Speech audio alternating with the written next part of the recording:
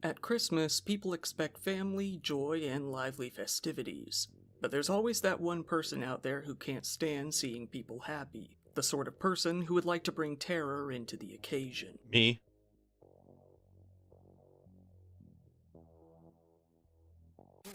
Hey everyone, just a heads up, I had to edit this video pretty heavily because YouTube has decided that out of all the stuff I post, this one was simply too vile to be shown. You can't make this shit up. I'm sorry. For a lot of people, the Grinch is one of the first things that they think of when they think of Christmas. A lot of us grew up watching it on TV or on video every year as some sort of tradition. Given that, it's only natural that some people might dress up as the Grinch on the holidays. However, the question is, do they act like him?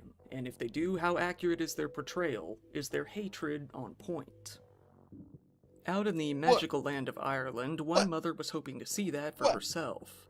She willingly chose to invite the evil green creature into her own home, hoping to bring a bit of festivity to the season. Little did she know this would be one of the biggest mistakes of her life. This Belfast mom hoped that the Grinch would come out to her home and partake in a little bit of playful mischief. Little did she know, the Grinch she brought into her home was a very accurate representation of the character. He had a seething hatred for all things Christmas. While this mom thought that the Grinch might go as far as throwing a pillow at the kids or putting toilet paper on the Christmas tree, she was underestimating the funny hairy man. She paid about $150 for the monster to come out to her house and play a couple of pranks on the kids. She was in over her head. The Grinch showed up at the house, a burning sparkle of fury in his eyes. He walked over to the table of food that the mother had prepared. He lifted his hand to the juice she had just made, grabbing the container and sloshed liquid all over the floor. He grabbed the eggs and tossed them around the room, smashing them all over the place, before picking up the party food and doing the same. On the website, she was told that the Grinch would merely come out to her home, maybe mess up the beds, have a pillow fight, and throw some toilet paper on the tree before taking some pictures. This was not that. This was pure evil. The Grinch continued to throw the expensive cupcakes she had bought for the event all over the living room. He grabbed decorations and ornaments from the tree, tossing them to the ground and shattering them. He grabbed some dish soap from the table and sprayed it all over the floor. And then, finally, he picked up a bottle of juice and poured it all over her son.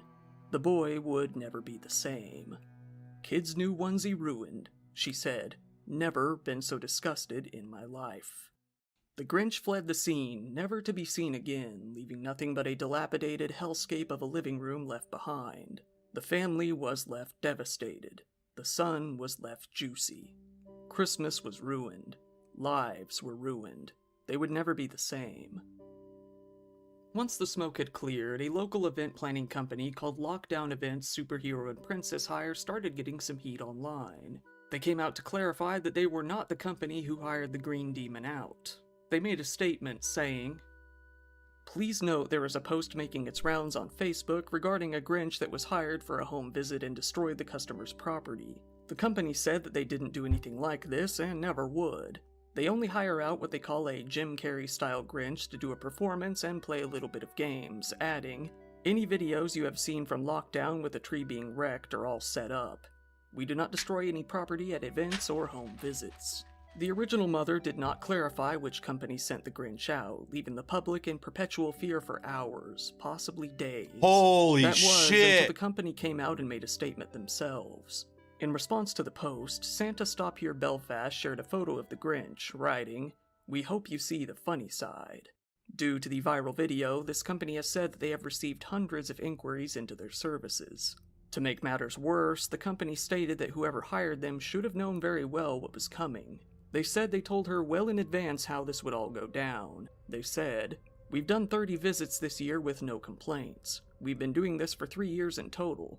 Our Grinch is loving the attention. We've had hundreds of booking inquiries today." To make matters worse, it came to be known that this case involved an element of betrayal. The company came out to say, the Grinch also knew them personally, but hasn't told them who was below the mask yet.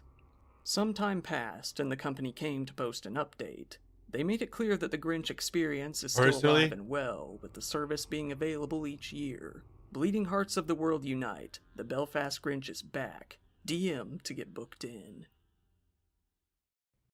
While the family in the last section may have been absolutely defenseless, completely left to the mercy of the creature known as the Grinch, the kids started to band together the next year. The kids decided to fight. They were determined to kick some ass.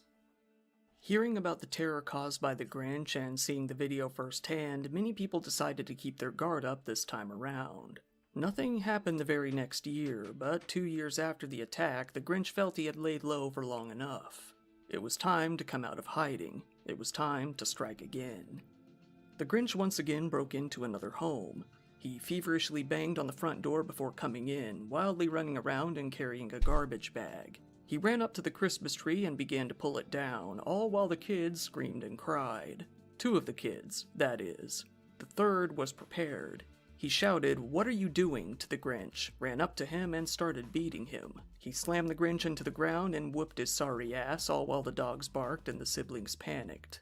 He wasn't about to have his Christmas ruined, fighting with all That's his so might. funny. Online users began to comment, as they do, that these kids were going to be traumatized for life, never being able to enjoy Christmas again. That was until a confession was made, a confession from the older sister of the traumatized children. All the Karens in the comments. I am the Wayne's sister dressed up in a Grinch suit pulling down a tree that was getting replaced the following day. No kids were traumatized as they knew it was me, and the excessive screaming in the back is because I grabbed their advent calendar. While a lot of these Grinch stories involve terror, hatred, and violence, every once in a while the Grinch will do a solid and help a lucky citizen out. Perhaps this occurred after his heart grew 3 sizes too big and he ended up in the hospital because that's medically very abnormal. The police in Arizona pulled over a man driving in the high-occupancy vehicle lane, a lane specifically designed for vehicles carrying 2 passengers at the very least. They were shocked to see that the passenger in this particular vehicle was none other than the Grinch himself, who was a balloon this time. The driver of the car was told that the Grinch did not count as a passenger. Doesn't count. He was devastated. Broken. The Arizona Department of Public Safety posted on their Twitter account, saying, "Last week, an AZ trooper spotted a driver in the high-occupancy vehicle HOV lane and a suspicious-looking passenger on I-10 at Avondale Boulevard at 8 a.m. The trooper stopped the driver and determined the grumpy green guy was, in fact, an inflatable Grinch. No other passengers. With extra traffic on AZ roads this time of year, be sure you understand the law and restricted times before using HOV lanes. Don't be caught with a Grinch." The driver was booked. It's still unclear if he will ever financially recover. However, it seems that he will not. The Grinch disappeared into the night. Only time will tell until he strikes again. Once again, thank you for watching my video. If you found it interesting, please give it a like. It helps. Here I am, back after 3 months away, again, with another worst YouTubers video because, as it turns out, a lot of the people who use this website are deplorable, reprehensible, and sometimes just downright evil. Looking back on my first worst YouTubers video, it's hard to believe that I started with J-Station and Onision, because everyone I've covered since has just been so much worse than them, and this video will of course be no exception. In fact, I'd say this one has the worst YouTubers yet. So let's stop wasting time and get right into the video. Here are 9 more of the worst YouTubers.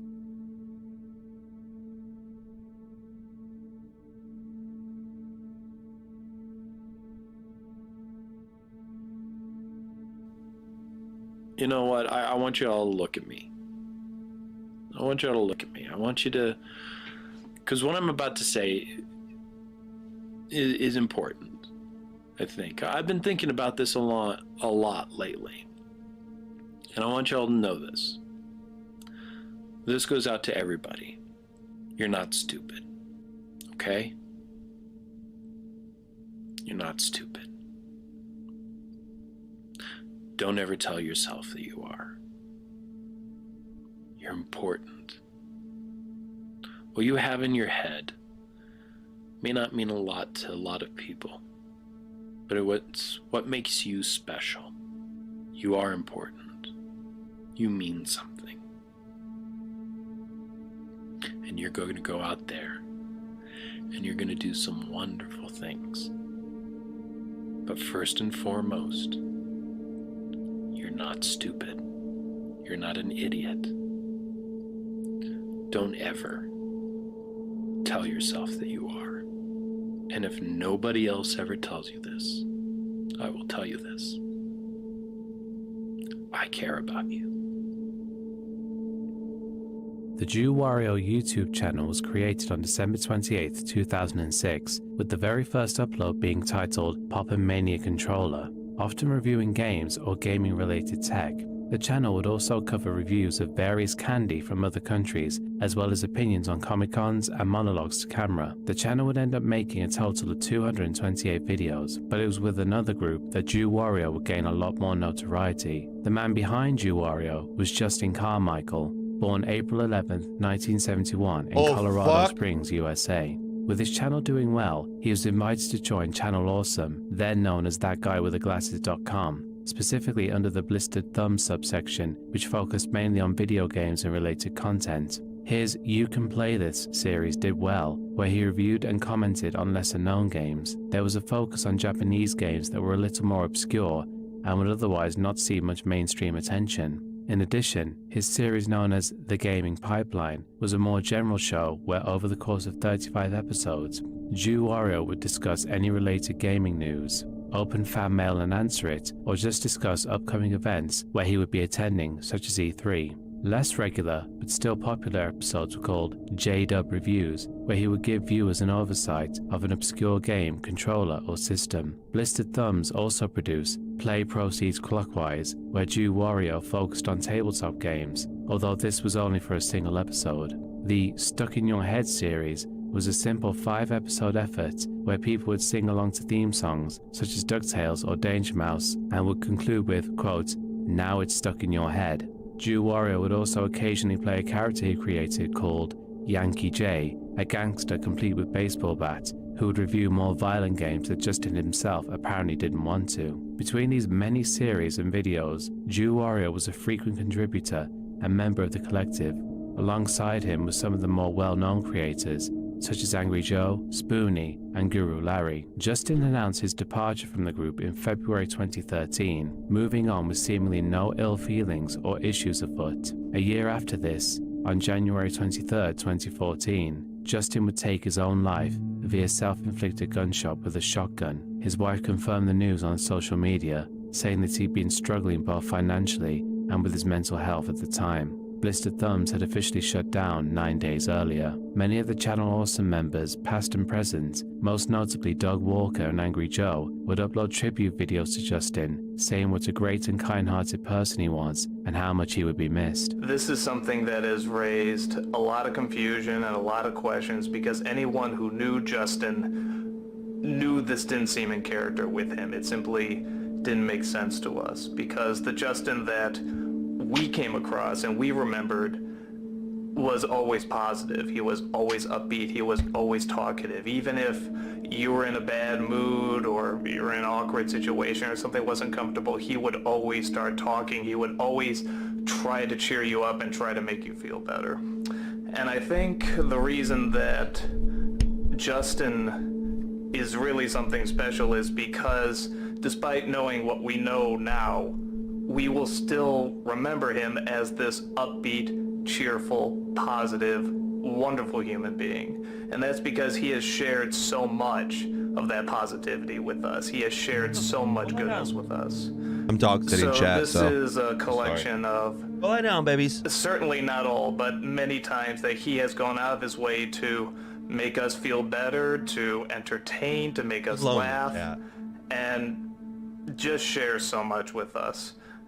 So to you, Justin, just thank you so much for sharing so much with us. Someone who I know and who was really nice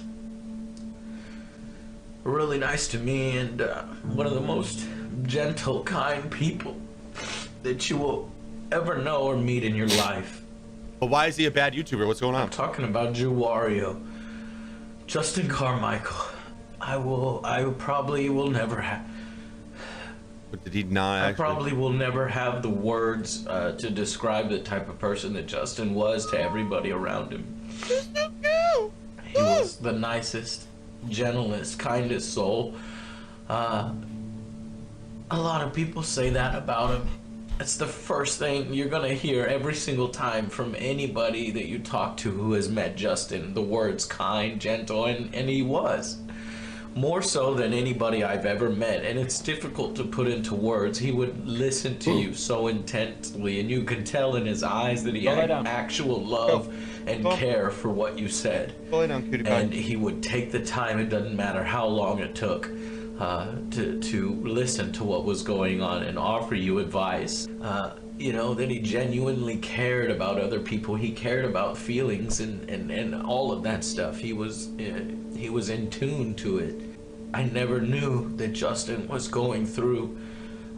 It must have been a storm or a battle internally. I never knew that. He was always so happy, always smiling, dancing, and that's how I remember Justin and how I will always remember him. Fellow Channel Awesome alumni Linkara, Spoonie, and Bennett the Sage also had a Wario hat on display to pay tribute to their deceased friend and colleague. As you can see, Justin was very well loved and respected among his fellow creators. Little did they know that their opinions of him would one day change completely. It would be nearly 5 years later when a document was released that would cast not only Justin, but other members of Channel Awesome in a poor light. In it, multiple people associated with the channel and its subsidiaries over the years laid out many complaints against the people high up in the organization. As part of the document, there were chat logs leaked that showed a member of the team complaining about being sexually harassed by someone within the company. While they agreed to fire the perpetrator due to the incomplete censorship efforts, readers were able to deduce the following. The chat logs agreed that the offender would be fired on Friday, February 15th, 2013. It didn't take much for internet users to put together that this timing matched exactly with when Justin left the group, so it became obvious that he had been fired for sexual misconduct rather than leaving of his own free will.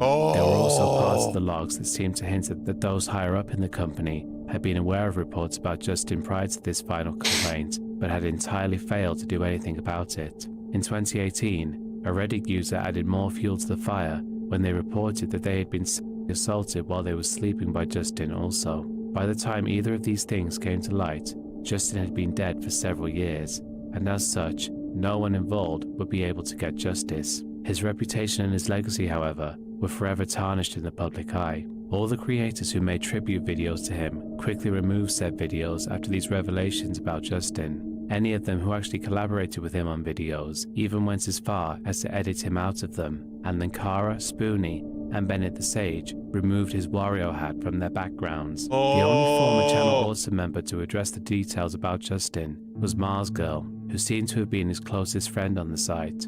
She uploaded a 28-minute video in which she talks about how shocked and horrified that the man she saw as a loving man and a dear friend was in fact a sexual predator. Boy, is this a difficult pill to swallow, because it has been publicly revealed, thanks to Channel Awesome and their response, that Jew Wario was a sexual predator. Justin's name hadn't come up at all. That wasn't part of the discussion. And then another former contributor said, hey, do you think we should bring up that they knew about a sexual predator and didn't do anything? And a good hunk of us were like, we don't really know what you're talking about. We don't know who this was. And that particular producer said, well, it was Justin. I was just floored.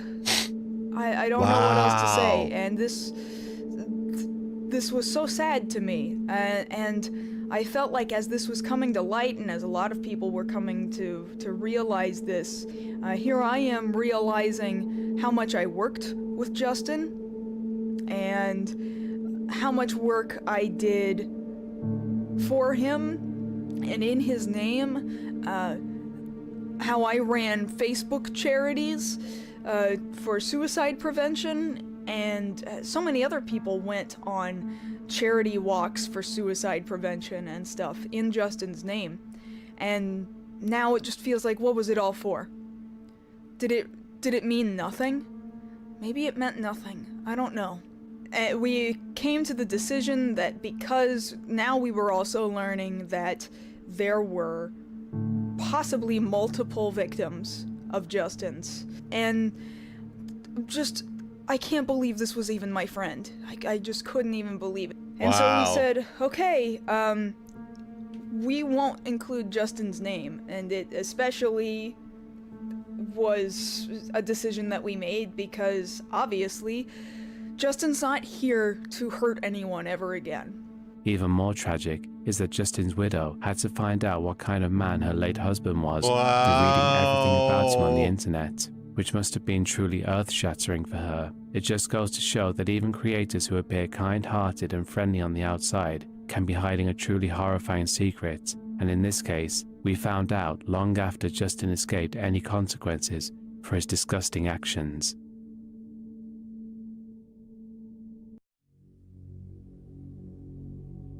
We'll skip Boat Saxon. The We've YouTube already channel watched that Plasma thing. Mastodon We know was about it. created on August 17th, I think I know this. Oh, I know this and guy in the too. subject. The video by Nick Crowley in December went over the now deleted Yeah, post he's where a predator user too. Some of these people I've known. I've seen them. I mean, I don't know them, but I've watched videos. Carl Philip Herold was an American programmer born in 1981. Prior to becoming well known, he'd apparently been a programmer for over 15 years, and in 2009, under the Reddit name Carl H., he would post the r/programming subreddit, where he would offer to teach anyone who wanted to be a programmer themselves, completely free of charge.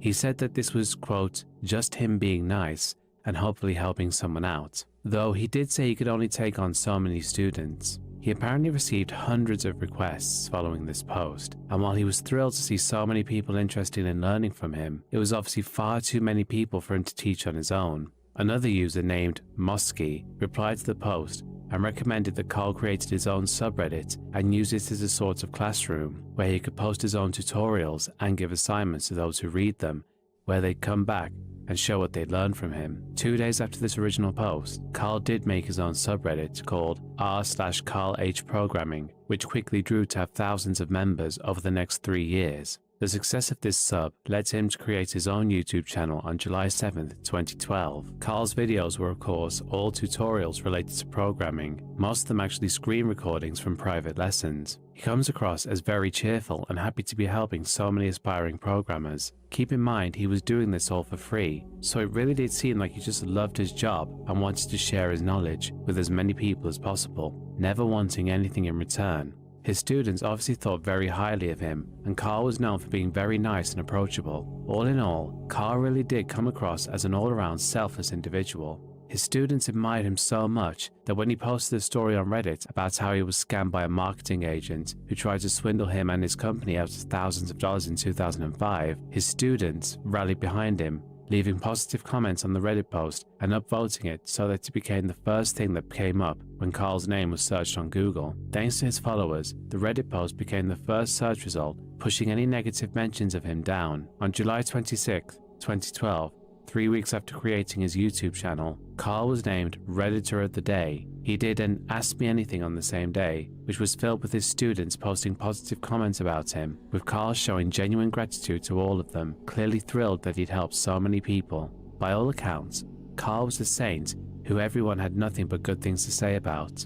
Unfortunately, Carl was not the good person he made himself out to be. His fans would soon learn what kind of man Carl Herold really was. In 2013, without warning, Carl suddenly stopped being active on Reddit and YouTube. Naturally, his students were surprised and concerned about his whereabouts, since it was unlike him to be gone for extended periods of time like this.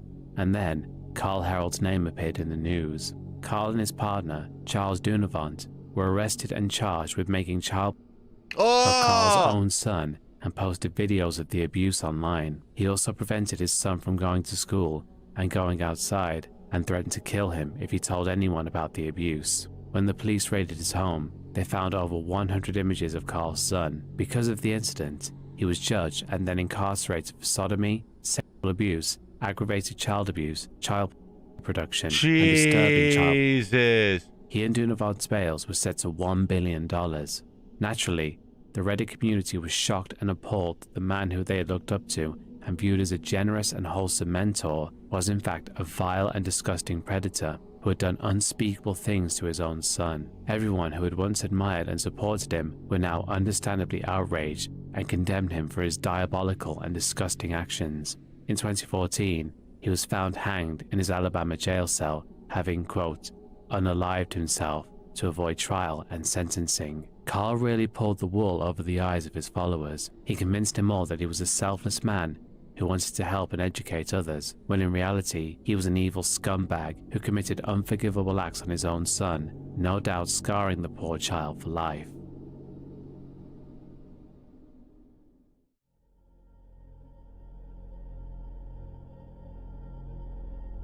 Vote Saxon 07 is a YouTube channel started in October of 2015 that focused on all things unapologetically nerdy. Over the next 8 years, there would be more than 650 videos posted to the channel, with a lot of the videos covering Doctor Who, both as a show and the memorabilia that surrounded it. Later it would expand to take in reviews and overviews of other franchises and the associated toys, gadgets and collectibles that could be gotten from them. Pokemon, He made a video. He went and killed his girlfriend and then had a video run of him live streaming, but it wasn't really Devin him. Michael live. Erickson was born on September 20th, 2000, in Colorado, USA. It was like a rerun. It doesn't seem as though he had a particularly happy childhood, with numerous reports of issues in his home life. While there seems to be a lack of specifics with regards to it, there was an outlet that Devin found, and that was the internet, including YouTube. He started the channel Not So Fantastic Devin on January 8th, Yo, MDXD, how you doing, His man? output wasn't either prolific or memorable. In fact, How you by the been? Thank you so much for stopping by. Merry Christmas. How you doing? I haven't seen you in a hot minute, bro. We're gonna be playing Titanfall 2 very, very soon. Not today, but we got some friends that just got Titanfall 2, and we're getting ready to do some Titanfall 2 nights.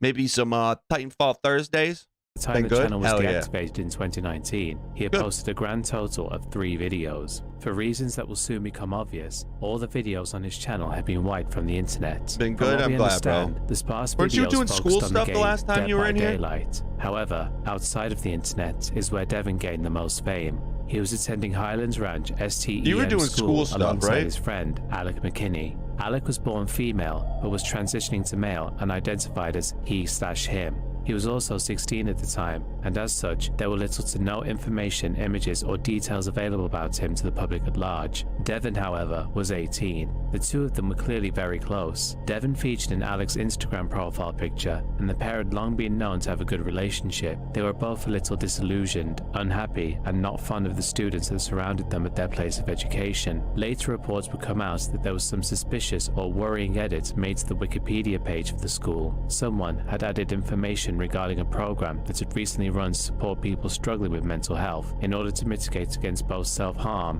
and school shootings. An anonymous edit was made from an IP in the area that simply added, "Do they work? We shall see." Both Alec and Devin were known to be struggling with their mental health issues at this point, but the actions they chose to take were far beyond what anyone could have thought. The two of them ducked out during lunch break and went to Devin's home. According to his later testimony, Devin says that Alex forced him to open the gun safe, and the pair then took 2 actions. The first was to arm themselves with multiple firearms, including handguns and a rifle, which they concealed in a backpack and inside a guitar case. The second was that they took some cocaine. After this, they returned to the school and made their way inside. Devin would later claim he intended on reporting Alec and that he had no guns on him, but instead, the two met up and came into a classroom from 2 different directions. The guns were produced and they opened fire. A classmate by the name of Kendra Castillo, himself only aged 18, lost his life when he charged at Devin in an attempt to protect his classmates and disarm him. Wow. 2 other students also jumped at the gunmen and successfully disarmed and subdued him. This would end up being the only fatality of the incident, although 8 additional people suffered gunshot wounds. Alec would later state he intended to take his own life during the shooting, but was thwarted by the safety mechanism on his handgun.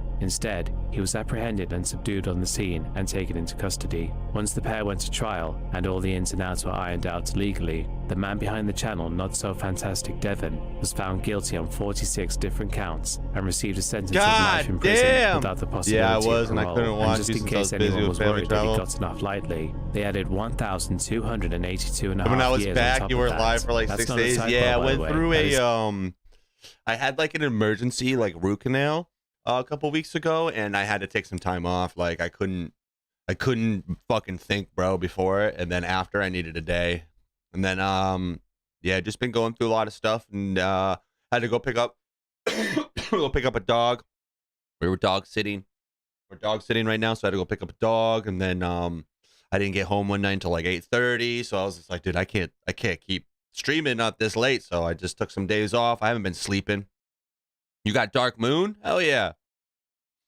I haven't been sleeping very well, so like I had to take some days off. What up, Noah? How was an Ultra Sun? Oh. For Game Boy? For Game Boy? Oh yeah, Merry Christmas, Brody. Hope you got everything you ever wanted. The exact amounts of additional years that were added onto the sentence. The convictions included murder, 31 counts of attempted murder, arson, 3DS? burglary, Still and Game Boy. It's conspiracy, still among a Game others. Boy, bro. It's safe to say that Devin's channel will not be seeing any significant updates in any of our lifetimes. Yo, the real life sometimes gets in the way, you know what I mean? But we were here last weekend. We just started, beat, and completed 100% Sunset Overdrive. The question isn't what he had on his channel, what he uploaded, what he spoke no worries, about, MD. what he was It's okay. into. It's more which channel are we really talking about? The fact that you're here Because now, it would I turn appreciate out that it, the man. man behind the Van Stone need YouTube name to, had run a number of different channels explain over we the all got years real life with shit going varying on. degrees of success, I infamy, appreciate and you every irrelevance. single time If you're we here, go man. I all the way appreciate back it. to the very inception You have a Game of Boy Van Advance Stone, too? I then have we'll a find regular the Game channel Boy. I name don't know where it The is. I have a Orange Game Boy Block. Color sitting That in the was other room. created in November 2008. I think I Proposed showed a it to you grand already. total of 0 videos. The very next channel is where we take the name from, Van Stone, which was launched on August 30th, 2009, and ended up posting 22 videos. The important thing to realize from this point, and going forward, is that there is no real rhyme or reason to either the names, Yeah, I the like it. purposes, or the success I of gotta these set channels, it up somewhere or on some the have been shelf. Oh, tailored look towards at- niche look at this interests or hand that targeted towards Avocado got me, specific chat. audiences. The general She got me this crazy fucking hand for Christmas. Look at this fucking hand. It's like a statue. I just set it up on my computer. I'm gonna try to put it inside my computer case. I think that would be really sick. She also got me this a while ago. I haven't shown this yet. This was in my computer. It's very warm right now. Imagine it's a gummy hand. I stopped playing Timefall 2 since I need PS Plus. Ooh, yeah. theme that overrides That's it all. the beauty of PC, man. You buy something, you get to play. You get to just play it. Is a concept of shitposting. It seems to be any content under any username and targeted at any audience as long as it would elicit an interaction and sick. a response, even if that response was negative.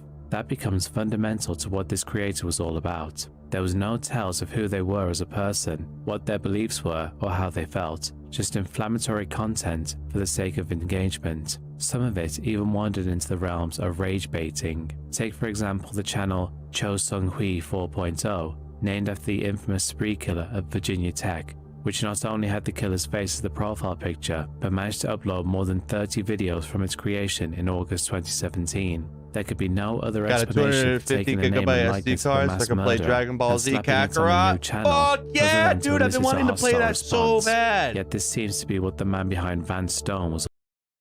I have a Switch too, bro. Where is it? Where's my Switch? Is in the other room. But I have I have a capture card so I can stream Switch games, and I will be streaming Switch games in 2024. I want to play finish Hyrule Warriors on stream next month. I'm already almost done with it. All about. He I've been wanting to play Kakarot though for so long. I can't wait for the new Dragon Ball Z fighting game to come out by the makers of Tanichi or whatever it was called, Budokai. Oh, that's gonna be sick.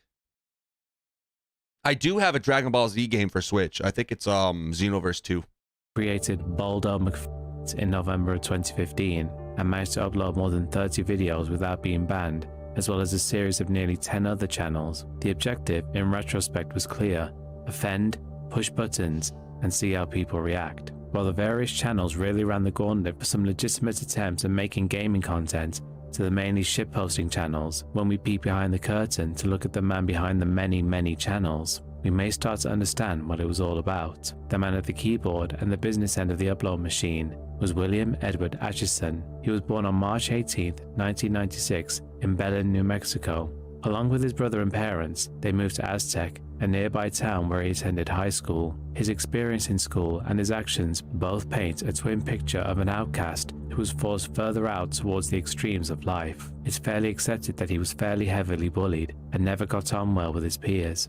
He had the local police called on him a number of times. It said that he was in counseling within the school for a number of years and also had the police visit him at home after he allegedly opened fire on neighbors' pets with air rifles. He ended up being kicked out of his high school when he chose to try to make a memorial for the Columbine shooters on the classroom whiteboard in 2012, which was met with obvious backlash from his classmates. He would never return to schooling after this incident and instead sought work locally. By this point, he was already posting prolifically online and being very open about his opinions regarding where he lived and his long-term prospects. His online presence would go from unhinged to blatantly dangerous, as he would post on right-wing forums, use inflammatory usernames such as Adam Lanza, and express a continuous and targeted interest in past school shooters and what they had, quote, accomplished. When another similarly minded individual named David Solomby committed the Munich shootings in 2016, authorities would realize that the two had been in close contact and began to monitor William even closer.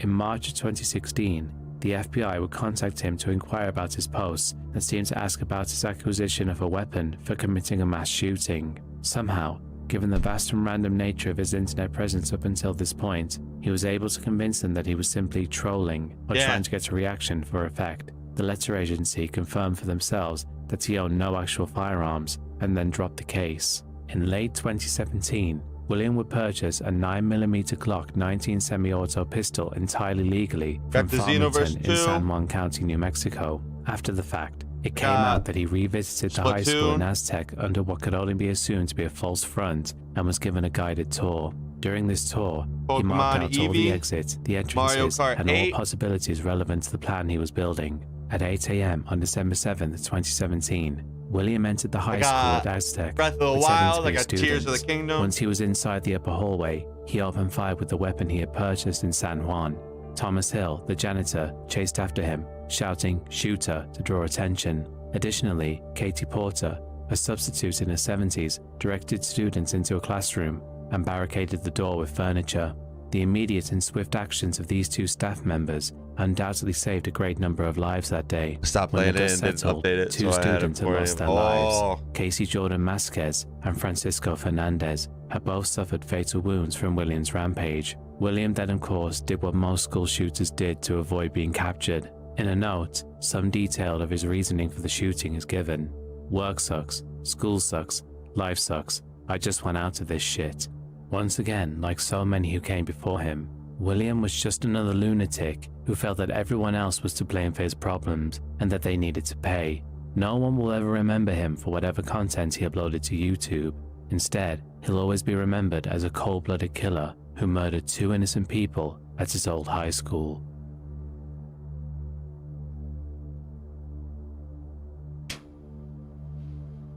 George Alfred Sodini was a man who was successful in a lot of ways by any standard. He worked as a computer programmer and made good money while maintaining a nice home in Pennsylvania. But as would be made clear from the two very sparse and lonely videos that he posted on his YouTube channel, he was seemingly not very well equipped to handle life like most of the human race was. Two videos survive on his channel, MOSB46PGH, with each of them demonstrating his difficulty in functioning within the world fairly well. The first, uploaded 15 years ago, describes the best course of action to hide from emotion, a tutorial in which he describes that he has spent the vast majority of his adult life being unable to obtain any sort of personal closeness or intimate relationships. His first effort into the cyber realm was just him explaining how isolated and lonely he felt, and advising others how they could do the same.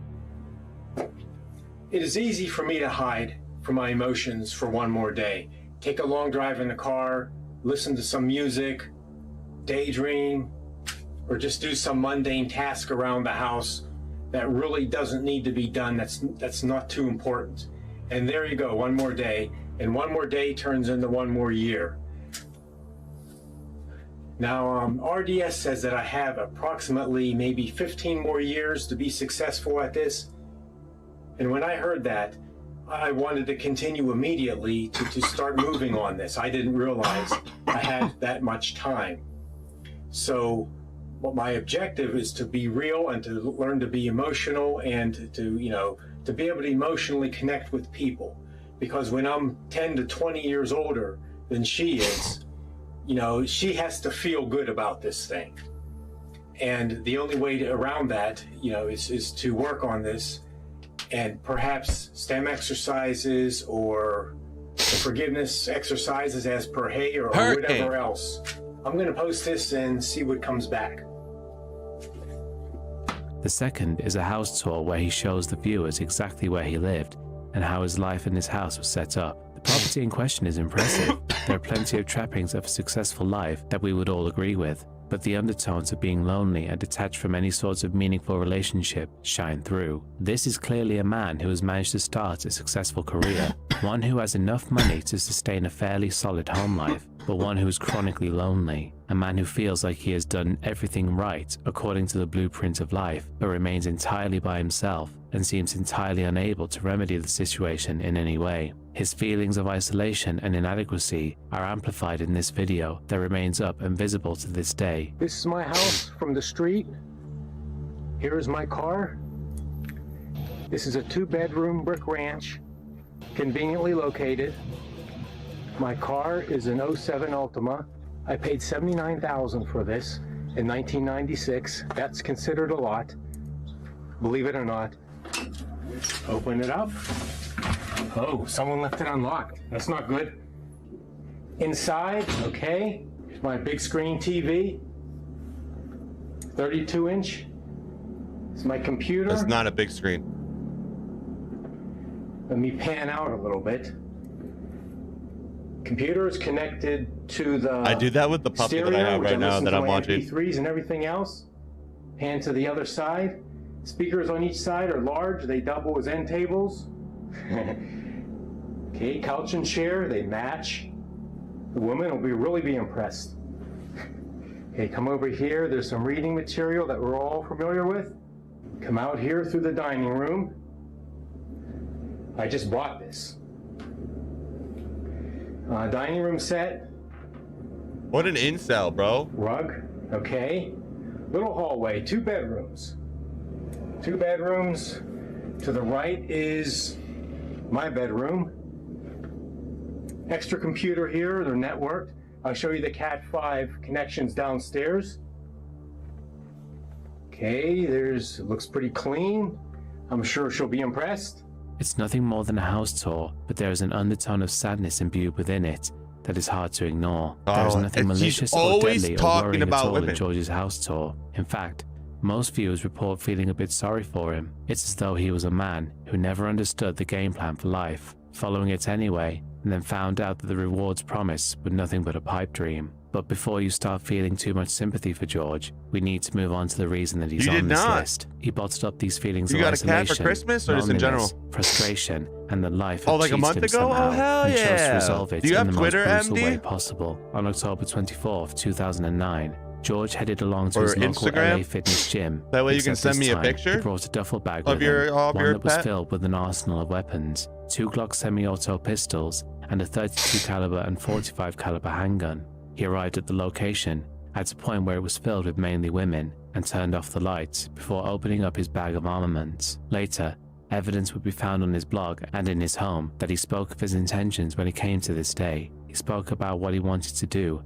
and how he couldn't bail on it under any circumstances. These notes seem to imply that he was intent on committing this outrage and there was nothing that was ever going to stop him. The notes he left referred to an, quote, exit plan, heavily implying that he would, quote, unalive himself in the process, as well as the fact that he had planned something earlier in the year that he had backed out of at the last minute. His personal website was full of his frustrated venting about the fact that he was alone and his lack of success with women. A direct quote is, "Last time I slept all night with a girlfriend, it was 1982. Girls and women don't even give me a second look anywhere," amongst many other posts with similar themes. Talk to them, In the you darkness dork. of the women's aerobics class, It's so he opened easy to fire talk to indiscriminately. girls. Once he had nearly Nah, run I out don't of really use them. ammunition, No worries. he turned the gun on himself, marking himself as Yo, the final Hud, Merry fatality in Christmas. the How you doing, shooting. bro? The end result was that 9 people I were gotta add injured my in the course chat. of his rampage, as well as You 3 don't have any of lives those? being taken, all women. The only other life that was lost was that of George himself.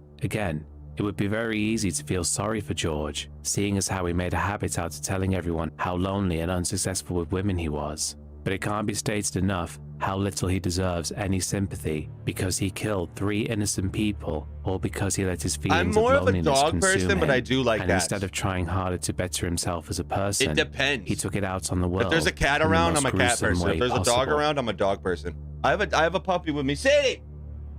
Sadie! Just don't have any willpower to do. Is that a different chat? anything I'm anymore. live on YouTube as well right now. You Hood. know, I know a lot of people say, "Oh, that's weak-minded." So I that's have a bad," chat that but goes dude, onto my stream that it's- puts it's both like of how them many years I've together. been working So on it, if you look on the how side many now, years you I've been guys could wondering have a and dealing with conversation all with these each other without being in the frustrations. same chat, technically. You know, it's like I was just, I Yeah, was doing it's a sick, session dude. just now. I just forgot to put it on I was this thinking, page. What am I doing this for? Why do I? What the? You know, how long have I been doing this for? Has it changed my life? No. Do I feel any better anymore? No. Do I get any enjoyment from working out anymore? No. Do I get any good feeling after, you know, that natural high anymore? No. I'm so beaten down and defeated by f***ing life. That drive that I once had, that's gone now. It's gone. It's literally gone. Like, You're gonna make a I Twitter don't account, have whatever it's the called power now? Oh, hell yeah, anymore. MD. I don't have Twitter's that cool, bro. willpower anymore. I can't As long as sit you there follow and the right people and you got good force people around you, myself to Twitter, be like, any right, social media is sick. do this. But if know, if you're in a work towards shitty group or you doing follow that. shitty fucking losers that talk about dumb shit all the time, like, then your experience is gonna be shitty. Yes, you know, muscle through it. You know, like I just can't do that anymore. When, Hey, yo, when you're hi. dealt with nothing but negativity, Well, I gotta grab my butane. you know, you can't. It's as you get older and you get ground down. You know, I try and I always keep trying. But it's like I'm at the point now where it's like, why do I even bother? Like, for what? You know? I'm still in the same house, same situation, same position. I'm gonna be right back, no problem. Everything's still the same. I'm trying to get the People puppy like to me, lay like in the bed or on the couch I'm in not here, but making she keeps going to the excuses, living but room this is by just herself in the reality. dark and laying on the couch. People like me have had nobody but themselves. And people who are incels and all this, I don't clarify myself as an incel, but you know, people like similar to me, they've had nothing but themselves. And then they've socially had it tough. When you've been defeated a million times, you wake up and you're like, well, what the f-? You know, when you've worked so hard, and you see motherfuckers at work nowhere near as hard as you, and then you wake up and you stare at the wall and you're thinking, nothing's changed. Like, I'm still in the same position, same period in life, still a this, that, virgin, fat, ugly, whatever you want to call it. You know, what most people would have been completely, utterly broken if they had lived, you know, my fucking life. How you And doing I know today, that Hud? for a fact. And I'm not trying to say, like, pity party or I'm the biggest victim in the world, but I know for a fact if people had lived my fucking life, they wouldn't have lasted.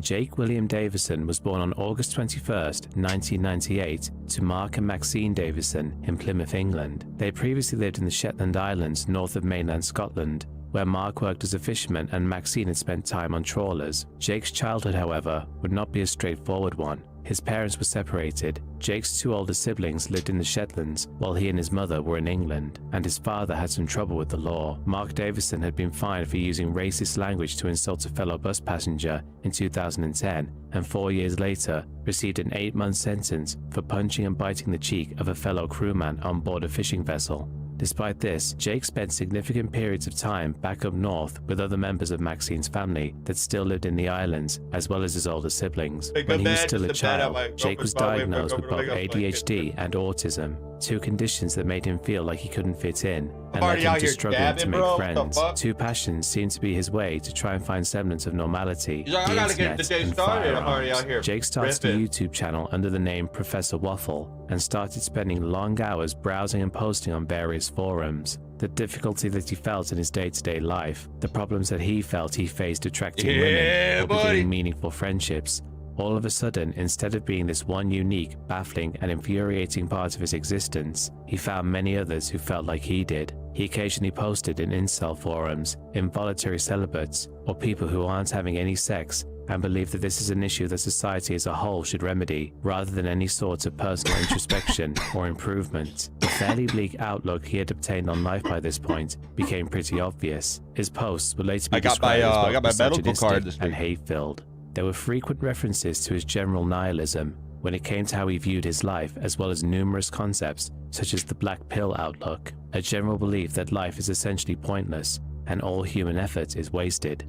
Jake felt that his lack of success with women was down to their own failings and their personal leanings. He believed, as many others did in these small pockets of the internet, that these women were passing over good guys like him in favor of, quote, chads, or conventionally attractive men that simply had sex with and then discarded females that were charmed by their surface level attraction. Another theme in his videos as he posted were aspects of self-improvement. Jake began to lift weights and recorded not only his body development, but also his own ever-increasing personal bests. However, despite this objectively improving his own health and self-worth, when it did nothing to improve his romantic opportunities, it only pushed him further down the rabbit hole. Outside of the online world, his mother Maxine was recognizing the struggles that her son was going through. Despite the fact that he was working at Babcock locally, she could see that his mental health, which had long been an issue for him, was not improving. She contacted local services multiple times, looking for some assistance with how to best handle and help her son. In fact, his mental instability had already brought him some trouble. On one of the trips back to the islands up north,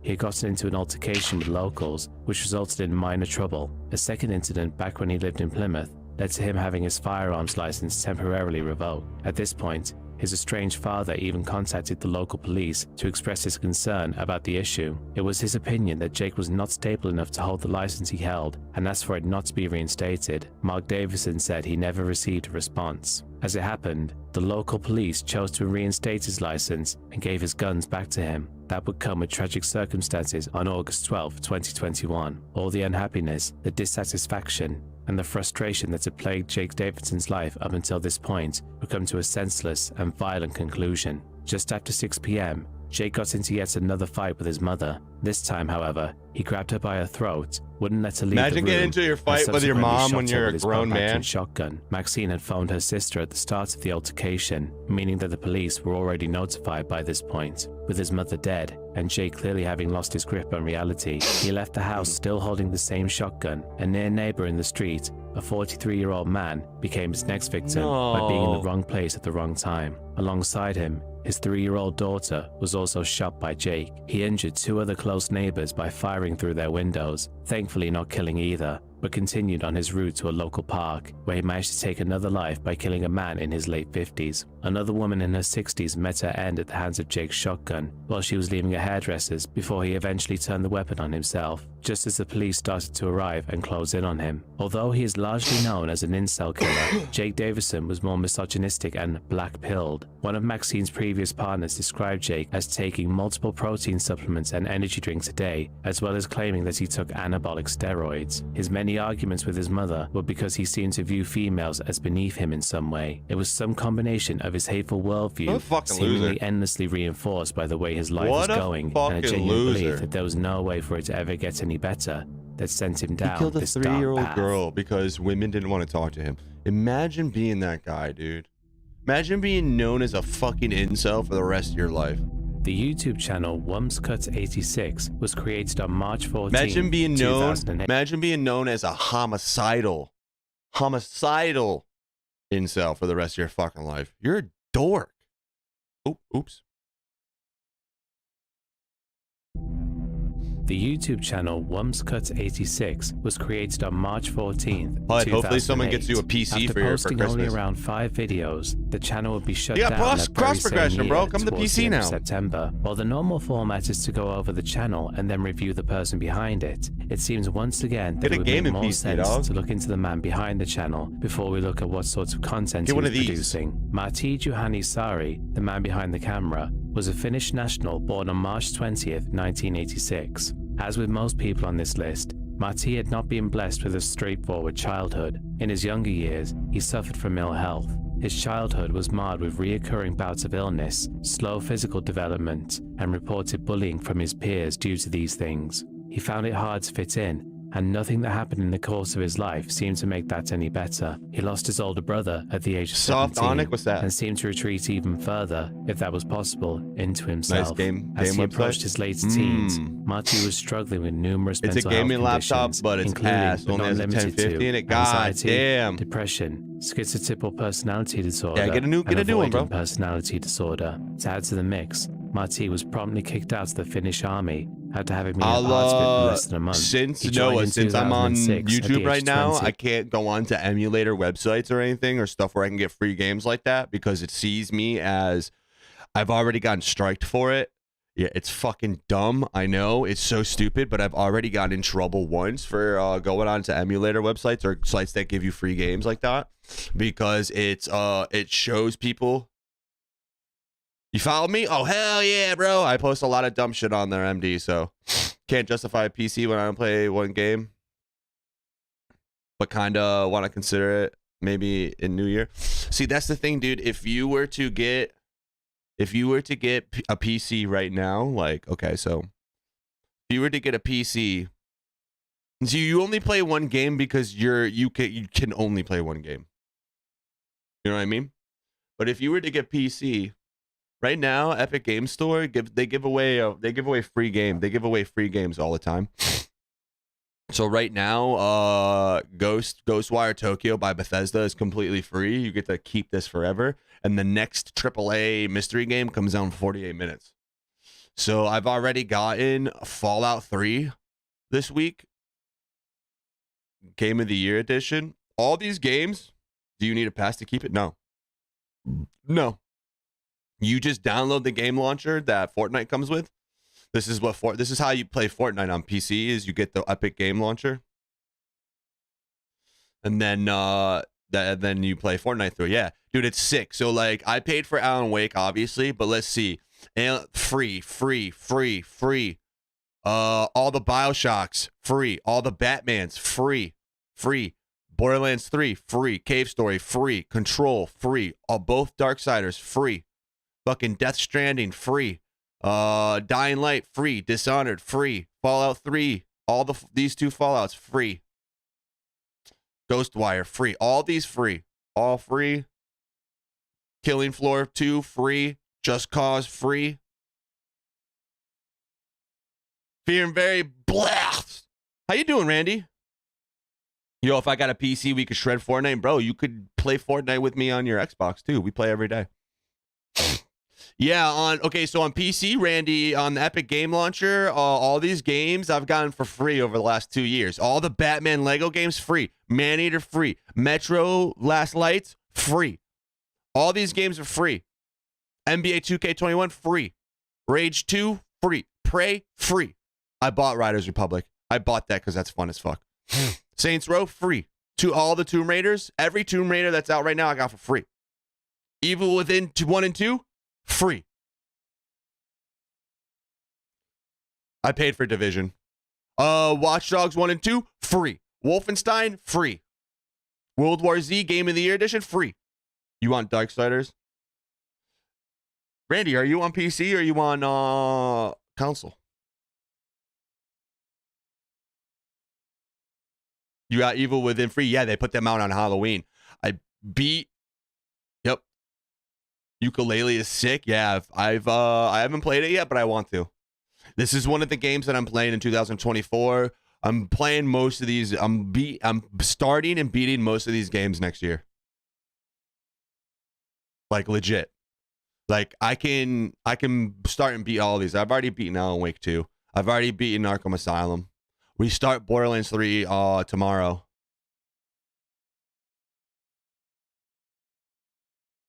I got both PS4 and PC, but I'm mostly a PC player. You don't even gotta install them to get them for free? No. You just fucking, so like what you do, I'll show you what I do. Show you what, because it's the same thing even with the free games. So like this right here, like I want, if you buy anything in Epic Game Store, make sure you use code Unholy69. Yeah, you can. I suggest to start doing that so then you can have those games for when you get your PC. So, like, say I want to play fucking, Dragon Ball Z and Fortnite again today. So I don't have Genshin Impact, right? Oh, it's in my library, actually. I'm a liar.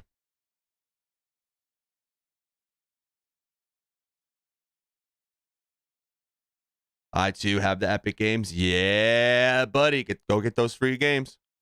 HUD, have you been playing the finals?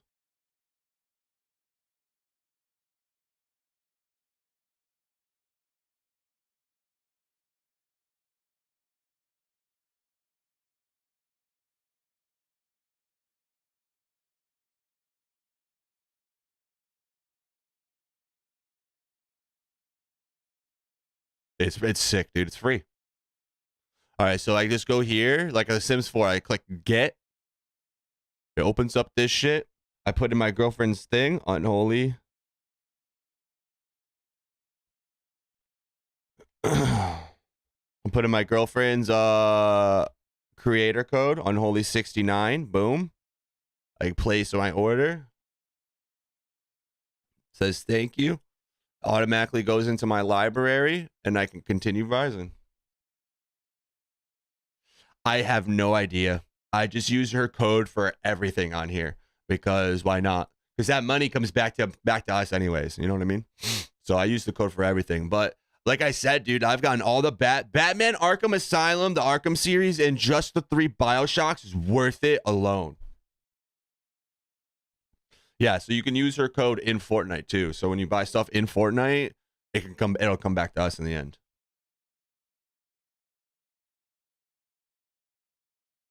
Hell yeah, dude. HUD, I'm telling you, PC is the way to go. And not only that, I can't show you. I'm waiting for today's game too, dude. We got like 45 minutes, 40 minutes left.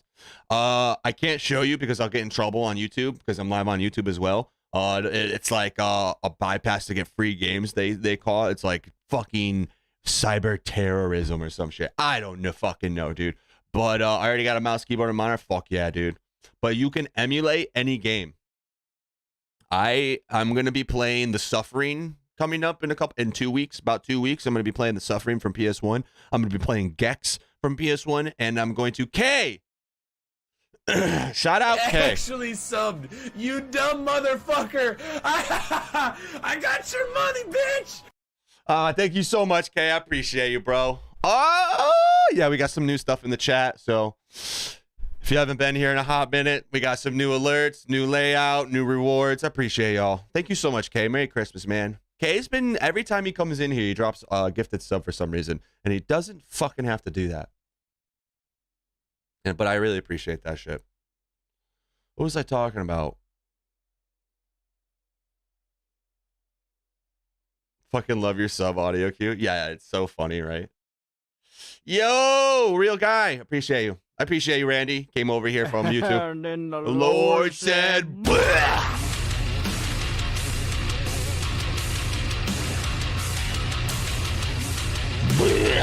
Hey, do you guys want to hear my cover? Do you guys want to hear the cover I made? There's a lot of people here that doesn't even know that I made a cover. I have to piss, but put into the chat if you want to hear the cover, please. I spent 6 hours recording vocals. Let me go take a piss first.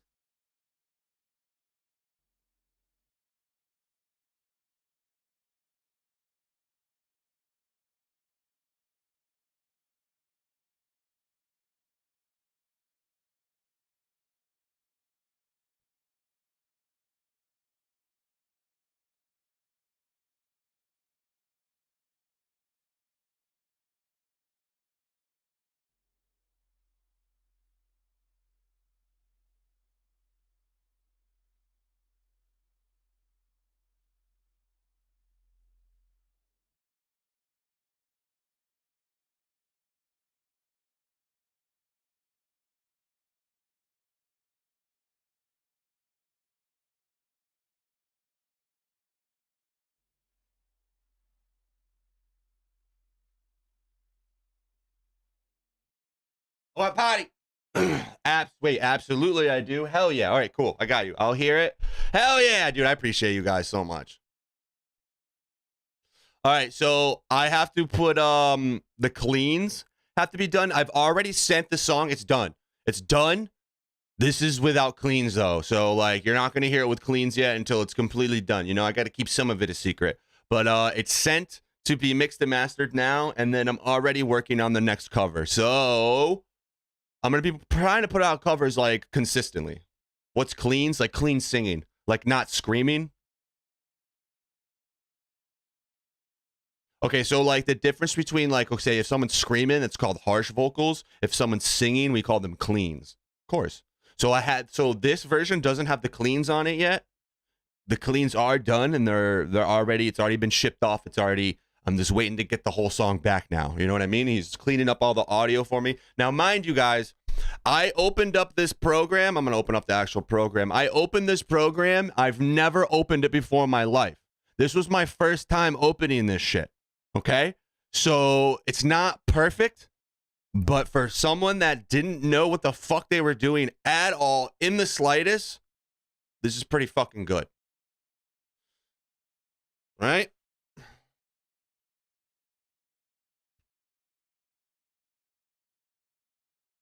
All right, here we go.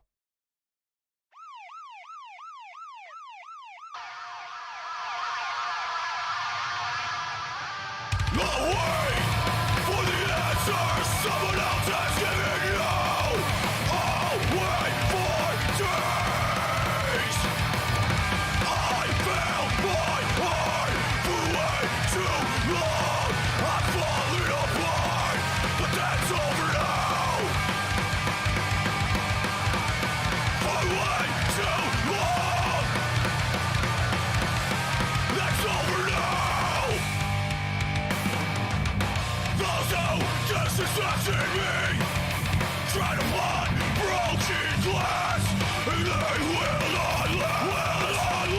I gave everything I had just to be here.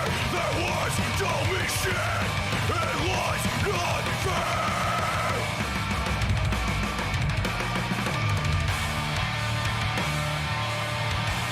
So this is where the cleans would go. Hey, yo, I appreciate you guys. This is where the singing is right here.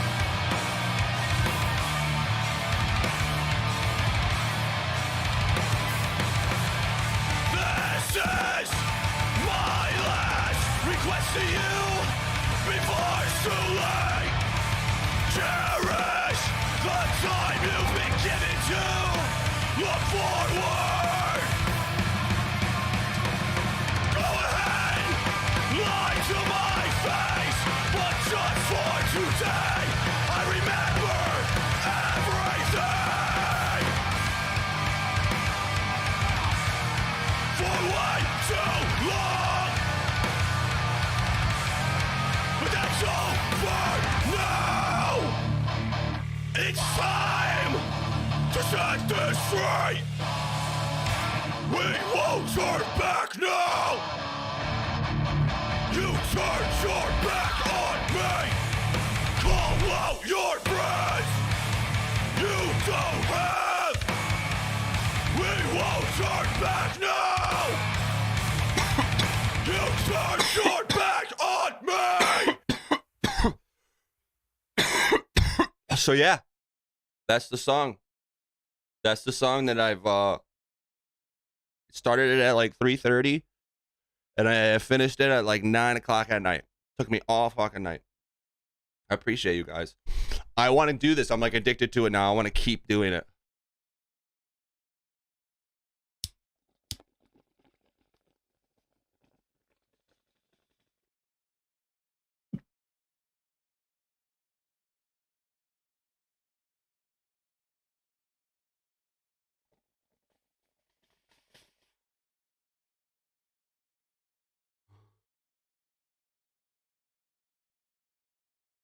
No, I'm not good with music either, bro.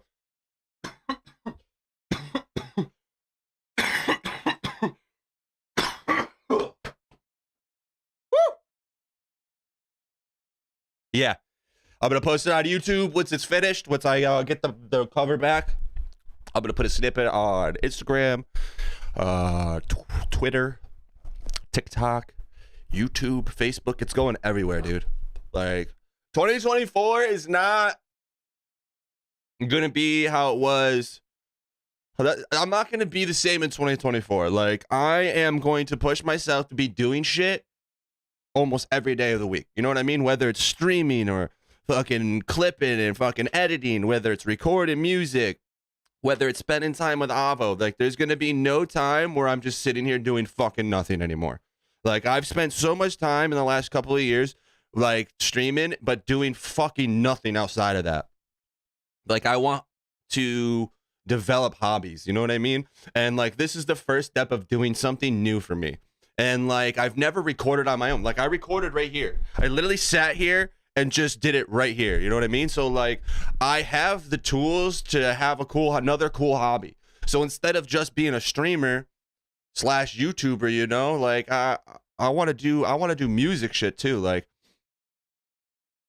and I want to have more things under my belt for this year. Like, chef, I want to be chef, YouTuber, musician. You know what I mean? Like, I want to be able to confidently say that I do all three of those things. And as of right now, I really think I can say that, and it's not even the new year yet. So I'm already there. You know what I'm saying? You know, fucker, sir.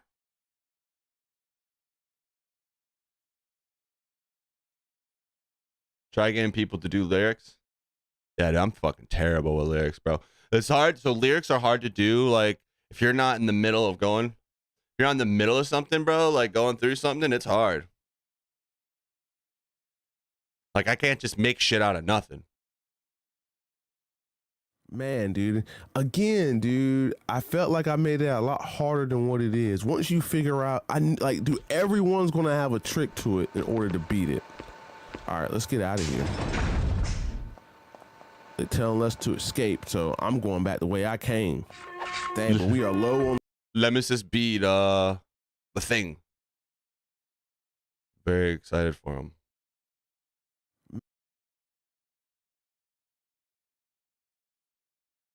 You are now listening to a Bible production.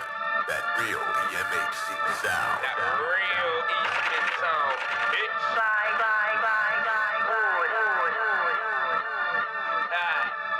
Byron, big straight bandit behavior.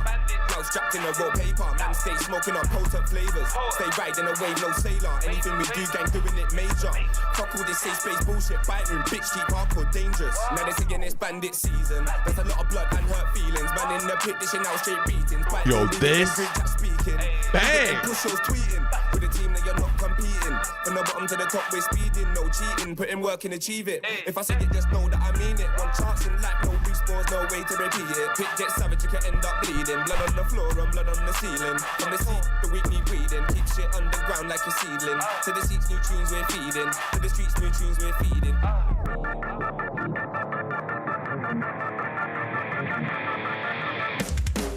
Pressure's on, it's the EMHC. Work rate heavy, you don't wanna see me. I've been dishing out dirt since the age of 13. 10 years have passed and we still do breeze. I hear you talk shit, but you fail to achieve the respect that is earned through your decent. We needed the team, but it don't scare me. I still put you in a boot of the Golf GT. We needed a new band to listen to that sounded like this, because we ain't listening to I Bet no more. That band's fucking whack. Fuck that band, dude. We ain't fucking with I Bet no more. So we needed this. Told you before, straight savage mentality, bad news on poker, peace, brutality, read down bandits, causing a casualty, EMHC, take this shit internationally. Told you before, straight savage mentality, bad news on poker, peace, brutality, read down bandits, causing a casualty, EMHC, take this shit internationally. What? EMHC taking it worldwide. Started this shit on the NN curbside. Now you know we're taking it worldwide. What? Worldwide. Now you know we're taking it worldwide. EMHC, NN to LC. Decade in the game and we're still on grease.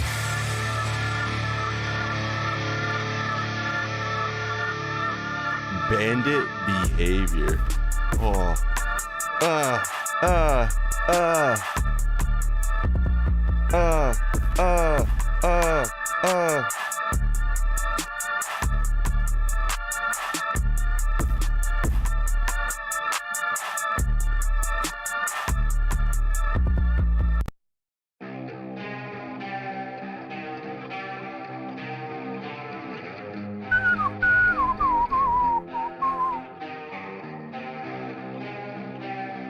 Kind of want to play a game, kind of don't.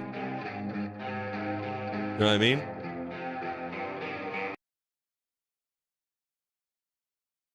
Something went wrong? No, it didn't.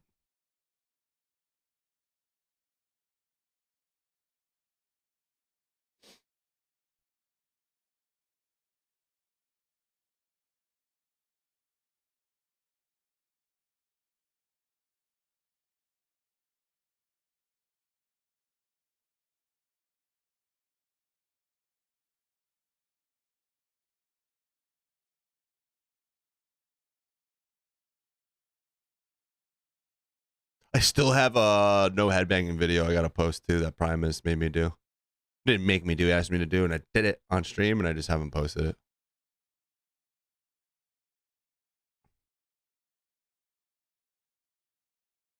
I'll never stream again is what the disrespectful streamer begged in a recent court hearing in Osaka, Japan. So it's safe to say we have quite the video today, and it's been quite a ride since this all started about half a year ago. Idiot streamer in the US goes to Japan to engagement farm for a stream, kicks things up by harassing people in the metro there, saying America's gonna drop another A-bomb on them. He then gets absolutely embarrassed by a bystander, then gets confronted again later on that night, runs away. The police then shows up, then he gets left off with a warning, gets punched, continues his antics, then gets punched again. He then goes to the police to report that, then he gets punched again. But he just keeps on streaming in a disrespectful way. He harasses women. When they deny him, he then starts yelling insults and derogatory terms at them, you know, because that'll help his case. He then gets stopped by the police again, then let off with yet another warning. A bunch of Japanese streamers then show up to his Airbnb to get him to stop. He doesn't really take that seriously. He continues to get punched in the street, then finally makes an apology that was barely an apology and essentially just made more of a mockery of the Japanese culture. So then suddenly he gets scared for his life and actually flees the country. And then once he gets out of the country and he thinks he's safe, he then continues to mock Japan. Then about a month goes by and then he does the dumbest action of his life, which is return to Japan with a friend. And then they just continue the antics from basically where he left off. And this friend that he brought along is actually the friend we covered in the last video on the situation, because apparently he had a lot to say about him on his live stream where he essentially was laughing at him. I guess that just goes to show that when you're garbage to the world will just surround you with garbage. But speaking of garbage, I think we can all agree that spam calls are garbage. So how do we get rid of that garbage? Well, you need to combat data brokers, because we've all bought something on the internet before or signed up to some coupon and suddenly you're getting his first court date in Osaka District Court. And I am infinitely grateful one of you guys from Japan actually translated the articles in this case for us. So shout out to Chome. Because here we have an article from the news source Sankei. Nuisance streamer Johnny Somali apologizes under questioning, expresses desire to return to Japan in the future and will never video stream again. Interesting. Okay, so the US nuisance streamer Ismail Ramzi Khalid, known as Johnny Somali, made his first appearance today in Osaka District Court, charged with obstructing business in Minami, Osaka, by playing music at full blast while streaming video. The defendant Khalid, upon examination by the prosecutor, stated that he apologizes to the people I bothered. I will not video live stream again. I doubt that that's true. Maybe he's done streaming in Japan. Actually, hopefully he's done streaming in Japan after all that. Maybe he'll actually learn his lesson this time. Defendant Khalid stated in regards to the situation at the restaurant, I had been streaming my lifestyle all throughout the day. When the defense attorney asked why he didn't lower the volume or stop streaming when warned by the staff, he explained, I was focused on eating so I could leave the restaurant. That just doesn't seem true because we saw the footage. It doesn't seem like he was focused on eating at all there. To me, it seems like he thought he was pretty much invincible because Japan had still not really given him any repercussions from the I would months never of go to harassment another he did country and there. be a So piece he of was shit. just trying to get as much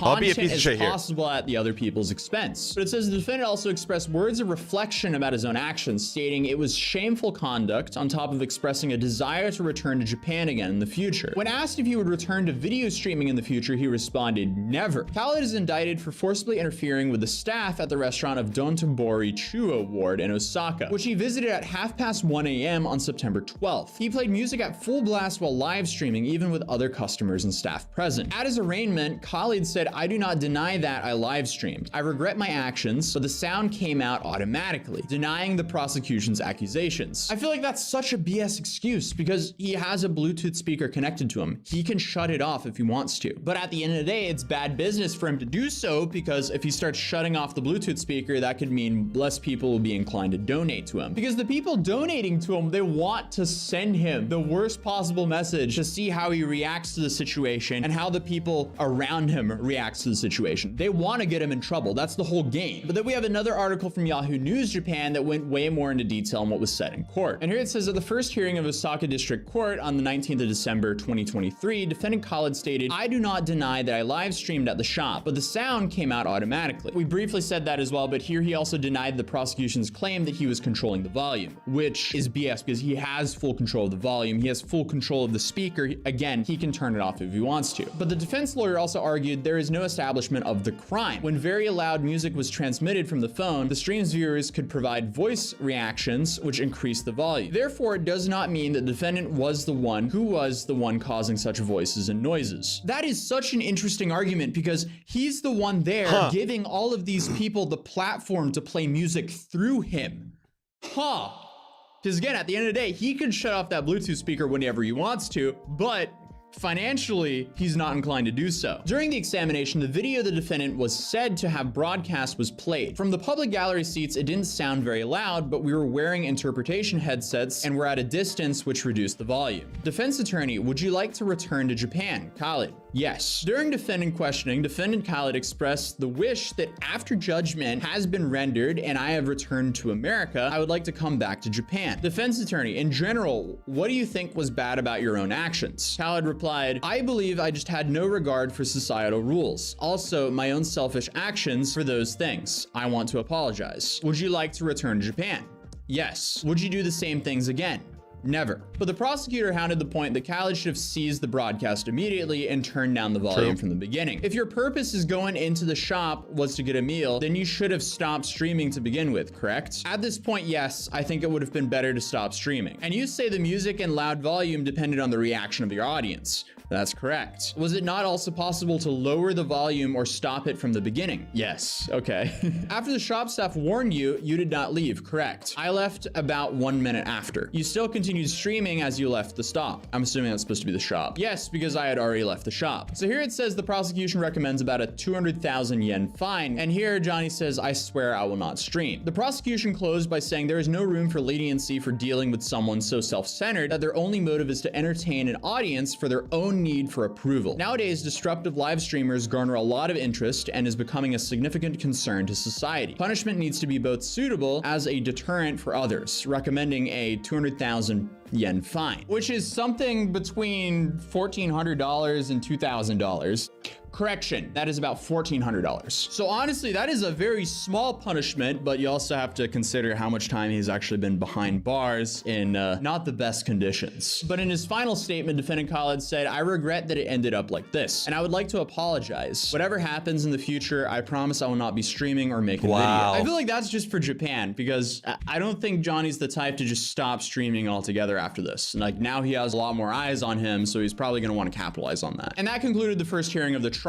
The decision will be announced the 10th of January. And then they also mentioned in regards to the trespassing stuff and basically everything else he did in Japan on his live stream, they said currently the prosecution have chosen not to pursue indictment, but leaves charges on file if further evidence arises. And that is also interesting because they have all the evidence in the world because he live streamed everything. So at this point, we just gotta wait around until January 10th. It's definitely going to be interesting to see if that last part we mentioned will become relevant in the future. Wow, dude, imagine a whole country hating you. Holy shit.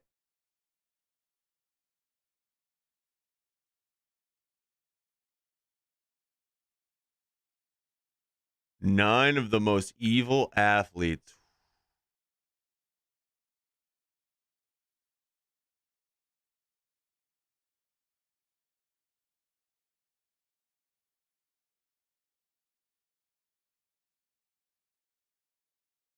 Why is that dog holding a fucking AK?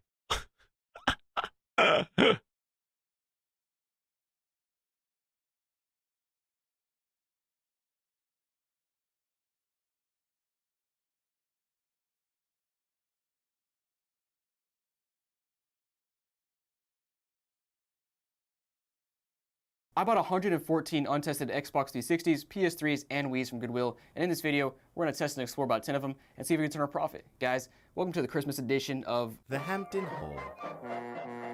So we'll start here with this Xbox 360 Slim, and flip it to the side. Let's go ahead and check what kind of hard drive you got inside. Feels pretty heavy, so it's, okay, we got a third-party drive in here. I have not seen one of these in quite a while. No idea how large that is, but let's go ahead and plug this console in and see if it works. All right, plugged in. Let's turn it on. Got power.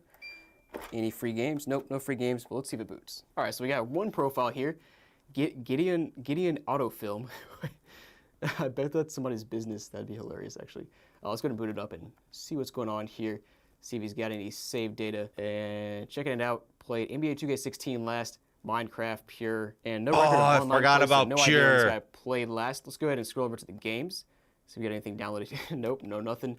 Now I am curious how many gigs we have here. So it looks like we only have 4 gigs here, and I'm actually curious if this is onboard storage or if there's a hard drive. Nope, that's onboard storage. Wait, this thing's not even plugged in all the way. Hold on. Maybe that was not smart. I don't think you can hot swap drives. Oh, it's booting back up automatically. Let's see if that added any more storage. Oh, okay, so it looks like I actually just didn't plug it in all the way when I put it back. So we got another profile here, Inert Muscle 16. That's actually a pretty nice name. We got 2600 gamer score. So we got a little bit of play data here, or 2100, sorry. Let's go ahead and check this guy's profile out. Got Tony, go to achievements, and last played, yeah, you can't, he's never played online, so there's no record of when he last played. But let me go ahead and check the games again. Never played online? What the fuck? Now I'm curious what the storage shows here. Oh, we got, was that a 320? Or a 300 gig? Maybe that's 320. I don't know what the capacity actually boils down to, but this huge hard drive and just nothing saved here except for probably some Battlefield 3 and 4 updates, but I guess that's about it. All right, well, let's go ahead and put a game in, see if it works. So I booted up here and the game is working, so this console is good to go. It'll be listed down below for sale on my website called 28 bucks. But let's go ahead and move on to the next console. Now, next up, I have 2 Wiis to test out, and surprisingly, this one's got both flaps on top. There's no SD card in it, and then this one over here is just one of the dirtiest Wiis I've ever seen. And yeah, let's go ahead and plug them in, see if they work. All right, let's start with the one on the right side. Let's go ahead and turn it on, and no free game. What?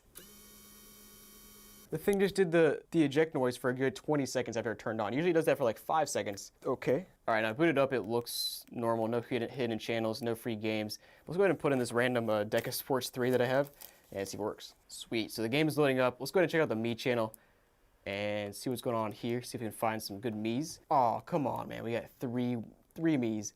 We got Mom, Mia, and Skylar. I mean, that's like... It's about as normal as you get, I will say, but I always love to see the cool customized Miis. Let's go ahead and check out the last time this thing was played. So here we are, March 2014, but never mind. February 2014, there we go, we got some play data. Netflix for Netflix for almost the entire day, awesome, classic. These people clearly just didn't use their Wii very much. Let's go ahead and check out the console nickname as well. Kristen, wait, were any of the names Kristen? I don't think so. All right, well this console's working, it'll be listed down below for sale. Let's go ahead and eject the game. Turn on this bad boy right here. $7. Wait, what? Okay, maybe it's not fully working because it just shot the disc out and it's still spinning. Okay, so like it works. If you wait long enough to put a disc in, it works fine. But when you eject a disc, just watch what happens. It just tries to keep going. If the rollers pushed it out further, it would push it out further. And okay, weird. I mean, it is still working, so I'm going to leave it alone. But let's go ahead and turn this one off. Are you interested in a free game like Wii Sports or even a Texas Load and Hampton Hall sticker sheet? Well, if you are, it's your lucky day. Check out my link down below to Whatnot and get a $15 credit if you sign up today. Oh, what? FIFA 15. Wow, that is extremely random. First of all, I did not even know they were still making FIFA for the Wii in 2015. Are you serious? All right. Wow, the disc looks perfect as well. But let's go ahead and load it up and see if the console works. Oh, we got games. Yes. All right, so we got Midnight Bowling. What is this? Okay, I mean, it sounds kind of cool, honestly. We got Galaga, Pokemon Rumble. We've got, the Check Me Out channel's all the way over here. What is this? A Pokemon Rumble demo? Okay, random, but I'll take it. And of course we have the free, wait. Oh no. We have the free game inside, but it's not loading up. Hold on, let's try it again. It's not even trying to read. I don't hear it spinning at all. Crap. This is one of those consoles that we gotta replace the disk drive. What I've been doing recently is basically I'm taking all the broken consoles from the Hampton Hall and putting them in a future episode where I'm gonna try to fix and repair all the broken consoles. So this will go to the side, but we'll go ahead and explore the rest of them for now. All right, let's start with the Me channel here and see what's on it.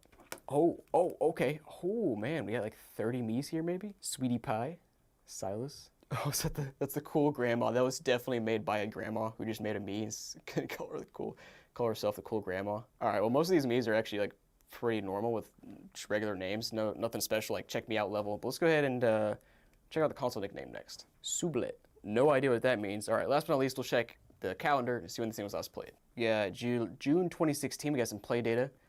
Wii Sports Resort, Michael Jackson, and hold on, what is this other bag of tricks? Oh, it's just a. I love how they put like random achievement names on those. All right, well this console is not good to go. Disk drive doesn't work. Actually, hold on, let me just try a different game first.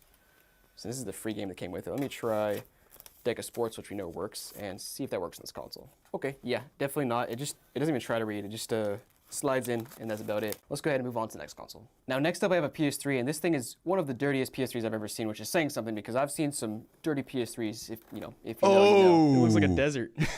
And here look on the side. Just look at those holes clogged up by that dust. That's just not great. Now, flipping to the bottom, we have CECHK01 is the model number, so it's either a 40 or an 80 gig. And oh my goodness, look at all that dust ingrained. I can just see dust flying around. Wow, this thing is just filthy. We also have a warranty sticker on the side that's still intact. Well, let's plug it in and see if it works. What was that? All right, got the console plugged in. Turn on the power. No yellow light of death yet. No game inside. Let's see if it shows on the screen. Maybe, please. Oh yes, there it is. Yes. Dude, every time a fat PS3 boots up, I just rejoice because these things they never boot. They just die so easily, especially the backwards compatible ones. Now, of course, this one is not backwards compatible, so it's got a better chance of living. But let's go ahead and scroll through here. Check out the profiles. I miss Sandberg. I miss PS3 so much. Last played. Okay, so this console is used exclusively for YouTube and Call of Duty Black Ops. Wait, hold on. They were playing Black Ops back in 2013, and then they decided to pull out the PS3 just to watch YouTube. I guess that works kind of funny. Check out the message box, see if there's anything here. What's up, cutie? The funniest part is when profiles have 0 sent messages, or very few, and then they have a bunch of received messages. That's the case here. Not a whole lot going on. Let's go ahead and put a game in and see if it works. I miss PS3 so much. All right, I'll take it. The funniest part is I didn't even mention this, but there's just a giant piece missing right here. Oh, wait. Oh, here's our problem. No, the eject mechanism doesn't work. I can see the disc partly out. Hold on, I might be able to grab it and pull it out. So we did get the game out. I had to use some tweezers to kind of slide it out a little bit. I don't think I damaged the disc at all. No, it's still good. All right. Okay, so this console does need some work. I guess we'll put it to the side and work on it in a future video. But guys, let's go ahead and move on to the next console now. So next up we got the rare PS2, because there were only 2 PS2s in the entire Hampton Hall lot. So we got one of them here. And this one actually looks a lot better than the other one did. The other one was just super beat up. This one's not bad at all. And oh, we got some, apparently they were selling it for $72 at some point, console only. Pretty crazy price, especially from Goodwill where it's untested. But we got this right? What the in the back for your bay that's not used. But yeah, other than that, it actually doesn't look too bad. Let's go ahead and turn it on and see. I never owned a PS2. Right, console's plugged in. Let's turn the on switch, hit the power there. And is there a game inside? Never owned a PS2. But the disk drive opened up perfectly.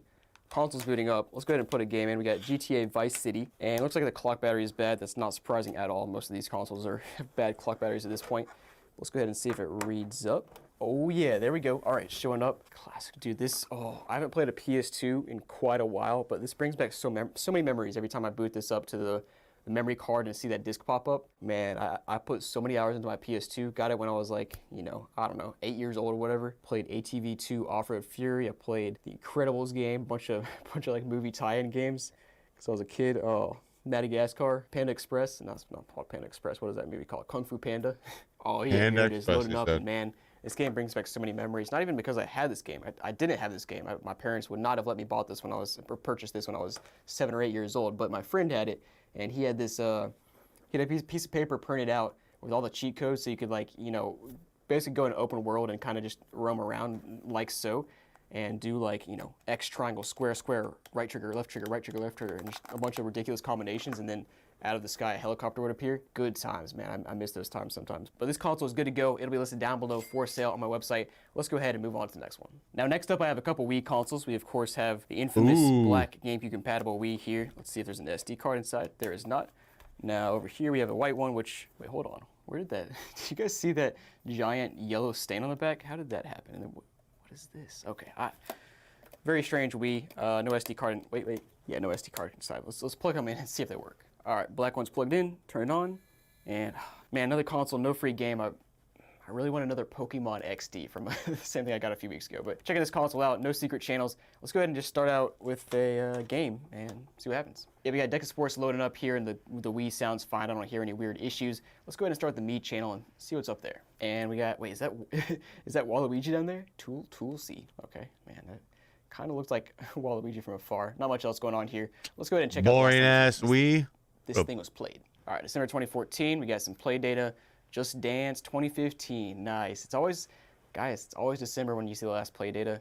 Not always, but pretty often. It makes sense. It's like Christmas time. People are playing games. Let's go ahead and last but not least, check out the console nickname. Ram Nareen, somebody's name maybe? I don't know. Console's working perfectly fine though. Let's go ahead and I'd buy a Black Wii. Plug this one in. I would love to have a Black Wii. Let's turn this bad boy on.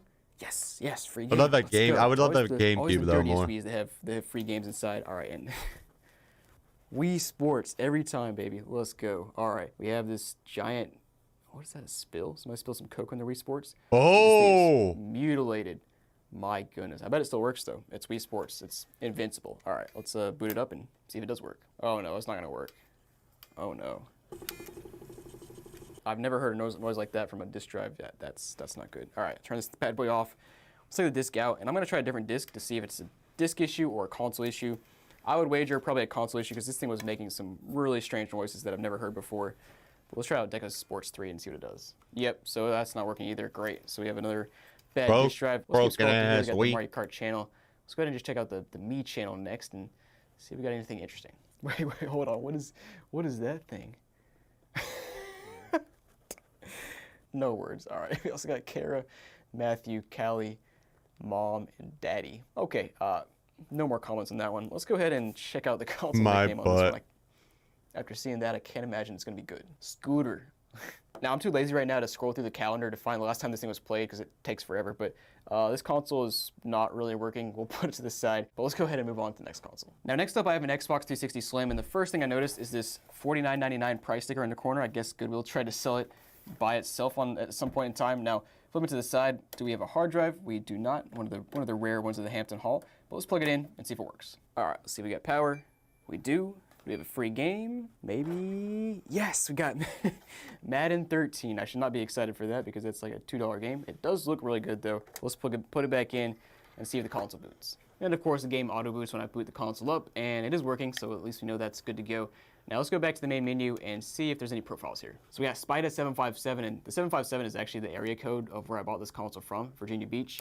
Let's check them out right here. And last thing played here is Madden NFL 13, which makes sense because it was in the disk drive, and it's also what I just booted up. Now, oh wow, this console was legitimately played back in 2022. Hey, wow.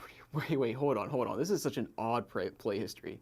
He played on the same day Madden NFL 25, Madden NFL 9, Madden NFL 11, NCAA Football 07, 5 days earlier, NFL 15, 07. I don't really know what to say. That's just he only plays Madden, bro. Play history. Miles, what up, dude? Many different variations. Happy sort of Jesus wasn't white day. How you doing, man? I'm sorry, I didn't even see you. D Nice here. What are you doing today?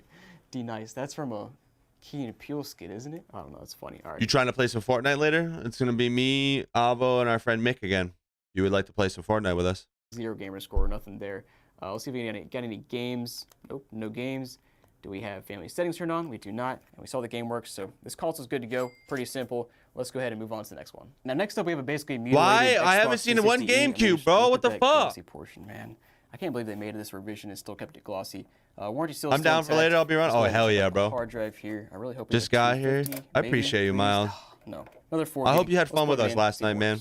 All right, hope this thing doesn't rate it. We did pretty well in ranks. That's not bad. With all top 10s. We had all top 10s last night. That's not bad. 14. Come on, man. I mean, the disc looks good, but fuck FIFA. 14, really? All right. FIFA changed their name to FC. And of course, FIFA 14 auto Good. I'm glad. So we know that's good to go. Let's go ahead and see if we got some profiles. Yeah, we got 4 profiles. I'm glad that you had a good time, Brody. J.A. Moore. We got Jared A. Moore, probably the same person. Kiki and Kingston. All right, Jared A. Moore is the only one with the Xbox Live profile. So let's sign in, go back, and check out this guy's profile. Actually, we can check out the profile here. I missed the Wii too. So you can see. I had it for a little while, but I missed GameCube. 3-star rep. Let's go ahead and check out the games this person played. Last played FIFA 14. Obviously, that's what's booted up. I also got GTA 5. Decent amount of play history there. And yeah, first thing played was Call of Duty Ghosts. Wait, hold on. NASCAR the game 2011. I did not even know that existed. But you still have one with Punch Out? Hold on. That's cool. Let me see what the date is on these. I can get that. You can get Wii games for the computer, but I don't have like a gyro mechanics, you know? This console wouldn't have the remote. Wouldn't make any sense. Hold on. Let's go back to the main menu and see if there's any games downloaded. We got Skydive. I played Simpsons Hit and Run. Skydiver. Press A to start. Oh, okay. Why have I never seen or heard of this game before? Looks like a new take on SSX or something, but what do I do? Oh, okay. You know, I would think you could do tricks, but nope. Oh, that's not good. Interesting game, never heard of it, but I see why now. All right, let's go ahead and take the game out, and this console's good to go. Let's go ahead and move on to the next console. So next up, I have 3 dirty Wii consoles. You can see dirt, dirt, and more dirt. This console's already plugged in. Let's go ahead and turn it on, see what it does. And wait, this is the, okay, first of all, no way that works. Actually, maybe that's just dirt. But taking a step back, I think this is the Wii console I saw in the lot when I was unboxing it, where there was a copy of Wii Play hanging out of the console upside down, because basically this game just kind of loaded itself in when I booted it up, or when I tried to boot it up. But let's go ahead and see if that works, and yeah, free game. Now the Wii itself is pretty standard, but unfortunately the game is not loading up. I wonder if that's a game issue. This game, it looks terrible, so it's probably a game issue. Let me go ahead and put in another Wii game and see if it works. Hey, there we go. All right, so it is a bad copy of Wii Play. I do actually have a disc resurfacing machine I can try to fix that with, but Wii Sports is working. Let's go ahead and boot up Wii Sports and check out the Miis. All right, booting up some tennis. We got a bunch of oh, there's actually a lot of Miis here. Hold on. Dude, 45 Miis? Let's go. Finally, somebody with a bunch of Miis. 45 Miis. Now, half of them, wait, half of them have the exact same name. Something sketchy is going on here. Let me just try to play as Aaron right here, see what happens, then we'll go back to the Mii channel and get some more details. Oh, of course we're playing against Matt. Are you kidding me? Take that, Matt. That's what I'm talking about.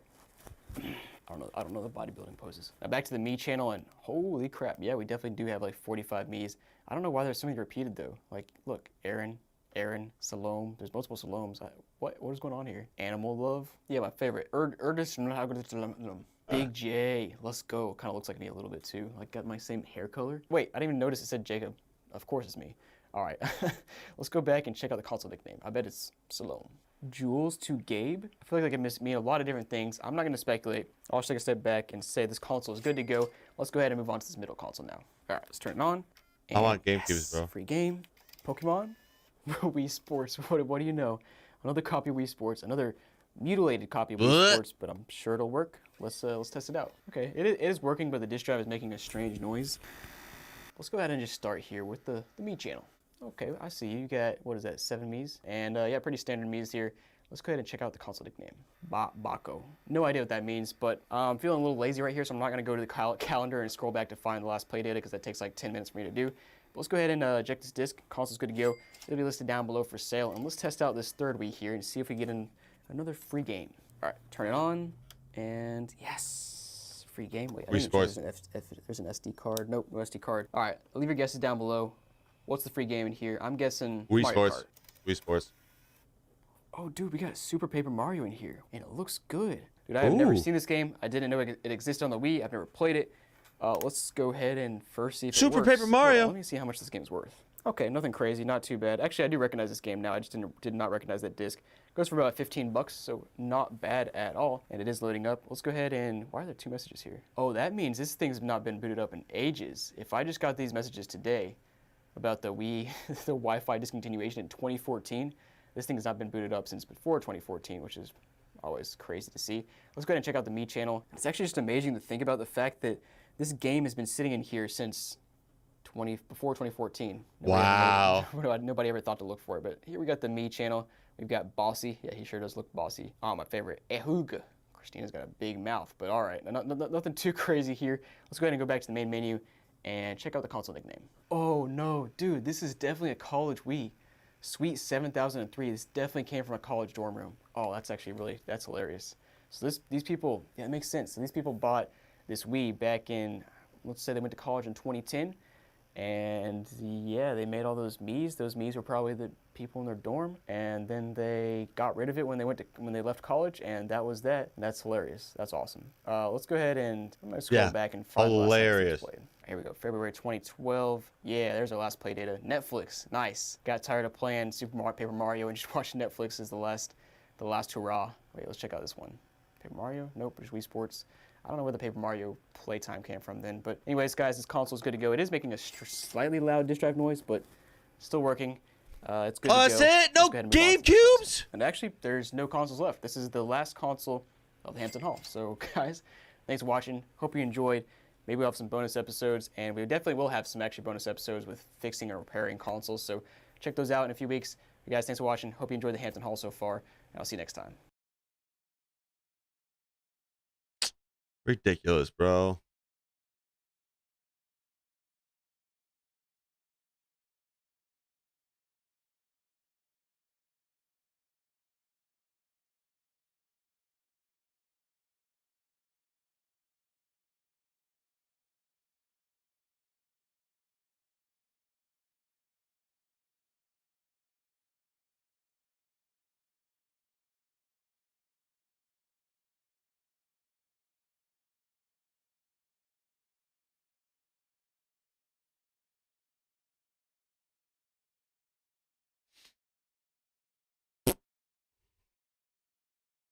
XQC beat a $100 million divorce? Jesus Christ, dude.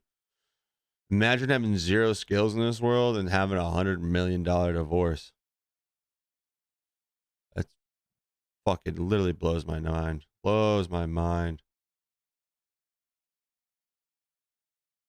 I bought 18 untested consoles from DK Oldies, and in this video, we're going to unbox them, test them out, and see if you got a good deal. So here's the label, and clearly it is from DK Oldies, and in case you guys didn't know, they actually do sell stuff on eBay, usually like untested consoles, broken consoles, that sort of thing. So I found this lot, bought it, and here we are. We should just have a ton of random stuff in here. Here's the first one. It's one of the, so there's a bunch of like little mini consoles in here. We have the AT games or AT games, however you say it, Sega Genesis, console only. We have a bunch of those, plus just some other random things, so let's just keep pulling everything out. All right, next up we got these random retro duo controllers, and then more of the Sega Genesis things. There are so many of these things. Got another Sega Genesis, another one here. This one's actually got a gray siding, a little different. All right, here's an NES looking thing. I think it's one of the legit NES mini consoles, but it's like completely faded on the front. It's just yellow. It's not actually red anymore, which is kind of crazy to see. But then we also have this retro duo thing, which looks kind of like a newer third-party kind of Super Nintendo playback machine. And next up we have another NES mini, which, oh, here we go. So this one is clearly not a real NES mini console. It's just says entertainment system. It feels like junk and has different ports there. We'll talk about this in a second, but let's keep pulling everything out. Oh yeah, down here we got another one of these knockoff consoles. I think we have some more. Do we have more in here? We have, this is one of the Super Nintendos. Oh yeah, okay. So this is actually, I think this is a legit, yeah it is. It's one of the Super Nintendo mini consoles, but it's like the European version, which I actually think looks the best. And then next up we have a real size Sega Genesis, but again made by AT Games, however you say it. And then we have two more of these entertainment systems, which are clearly knockoffs. And then last but not least, we have one more of these Sega Genesis things down here. So I have everything out of the box. And last but not least, I want to actually open up this they're all fake, dude. Mini Game Anniversary Edition entertainment system with built-in 620 classic games and see what's inside of here. We have, oh wait, hold on, we got like an actual, that's not a legit controller, never mind. I thought that was a legit controller for a second.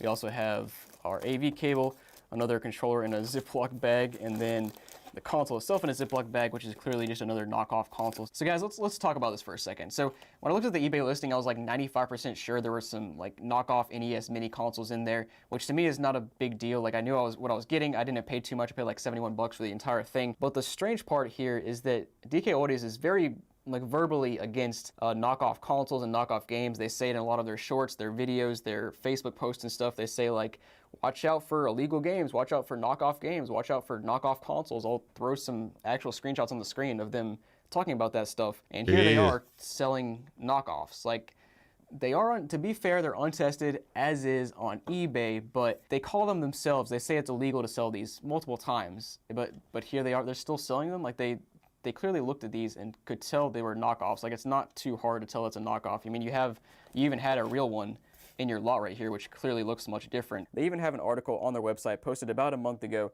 that says, don't get scammed. Fucked. Fake games are known to have tons of issues and really only exist to scam people, which that's an interesting statement. But games like this are everywhere, including some of the biggest retailers in the world. Oh, I want to watch this instead.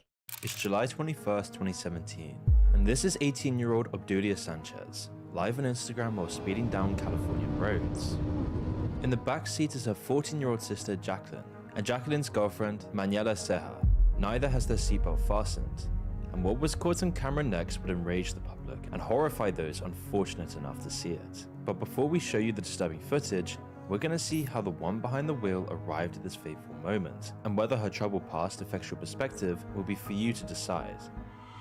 It would be fair to describe Obdulia as a wayward, as she'd been that way since her younger years. Her unpredictability wasn't completely without cause. At age 11, Obdulia had been sexually abused by someone close to her family, an incredibly traumatic experience no child should ever have to go through, but reality can be cruel, and so it was to her again. At age 13, Obdulia was abducted by a middle-aged man. Not only was she subjected grab my phone to similar charger. abuse, she was also forced to drink alcohol and take methamphetamines. Thankfully, this predator was caught and prosecuted, but his crimes against her marked the start of Obdulia's battle with illicit substances. It's reasonable to believe then that these horrific experiences were at least partially responsible for her antisocial behavior, though whether it serves as justification for what was to come is another matter entirely. In any case, her actions had put her on the wrong side of the law more than once, and by her mid-teens she'd found herself in juvenile court. There, Obdulia was ordered to attend rehabilitation. Though her time in rehab reportedly went well, at the age of 18, she was free to leave the program at her discretion. She opted to do so, but by leaving her group therapy home behind, she'd also cut off her access to the mental health support she'd been benefiting from. Not long after returning home, the crash we've just witnessed took place. A return to her old ways had set the stage for the tragedy. While Obdulia was playing to the camera with neither of her hands on the steering wheel, the 2003 car she was driving drifted onto the right shoulder of the road, and her reaction was to overcorrect, which caused her car to veer across several lanes, crash through a fence, and go tumbling into a nearby field. Both of the unsecured girls in the back were thrown from the vehicle as it rolled.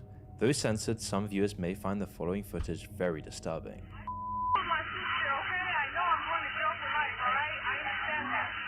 Why would you show it?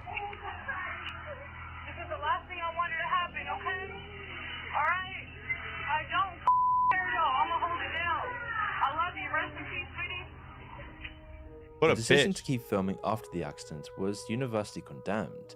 Opting to do so was bizarre all on its own, but the manner in which Obdulia shot the grisly scene and what she said as she did so were arguably even more shocking. Seeing her sister Jacqueline's body on the ground, her instinct was to get back on camera. Her first thought isn't about Jacqueline, but the expectation that she's going to prison.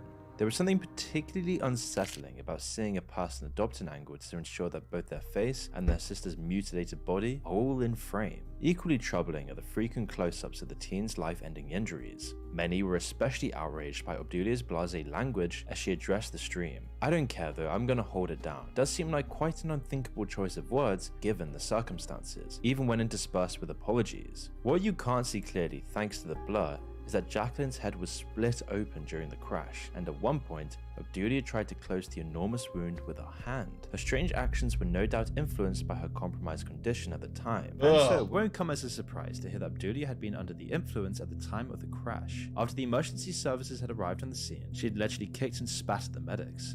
Due to her aggression, a blood test was carried out at the Los Baños Memorial Hospital. Her blood alcohol content was found to far exceed the legal limit. Her samples also tested positive for both marijuana and cocaine. Obdulia Sanchez was arrested on suspicion of driving under the influence and for causing the death of her sibling. When the legal process reached its end, she was sentenced to 6 years and 4 months for gross vehicular manslaughter while intoxicated. Miraculously, the second passenger, Manuela Ceja, was able to walk away from the wreckage without any long-term damage. In a staggering show of maturity or an undue level of forgiveness, depending on your perspective, she harbors no ill will towards the woman who put her in mortal danger and inadvertently took the life of her girlfriend. Jacqueline's tragic death was made infamous because it was broadcast online and went to be viewed by millions. Obdulia's following on Instagram is relatively small, but it only takes one viewer to turn an obscure event into a viral horror show.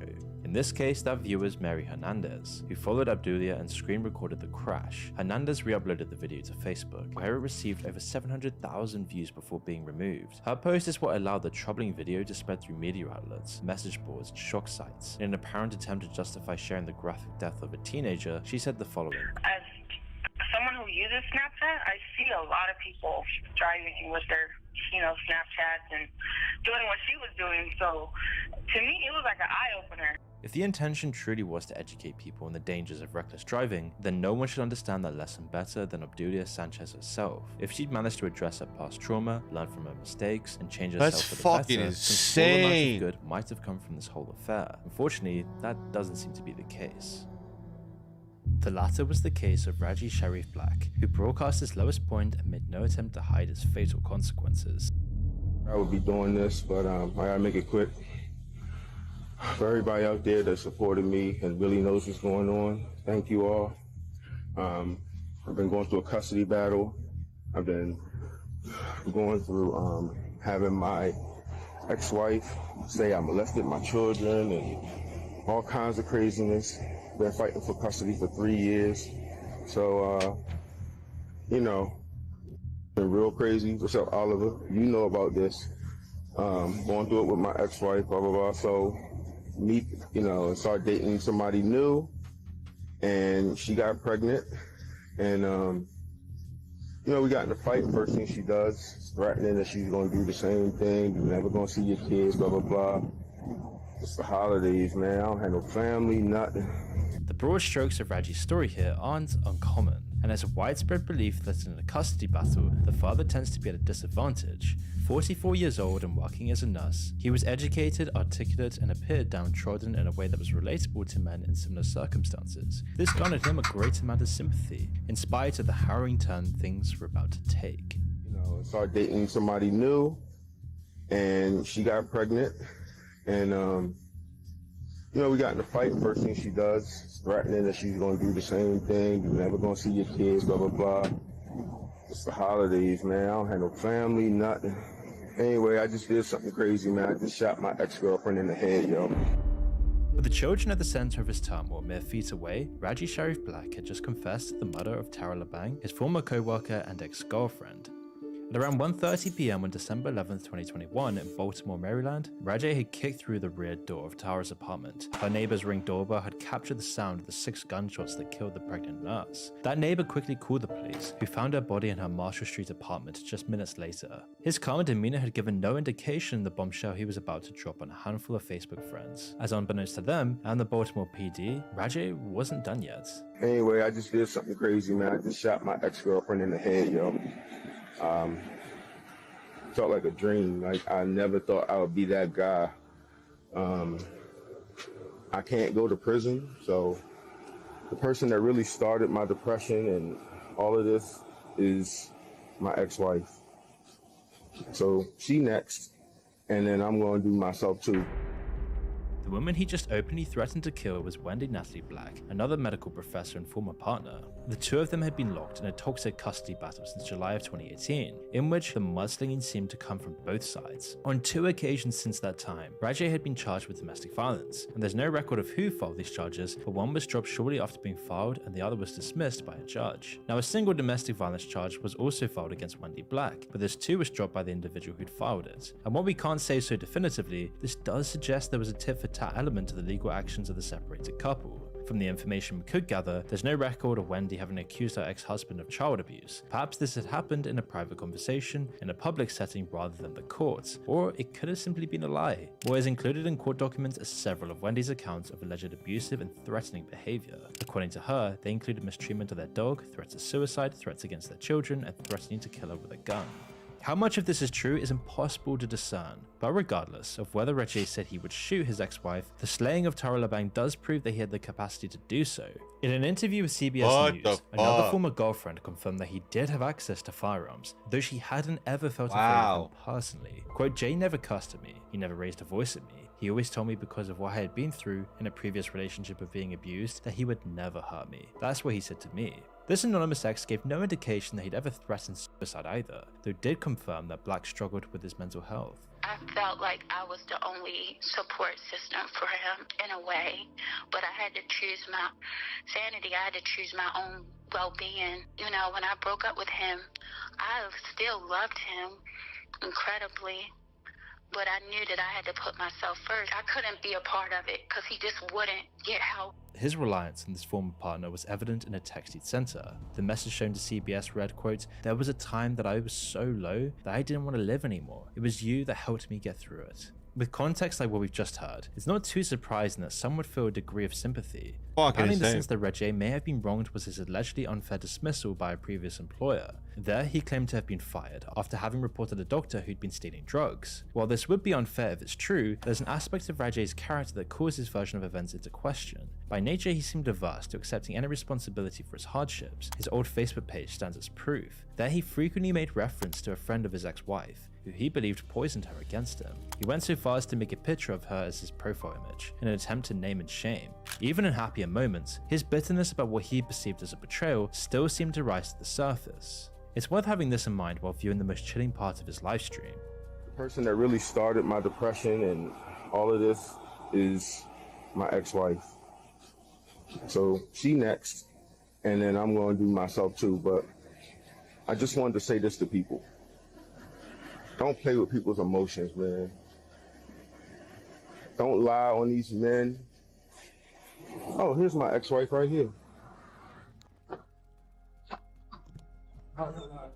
The entirety of the brief stream had been recorded right outside of Wendy Black's apartment in What? Columbia, Maryland. As her ex-husband forces his way into her home, Wendy is told today is the day. Moments later, she was fatally shot.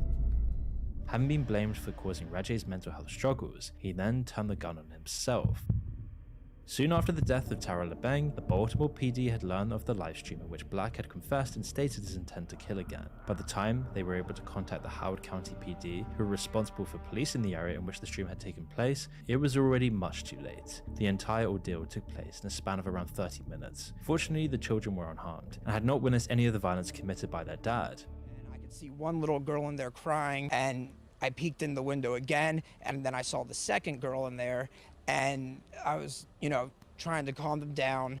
The two little girls neighbor Michael Eisenberg says he found inside a running BMW after Saturday's apparent murder-suicide on Edenbrook Drive in Columbia are, according to online court records, at the center of a contentious, years-long custody battle between the murder suspect, Ray J. Black, and the murder victim, his wife, Wendy Black. A friend of Rajay went on to re-upload his final broadcast to Twitter and echoed his sentiments. Much of the public reaction followed suit, as a result of Rajay's self-penned tale of woe. It seems then that it's all too easy to forget the woman and the unborn child who lost their lives that day, and the two girls left orphaned by their father's thirst for revenge.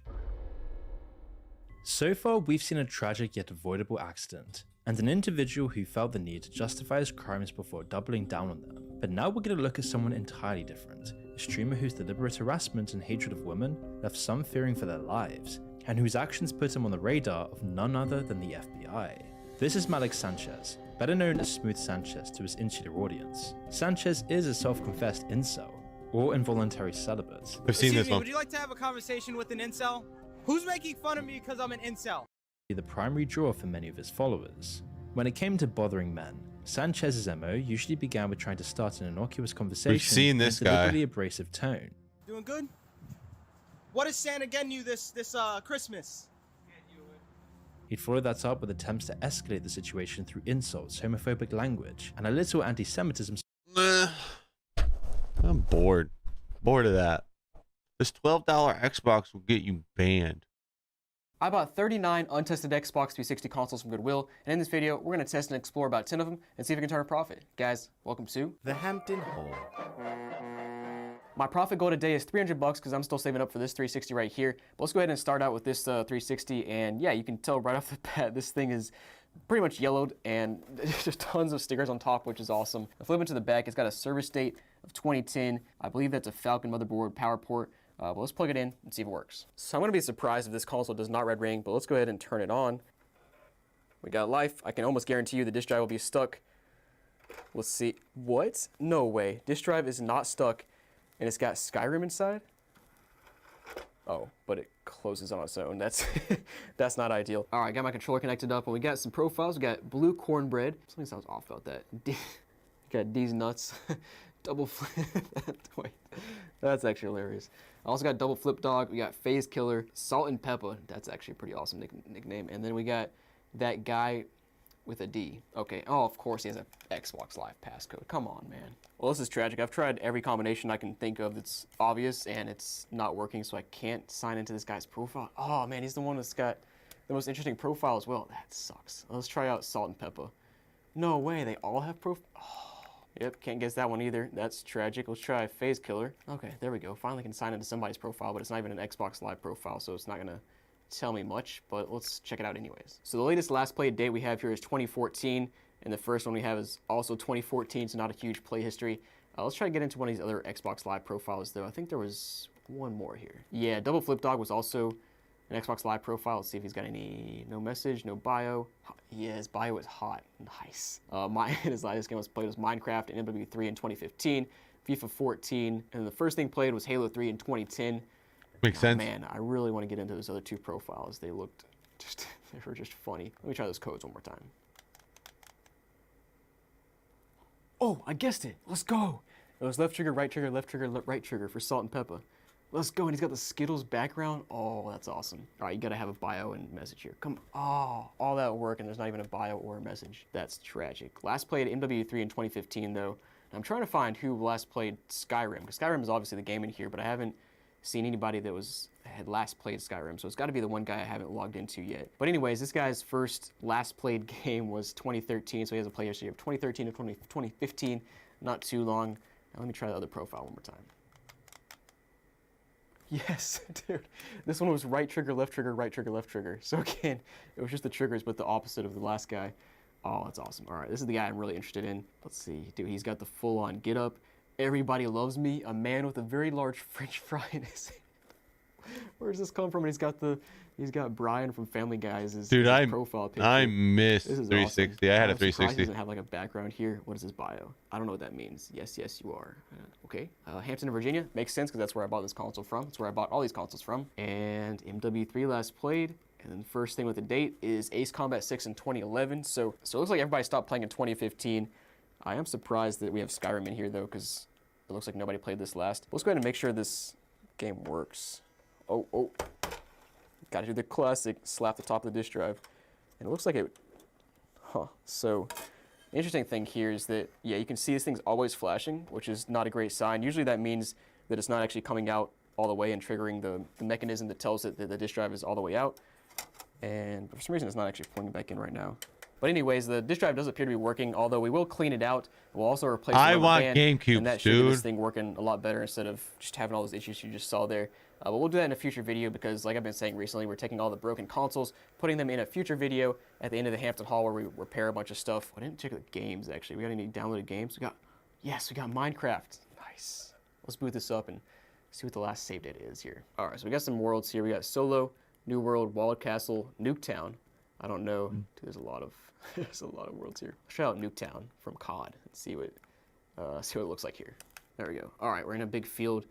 This definitely does not look like Nuketown. It just looks like a big field with a big building and some cows. Maybe, what is that? Is that the sun off in the distance? We do have something out here off in the distance. Let's go check that out. Oh, okay, hold on. No, I see it. Yeah, this is one of the houses in Nuketown. Okay, that looks pretty good. You got your shed out back, a garage. Okay, I see you. I don't remember cows being here, but oh yeah, this actually does look like Nuketown, kind of. There's no bus, but there is another house over here. I don't know, pretty cool. Again, I'm not really a Minecraft guy. I don't really know how to play, obviously, you can tell. Now, next up, going to system storage. Let's see how many gigs we have here. We've got 8 free, yeah, so 20 gig hard drive. This is like an OG hard drive, so it's probably gonna die at some point. I wouldn't say soon, but it's, these things don't last forever. Let's go ahead and eject the disk and move on to the next console. Again, there we go. Oh, now it's halfway out. Yeah, that thing definitely needs some work. Now next up I have an Xbox 360e console that we'll try out. Let's go ahead and see how large the hard drive is here. And we got a 250 gig, nice. Let's plug it in, see if it works. Are you interested in a free game like Wii Sports or even a Texas Load and Hampton Hall sticker sheet? Well, if you are, it's your lucky day. Check out my link down below to Whatnot and get a $15 credit if you sign up today. It's 100% free, no tax, no shipping. Anything under $15 will be 100% free. And I only have this stack of games, so once these are gone, they're gone. So go check them out right now before they're sold out. All right, plugged in, see if it turns on. No way. A red dot of death on a 360e? No, that can't be real. So guys, I tried a few things here. First of all, let me just kind of show you, give you a better view of what happens. Basically, I turn it on, it immediately red. I used to have one of those. Red dots in this case. I got the secondary error code, which is a 0023. I looked it up, couldn't find anything concrete on what exactly that issue is, but it's definitely a board level issue, so I'd have to open it up and either replace some capacitors, resistors, or either reflow one of the chips. I think it was one of those things. But I'll look into it more. Again, this is one of the consoles that will go into a future video. But what I want to do, at least for now, is try to eject the disk drive just to see if we have a free game inside. If you come on here, the side of the 360E, there's a little yellow sticker right there. And if you stick a paper clip kind of right through there, it'll manually eject this disk drive. So let's try that out. There it goes. Cool. Nothing. Well, that was all for nothing. Great. That sucks. Never thought I'd see the day when a 360E console gave me the red dot, but it is what it is. Let's go ahead and move on to the next console. And again, this console will be in a future video to try to repair it. Now, next up, we have an inbox 360 Slim, which I'm always curious to see what are in these things. Let's, yep, we got an Xbox. That's a good sign. And we even have little foam pieces that are, of course, mutilated. Let's take the console out and see what's underneath this bad boy. We've got a power supply. Nothing on that side. Actually got a AV cable, power cord, and no controller. But let's go ahead and see what this console's got going on. Actually, this console is super clean. Let's see if there's a hard drive inside. And there is. Nice, 250 gigs. Also, I didn't mention it, but for the 360E that just got the red dot of death. Red dot sounds so weird. I just call it red ring. The red ring of death. I pulled out the hard drive so we can try this hard drive on another console just to see what was on it. Let's go ahead and plug this console in, see if it works. All right, 3, 2, 1. We got life, good. No red dot of death there. Let's see if there's a disk inside that hard drive. Disk inside the disk drive, sorry. Console's loading up. We got Tristan. All right, Tristan's already signed in. His gamer score is 2345. What are the chances you have a gamer score that's, you know, perfectly in order like that? Now, checking out his achievements, I don't see any dates. Last played 2012. That's the only thing it shows here, which is Party Animals and Madden NFL 13. Let's go ahead and put a game in, see if it works. And while that's loading up, I'm going to scroll to the games, see if we got anything downloaded. We got, nope, just all the standard stuff. Kingdom for Keflings, Hexic HD, Peggle, Pinball FX, just the standard. And yeah, game is loading up, so not much to see on this console, but what we'll do next is turn this console off, take the hard drive out, and we'll put in the 360E console's hard drive and see if there's anything on it. Let's see what we got here. We got B-Ball, nice. Employing Mean 02, sounds like a mean boss or something, I don't know. P&M Jack Attack, 13,000 gamer score. Wow. Okay. And we got Sophie 15XX. I'm not sure if we'll be able to see much on here because it's not showing the avatars, which I have a feeling that maybe the avatar data is saved on the console, like 360E console, but some of the other data is saved here on the hard drive. I'm not exactly sure. No bio, no message there. We can see when it was last played. Battlefield 1943 in 2016. Ew. And then first played NCAA Football 10 in 2012. It's not a huge play history. Let's go ahead and let's try out the other profiles as well. All right, Employing Mean, Jim, no history here. Black Ops 2, 2017, and then first, Lost Odyssey in 2014. Alan Wake, so not baby! Too much going on with this hard drive. Again, we can't see everything because the avatars are probably saved on the other console, but it is working. This console's working. It'll be listed down below for sale on my website called jrobgaming.com, so go check that out. And let's go ahead and move on to the next console. Oh, crap. That was not good. So next up, I've got a 360 Slim, which doesn't look too bad. Let's see if we get a hard drive in here. We do. Man, I've seen so many consoles in this lot with 250 gig hard drives, and warranty seal is still intact, although it's peeling off a bit. But let's plug it in and see if it works. All right, 3, 2, 1, go. Oh wait, dude, is this? Oh, this console might be modded. I booted it up, we got a blue LED. Let me turn it back off and on again. Okay, hold on. That startled me. All right, so turn it on, blue LED. It also flashes red and green lights around the outside when it boots up. Also, by the way, the fan is on full blast, which tells me between the LEDs, the full blast fan, there's definitely a mod here. Yeah, there it is. There's two options here, maybe an RGH mod, or they just put LEDs in here and then did a 12-volt fan mod where they give it full power all the time. But let's see what it boots up to. Now, I haven't booted up an RGH console in probably a couple of years, so I don't remember exactly what it boots up to, but I'm pretty sure it does not boot up to the main dashboard like usual. I swear I just saw a bug fly. Maybe I'm seeing things. All right, but we got some profiles here. We got baby.co. I'm amazing. I'm amazing. That's awesome. Player 1, PM Blazin. Nice. Let's just check out the first one and see what's up. All right, so baby.go. He's got no bio, no message. Last played MW2, nice, in 2018. And then first played NBA 2K12 in 2012. So fairly long history here. But scrolling through this console, I don't see any other signs of an RGH. Let's just start by scrolling through my games here and see what we got. Oh, dude, wait, hold on. Oh, these are all full games. We got MW2, we got Black Ops 3, Black Ops 3 Bundle, and Forza Horizon 2, all downloaded games. Let me just boot up Black Ops Bundle 3 because I'm not sure what. can't boot it up, okay. I have never seen this error right here. So usually it either boots up or it gives you an error and says you have to put a disk in. This one just says can't launch MW2 Xbox stores. Let me put in my disk tray is stuck too. Okay, there we go. Let me just put in my copy of MW2 and see what happens. All right, so disk drive works fine. It's booting up MW2, but I want to go back to that My Games tab and see what it shows there now. All right, so back in here, you can see MW2 still pops up. Of course, that'll boot up because we have the disk in now. But I'm not. Oh wait, hold on. XEX menu 1.2.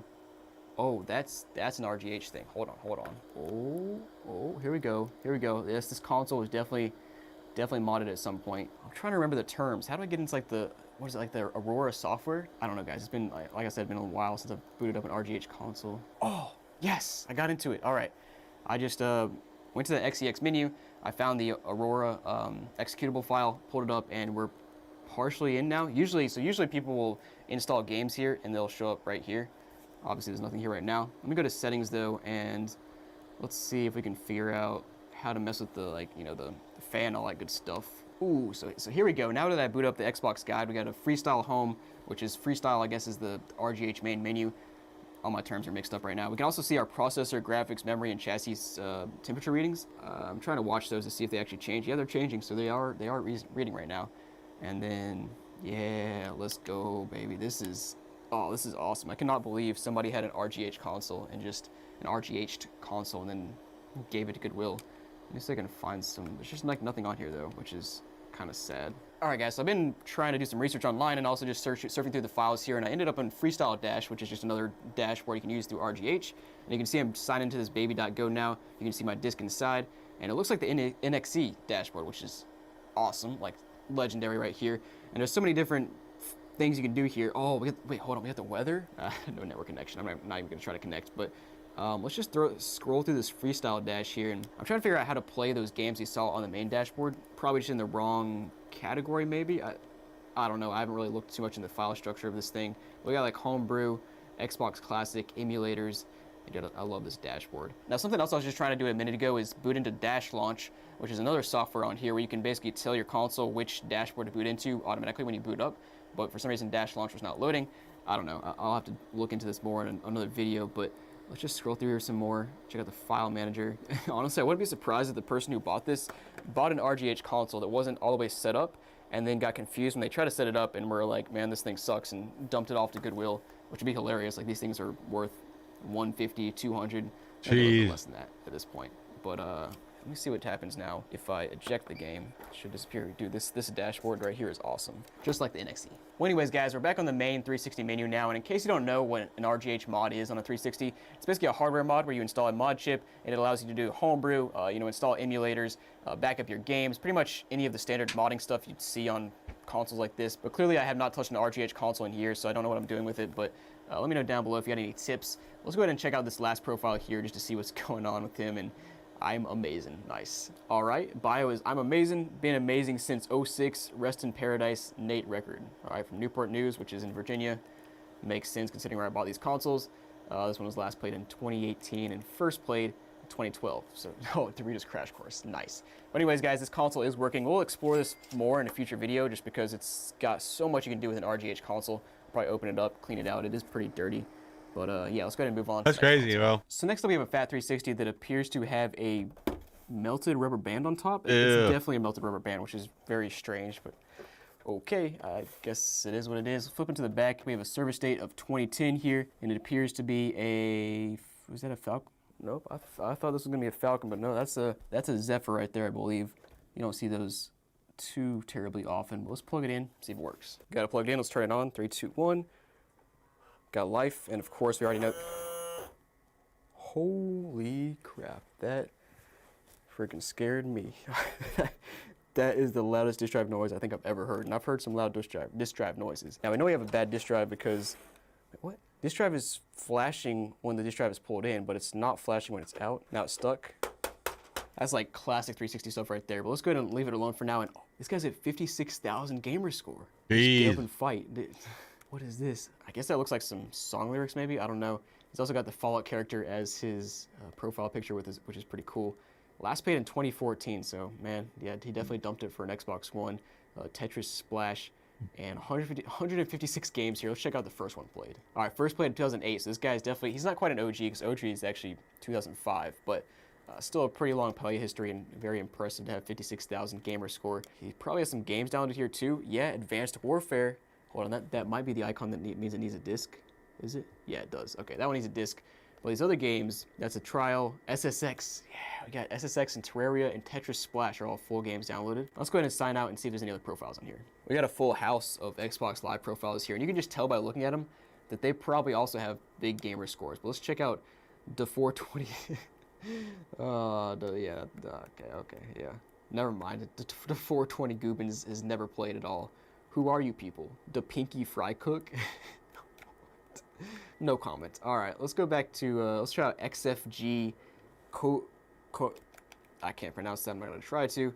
Let's go ahead and see what's going on with him. Maybe he's a fry cook as well. Dang, this guy's, yeah, he's got 28,000 gamer score. Anthony, and his avatar, oh, there's his avatar. Super basic, but I respect it. Now, last played Diablo 3 in 2014. And by the way, this console is revving up by the second. You can see bunches of dust flying out the back. This is like classic fat 360 things. Now scrolling to the end, first played in 2008, so pretty similar play history to the other guy where he has a fairly long play history and got some decent achievements. Now let's go ahead and go to the last profile here, which is XX0 Eric 0XX. That's the epitome of an Xbox 360 gamer tag there. All right, Eric, dude, this guy's got 28,000 as well. I'm telling you, it was a full house of gamers. 41 days. What does that mean? I don't know what I just read, but it's apparently from 2015. And his location is like fire and ice. Probably in reference to something that I don't know. Last played COD Black Ops 2 in 2014. He's got 96 games worth. First played in 2011, so actually only 4 years and racked up a pretty good gamer score there. Man, let's go ahead and check out the... You know how easy it is to rack up a gamer score just playing, even us playing Sunset Overdrive? We racked up a massive score, dude.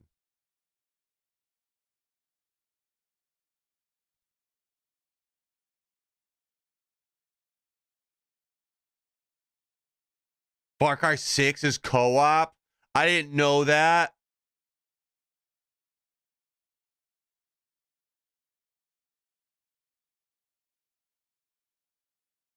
Let's see what my gamer score is. I think mine's really low. 41,000.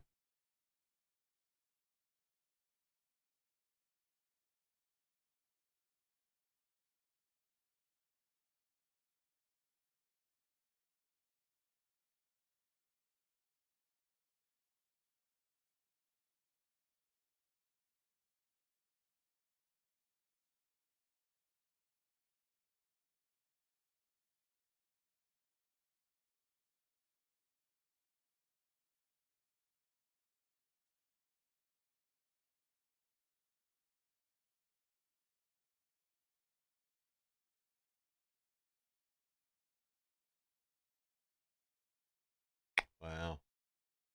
Look at all the games that I've played.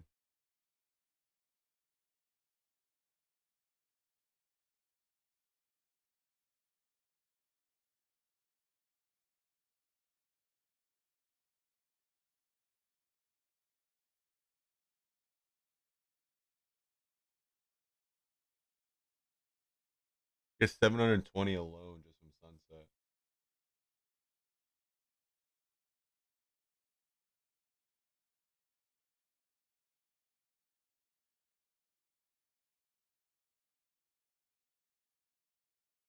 $41K though?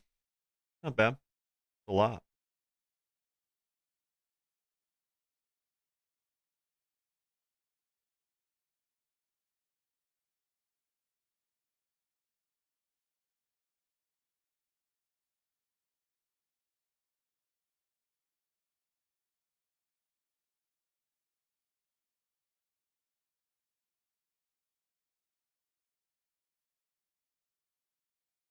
Full day at Christmas hoops.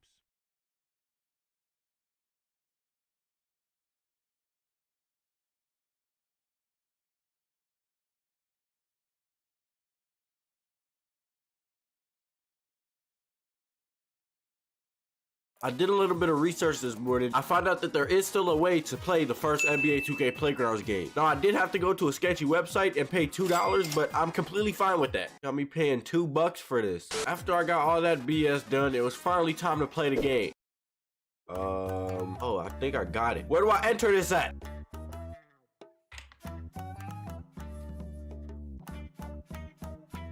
Oh, we got it. For those who don't know, you can no longer get this game. So if you go on Xbox and look it up, you cannot play it. I just cheated the system. Bro, look how different. What is that? No. What is that? I was thinking, what if I open it and it's just Playgrounds 2, bro? I would be so tight. No shot this just worked. No shot I just got this. We made it. LeBron actually looks like LeBron James in this. Jimmy's still a predator though, but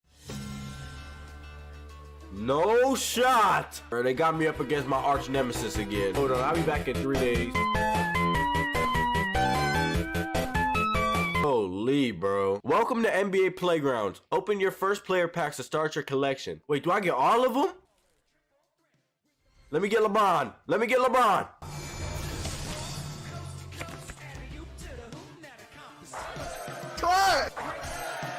That's kind of tough. Yep, keep that. Yeah, that pack was pretty trash. We got like 17 more, so I'm assuming I'm probably gonna do a little speed run real quick.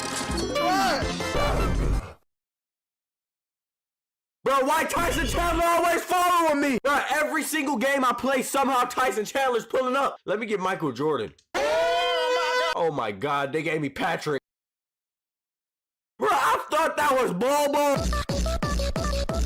I guess you can't do online or tournaments anymore, but you can do everything else. That's pretty cool. I think this is a solid looking team right here, personally. All right, I'm gonna just go random for their team. I don't even care who I'm going up against. Oh my God, bro, this game low-key weird. They got me listening to Dax in the background. That is not Curry. Come on, Tyson. Oh my. With the distribution. Who's this old head in my ear? Come on, Bobo. Green. Money. Bro, is that Scottie Pippen? I know how to shoot the ball. That's off the mark. Now I got an old head in my ears. Bro, what is he even talking about? I can barely hear him. Step back. Green. Money.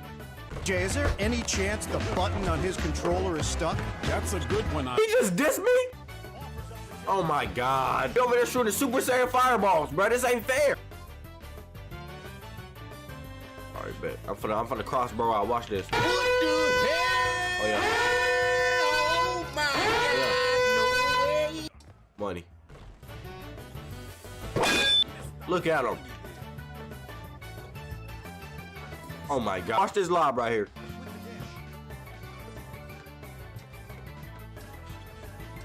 I guess that was the lob. I promise you I clicked the right button and it didn't give me the lob. Off. Off.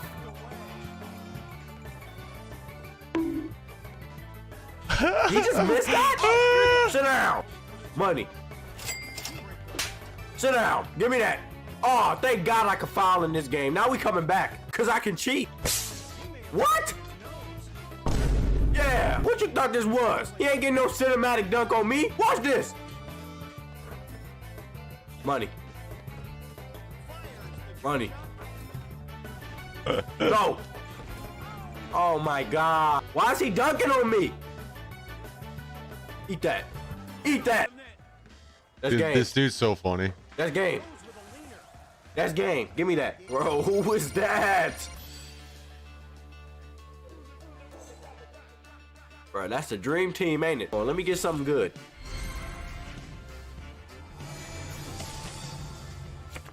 Please.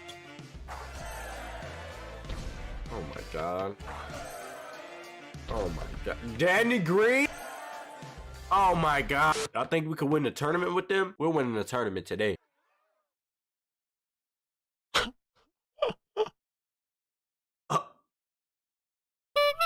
I ain't even gonna say nothing. Welcome everybody to the tournament. I am Eagle along with EJ Johnson. Jesus. The mayor is in the house. We are here at the bottom. Somebody's gonna climb straight to the top. Who's it gonna be, Ian? Well, EJ, we're gonna find out. Yeah, let's go, BB. Oh. Bro, what does he have going on? Don't look at me like that. Fires up. Money. Oh my God. He's cut. He's cut. He's cut. Oh. He's cut. He's actually cut. I hate how it doesn't show the score. The only way that you can see the score is from the back. finesses the layup. LeBron. I'm goated. You know, Yeah, they suck. They suck. Watch this. He check. You know, they're doing wonders with corrective lenses these days, EJ. Fires the jump shot. How does he do that? Money. Bricked it. Better luck next time, baby.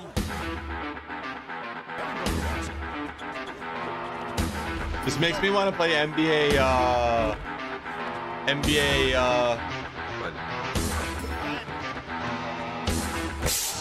Oh my God! Volume 2 for NBA Street Volume 2. I'm playing like that. I'm playing like that. I'm gonna win. I'm going to win. Wait. All day.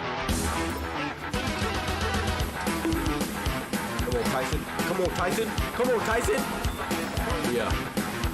Free ball all day. But move on the crossover. Oh. Oh my God. Play some defense. My teammate don't play no defense. He's never playing again. The flush. Oh. You need lessons. It comes off the glass. Bang. An insurmountable lead developing here. They are crushing them on the boards. Rejected.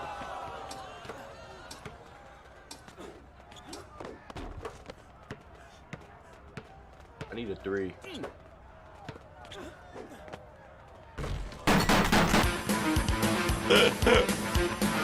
Oh my God. Hold up. We can come back. We need to stop. Spreading it around. Bro, stop hogging the ball. Unstoppable with that crossover. Oh, yep, it's done. It's done. Strips it away. Have you considered using a disguise? Back to the bench. Back to the bench. Hey. Ladies and gentlemen, I'm tired of being sold by Tyson Chandler. I'm tired of losing. I'm tired of being tired. And with that being said, video tomorrow. Subscribe. Subscribe. To my nigga. To my nigga. Screens. Screens. Low. No.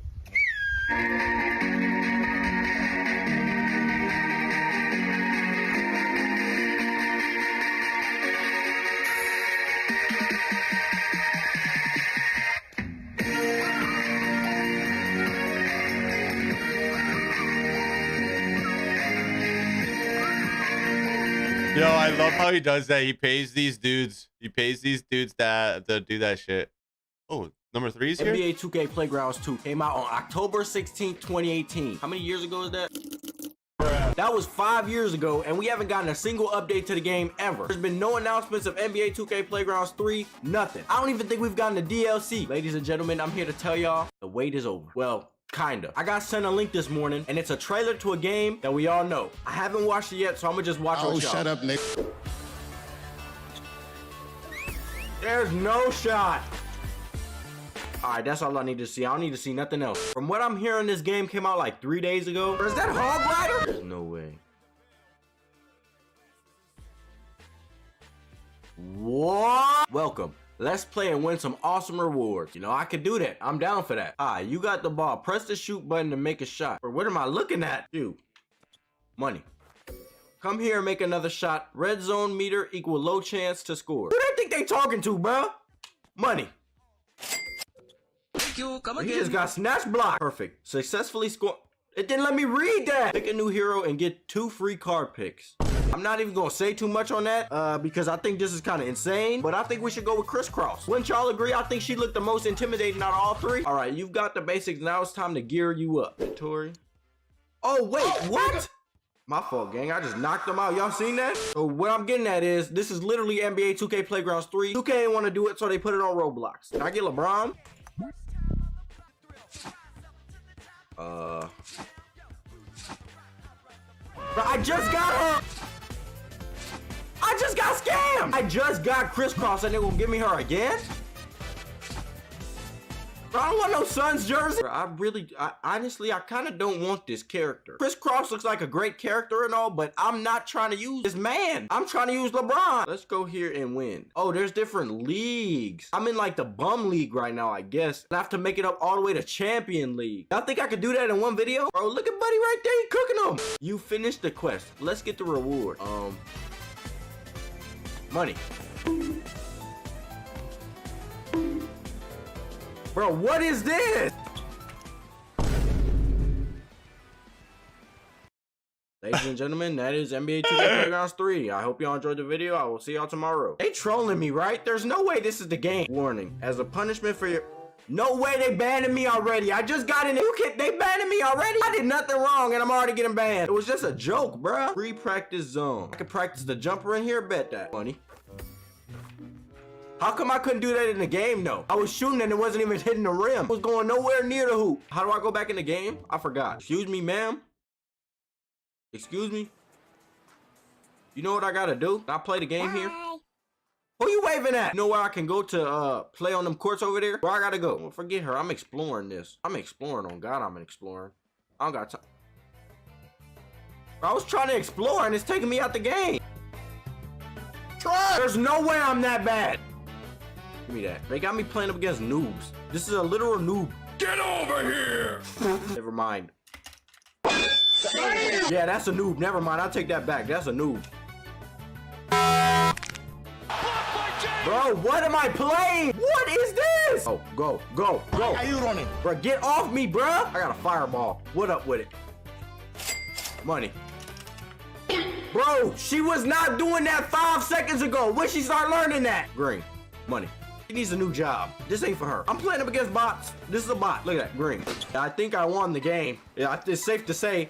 It was very anticlimactic, but that it. Bro, with a final score of 6-2, I could not be more embarrassed with myself. I truly think I may have just wasted 2 minutes of my life. It's like a battle pass. LeBron? LeBron? I don't want none of that. I do have a pack left. Can I get LeBron? That's not LeBron.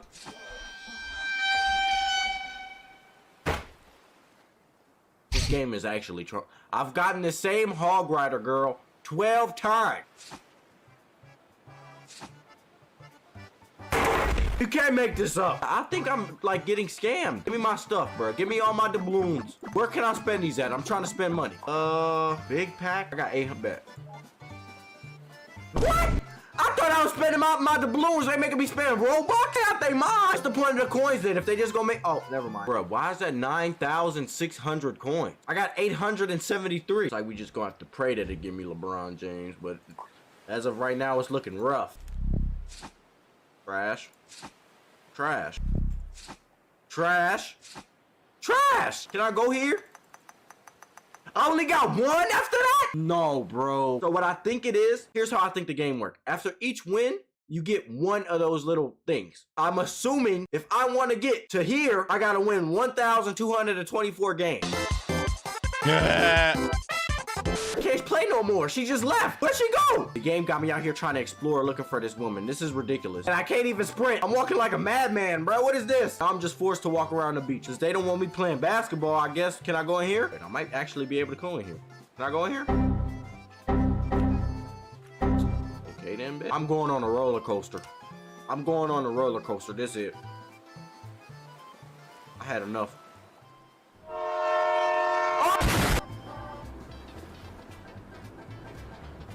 Ladies and gentlemen, this is NBA 2K Playgrounds 3. I'll be back when I find that woman. I apologize for taking so long, but I truly have no idea. I got a dog sitting on my lap and it's so comfy. Oh, I'm just not realizing I didn't even have Hog Rider equipped. I was wondering why I was using this bum the whole time. I didn't equip Crisscross. I gotta be stupid, bro. Why the dog sound like that? What you got going on? This might actually be John Morant. There she go. Now she want to start waving. I've been looking for her the whole day. Now she want to come out. Who's she pointing at? What? Who you waving at?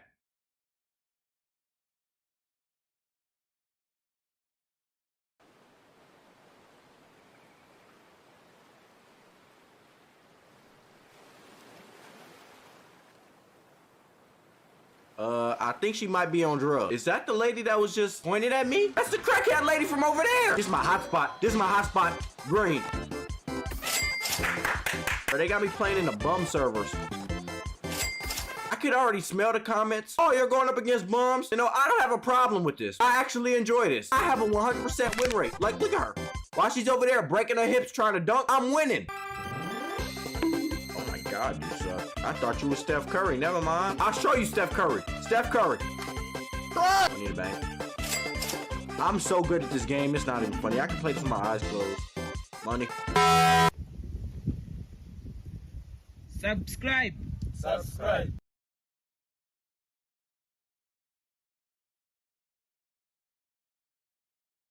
There is a missing legend in Apex, a legend that was seemingly only seasons away before disappearing, and aliens might be involved. Also, Revenant is involved, very involved. This video gets weird. But who is this missing link legend that we didn't get? Well, the first mention of this legend was at the start of Season 5, during a stream where two developers and Candiru actually talked about Apex Legends. The person who did originally mention this missing legend was Tom Casiello, a writer for Apex at the time. And when asked about the explanation behind Revenant's seemingly inhuman abilities, he does stress that Revenant's abilities will tie into another legend we hadn't met yet. So we thought we were getting a legend that would give explanation to Revenant's seemingly alien abilities. Although Tom did also say there is an aspect of smoke and mirrors to Rev's abilities. And just like that, that was the last we ever heard of this missing link legend. Over 14 seasons later, a nothing. While the writer, Tom Casiello, who originally mentioned the legend, left the Apex team before Season 9 started. But luckily, with a bit of insanity and obsession, we can theorize and piece together what this legend could have been about or was about, and I feel like we've got close with what resources we have. And a great place to start is the cult.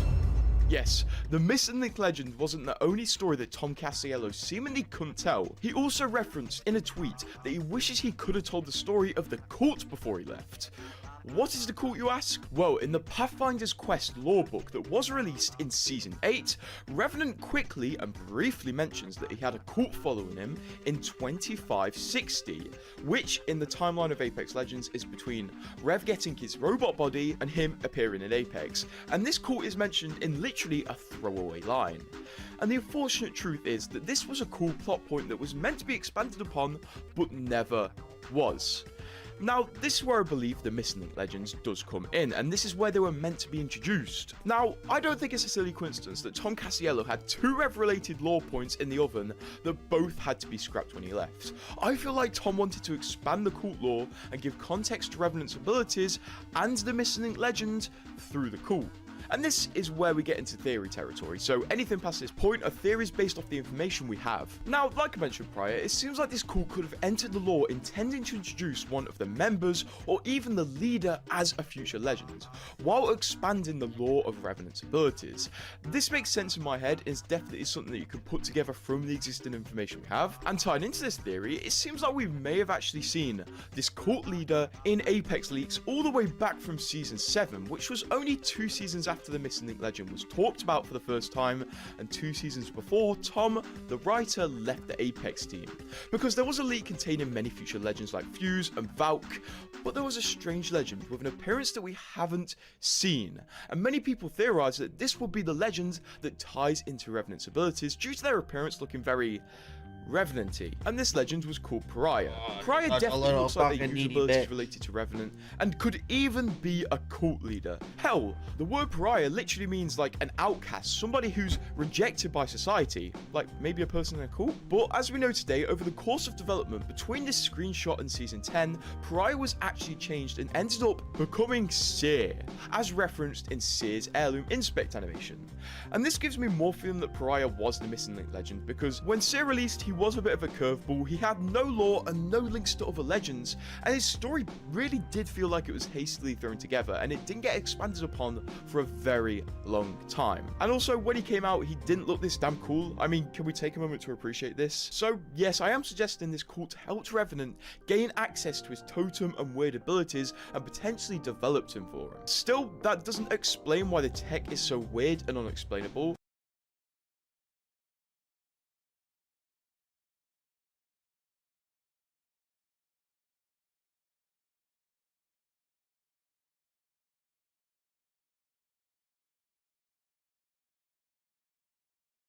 Sleeping on my lap right now.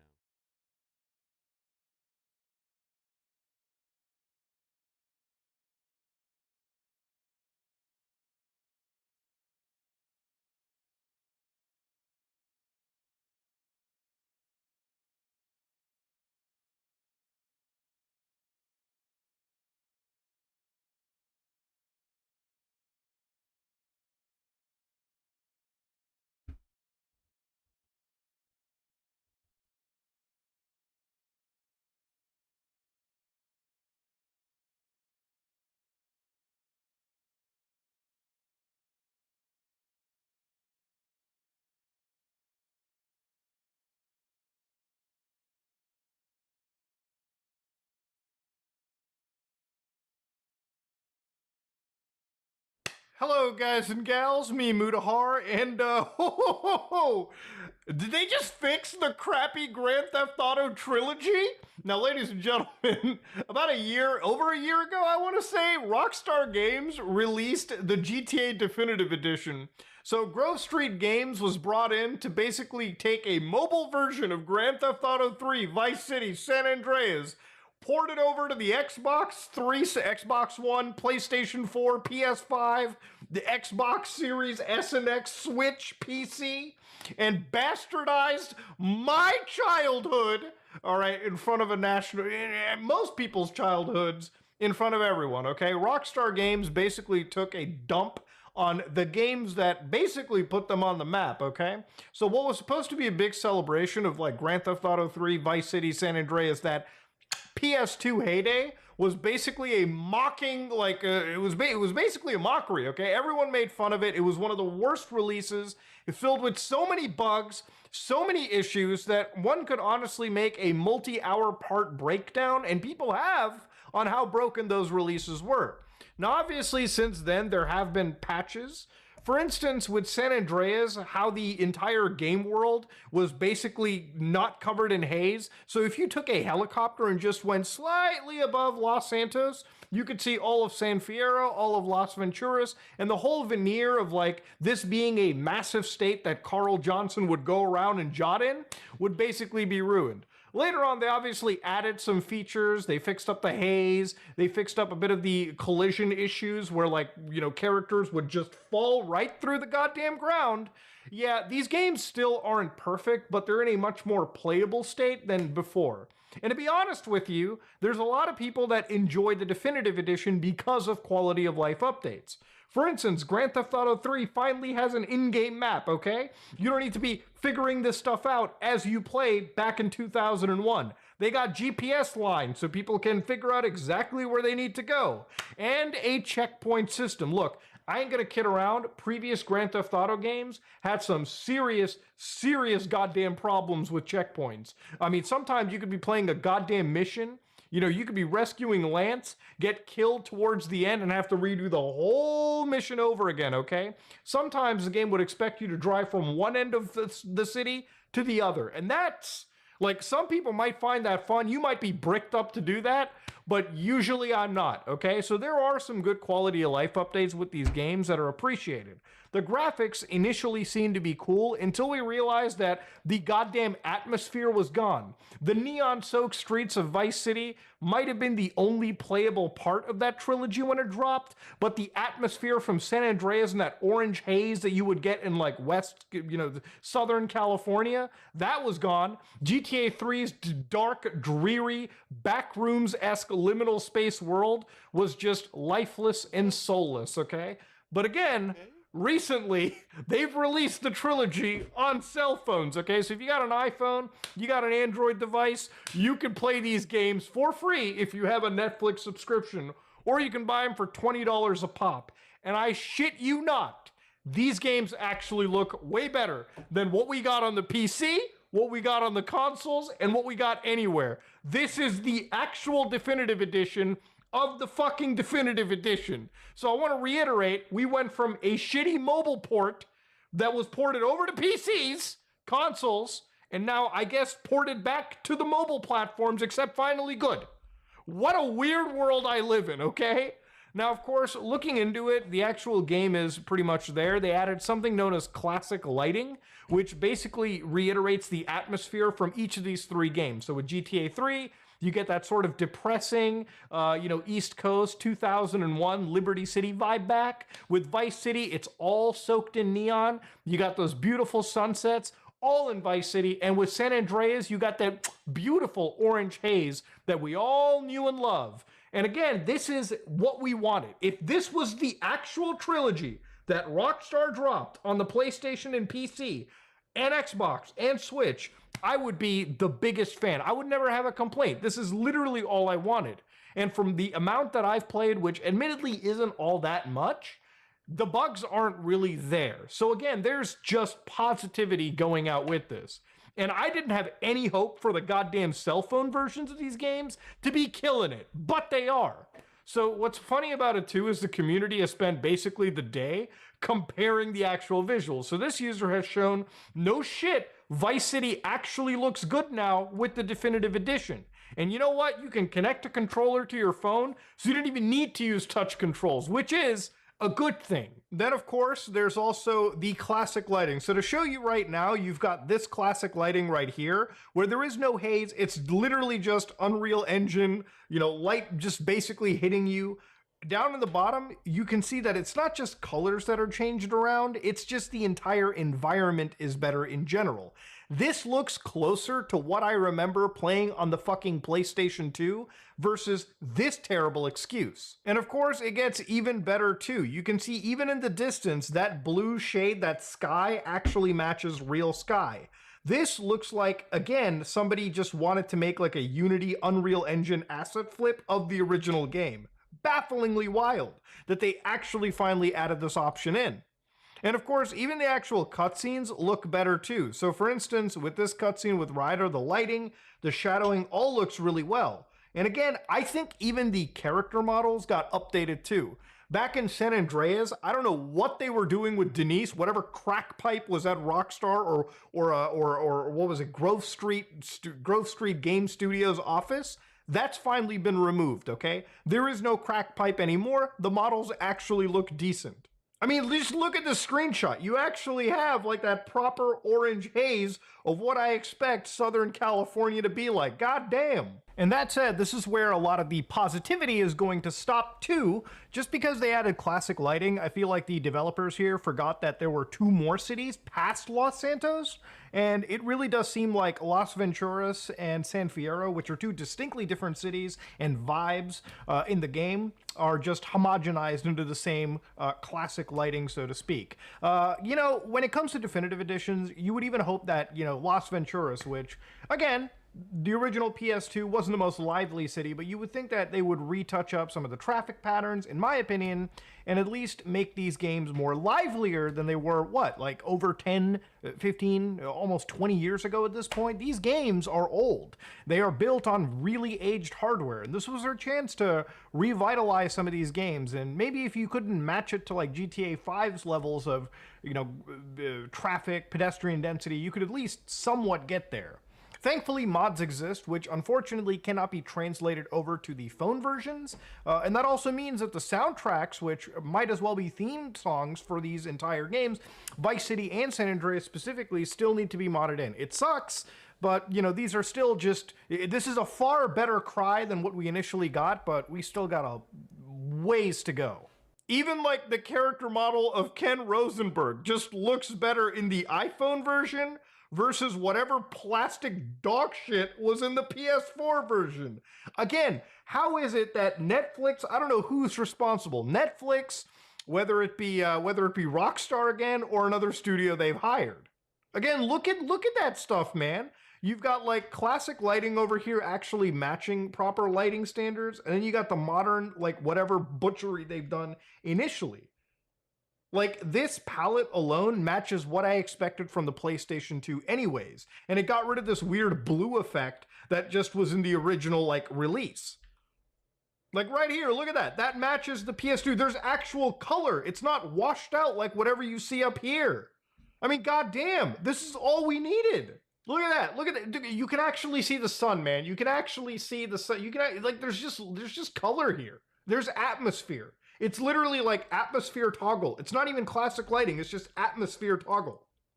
Look at that. I mean, that is Liberty City. That's what I expected Liberty City to be. This is what I expected Liberty City to be if, like this right here is what I expected Liberty City to be. Dark, dreary, not this shit. This has no soul to it. And the thing is, like, I don't even know why this isn't close in the original game anyways. Even other Redditors here agree that, listen, it's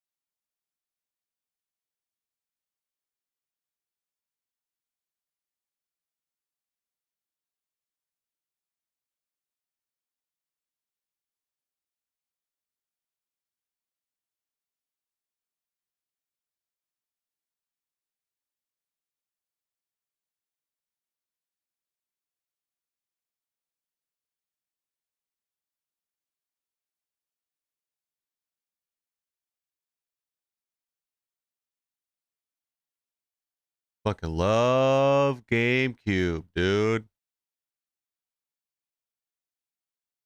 I'm gonna play some more GameCube games sometime soon.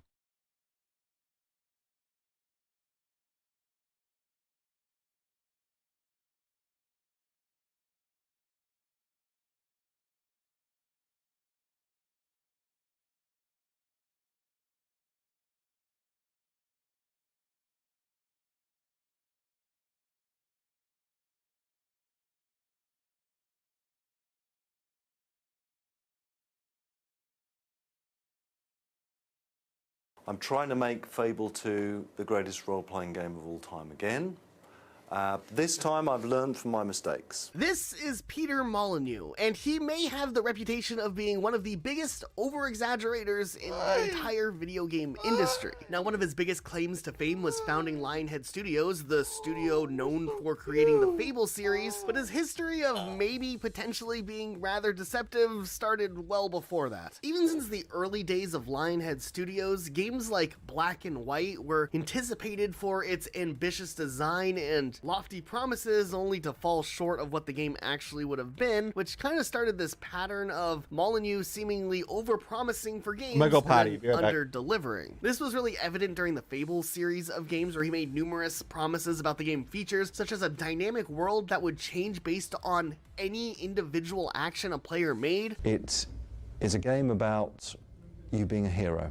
It's a role-playing game where you play the role of a hero, and as the game goes on you get more and more famous in the world, but the idea is to have this incredible emergent world where you can kind of do anything you want within a story. If you want to play a bad guy, you can play a bad guy. If you want to play a good guy, you can play a good guy.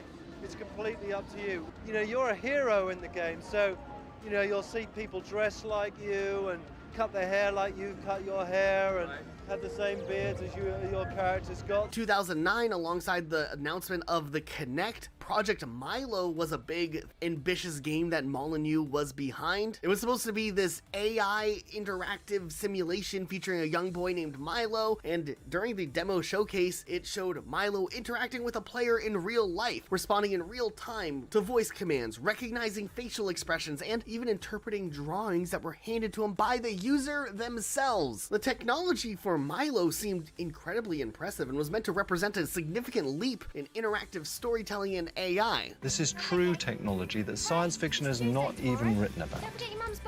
And this works today, now.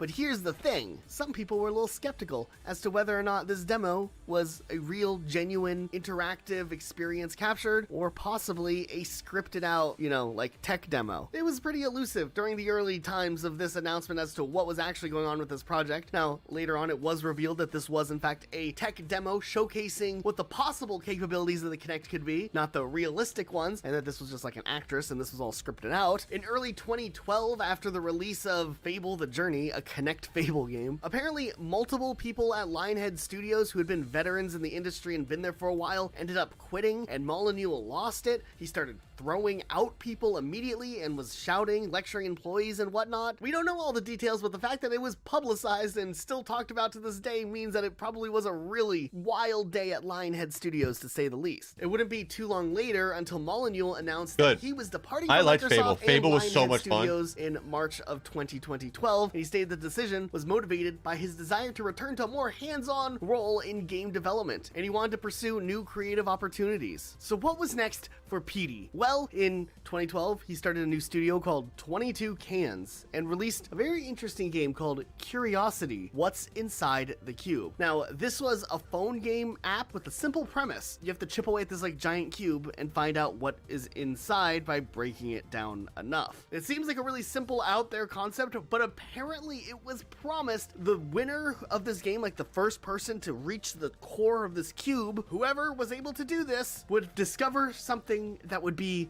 a life-changing reward. I promise you this. It is something incredible, unique, and amazing. And I promise you, whoever it is that finds the middle of it, it will change their lives forever. That's a pretty big statement. So Yeah. there was like a rush of people who did follow Peter Molyneux during this time trying this game, and people were racing to figure out what this secret reward inside the game was. However, when someone did actually make it to the end, the winner simply got a video of Peter Molyneux in this weird white room talking about how in the next game it's gonna make him a god. And so, what is in the center is something that only we can grant. What? And it is the ability to be a digital god. So all of this was just a big PR stunt for another game project called Goddess, which we'll talk about here in a second. And essentially the winner would get to be a god in a new game. Not really the life-changing reward that was promised. I think some people thought it'd be some monetary prize or something, not a weird video of Peter. We are making a game called Goddess. Goddess was announced, and it was funded through Kickstarter. The game promised to be a revolutionary game where you play as God, and the development was, filled with a bunch of issues. A ton of the promised features were never implemented. It's still in early access 10 years later and probably will never be finished. The Kickstarter went $100,000 over the goal, and even though many people funded their project through Kickstarter, apparently a lot of people never received their rewards either. Real quick, before Elijah gets into the latest part of Petey's journey, there's one more really weird thing that happened between 2021 and 2023 that isn't a straight up lie or anything, but he announced an NFT game centered around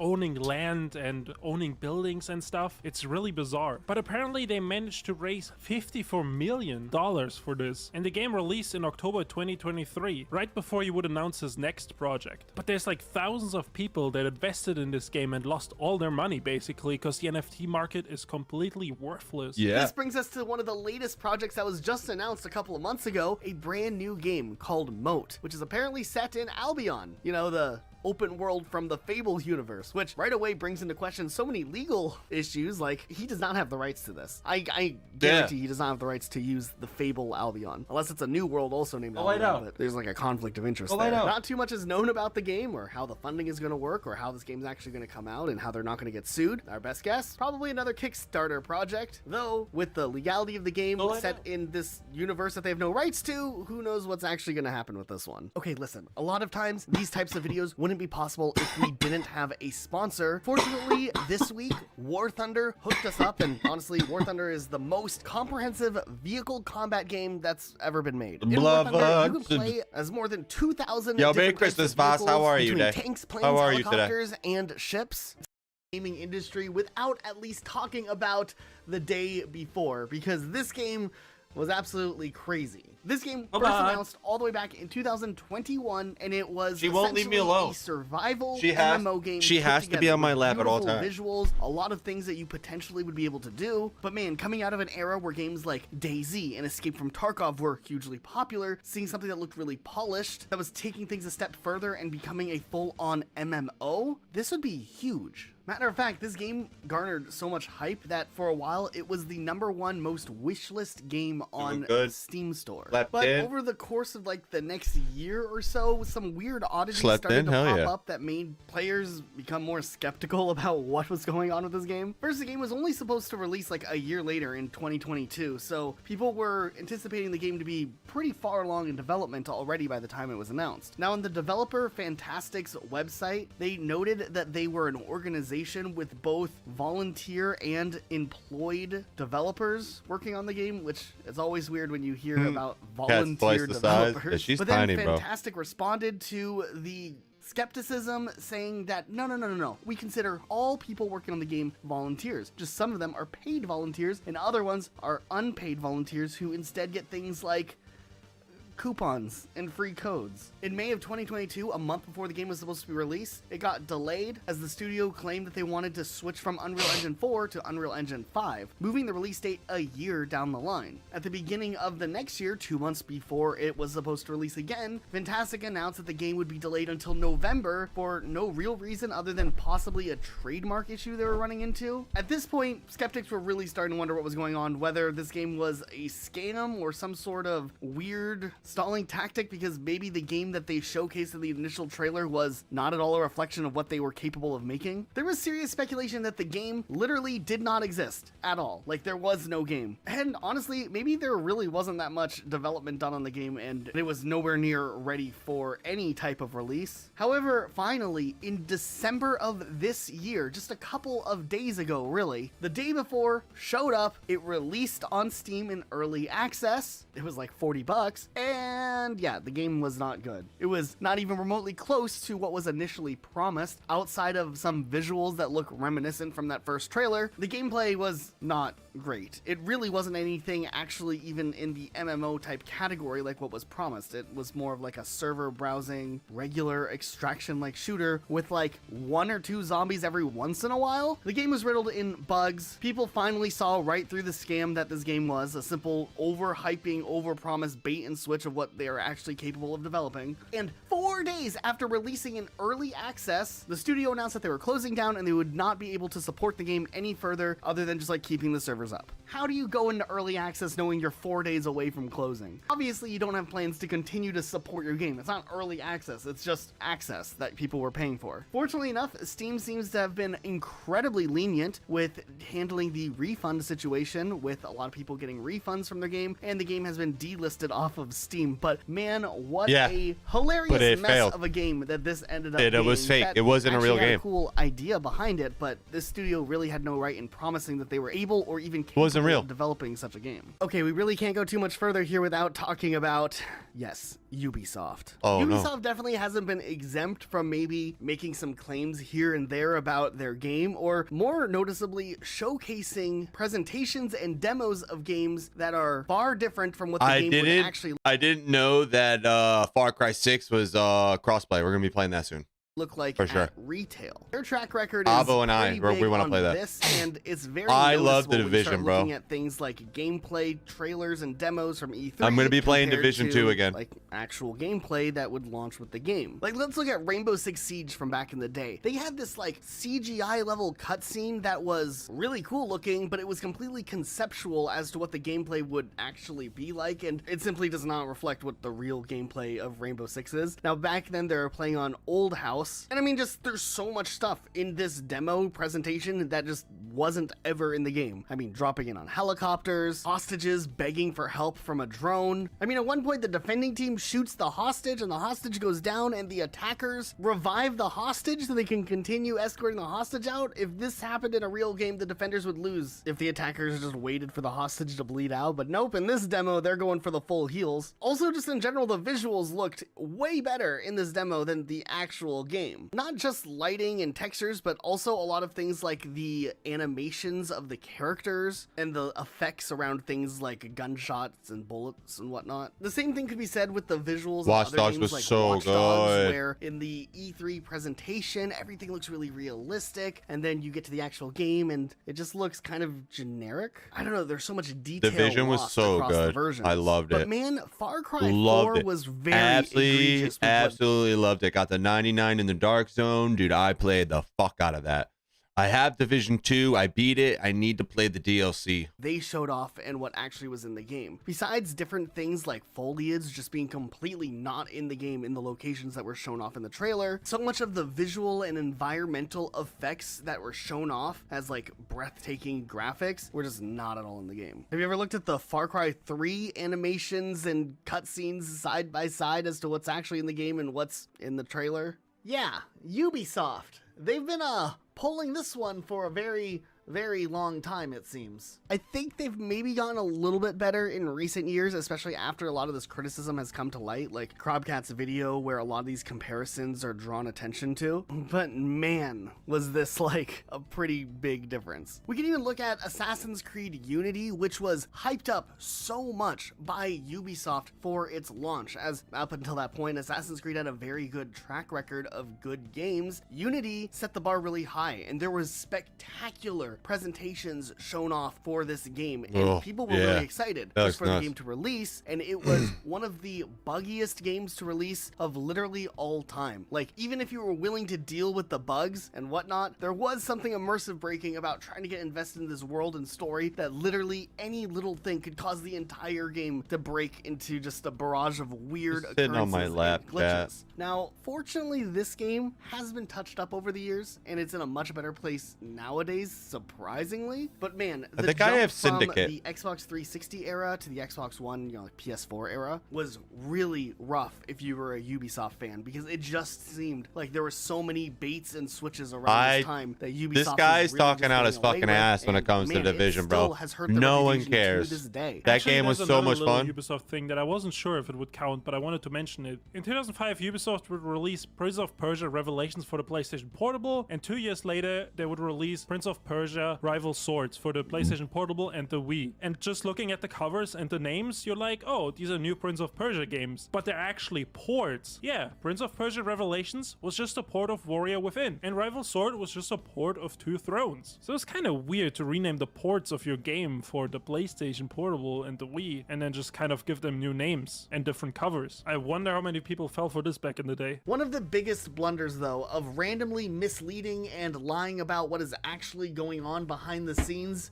has to go to Sony with the PlayStation 3. E3 2005 was a wild year. The Xbox 360 was set to release that I never year, ran and into Sony would issues. be lagging behind with their PlayStation 3 coming out a year later. So Sony really had to pull out all the stops in convincing fans and gamers why they should wait on buying the Xbox 360 for the PlayStation 3, which would be later. And their big gun that they were going to show off was Killzone 2. Now, Killzone's kind of been Sony's, like, quote-unquote attempt at a Halo killer, and Sony showed off this trailer. There will that never you're be a seeing Halo right killer. now, but made the fatal mistake of saying that the footage was running in real time on a PlayStation 3. If you've ever played a PlayStation 3, you would know that, like, gameplay doesn't typically look like this. What really happened was all of the cutscenes and gameplay footage seen in the trailer were, of course, pre-rendered in an engine ahead of time and then just shown as, like, a video. A lot of games do this for trailers and for cutscenes and for concepts, but it is very different to make the claim that this is real-time gameplay versus like a concept trailer as to what they hoped the game would Halo, look like. there will never be a Halo killer. Every game that Apparently, said the it's going to be a team Halo at the killer has studio failed. didn't even know that the PlayStation rep would refer to the Killzone footage as running in real time on PS3, and they were shocked. They had only just got their PlayStation 3 development kit and hadn't even started programming anything on there yet. Killzone 2's development actually was originally planned for the PlayStation 2, so they would have to move everything over. Now, there are some discrepancies as to whether or not this trailer represents what their goal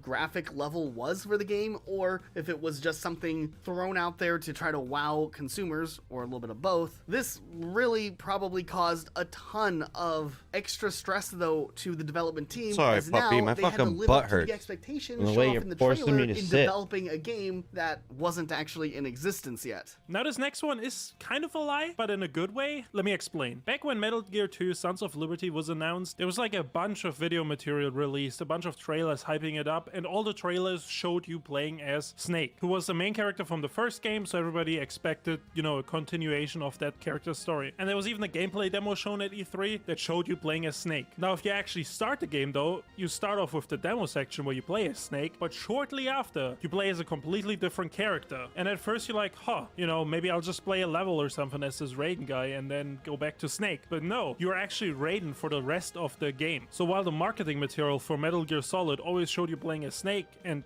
you know, because of that could be seen as deceiving, I think it was an intentional choice to kind of have this twist of you playing a completely different character. And I mean, Metal Gear Solid 2 is one of the highest regarded games in the franchise, so I think it worked out. It's just kind of funny that it was this marketing lie that kind of led to this moment in the game where you're like, huh, what's going on? Why am I not Snake? But overall, I think it was done for artistic purposes, so I can't be too mad at it. Okay, and then Fallout 76 was an interesting game to say the least, and I even debated whether or not it should go into this video. For all intents and purposes, Fallout 76 was advertised as a Fallout experience that you could play online with friends, which was a big deal because most Bethesda games aren't typically a co-op experience. Exactly. Except here's the main problem. When Fallout 76 released, it really wasn't a main Bethesda game. This was something different, something that felt more of a shell of what players had expected. Players fully expected the game to be fleshed out with a world that has all these little details and intricacies like you would find in a game like Fallout 4, for example, and then you'd have this whole multiplayer component to it. Except it seemed like the trade-off was, instead of having an interesting world with interesting characters, you could just like look at other people and run around. Not outright deceptive, other than the one time that Todd said that the game had 16 times the detail that previous Fallout games had, which, what does that even mean? The game released and it still was full of bugs and just performance issues. It wasn't even polished at that point either, and it was a full-priced game, so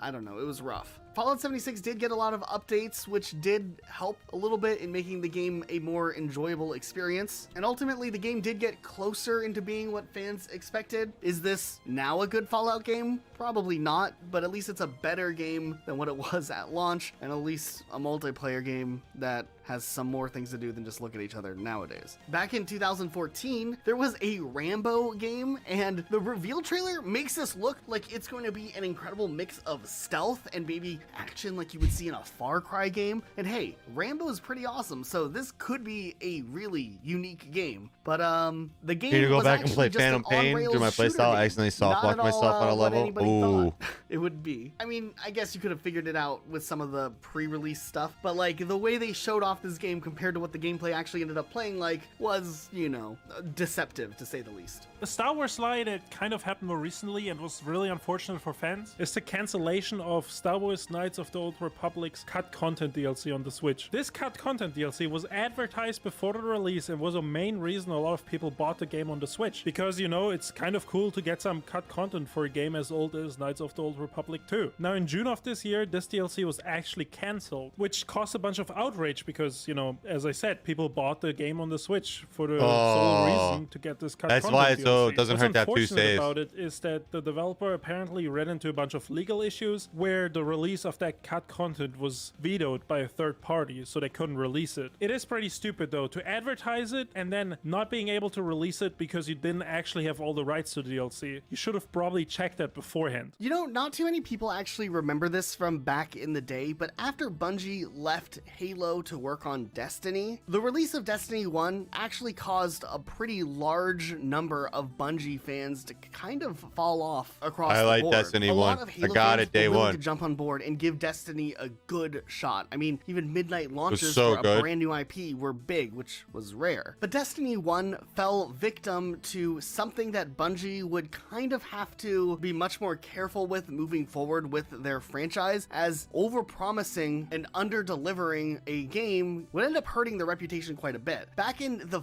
original reveal for Destiny 1, there's literally the infamous quote of, "If you can see it, you can go to it." I mean, it's amazing. This is all coming right out of our engine. All that stuff, if you ran out there, it's all playable terrain. I mean, it's just it's just a really powerful new engine that we've got.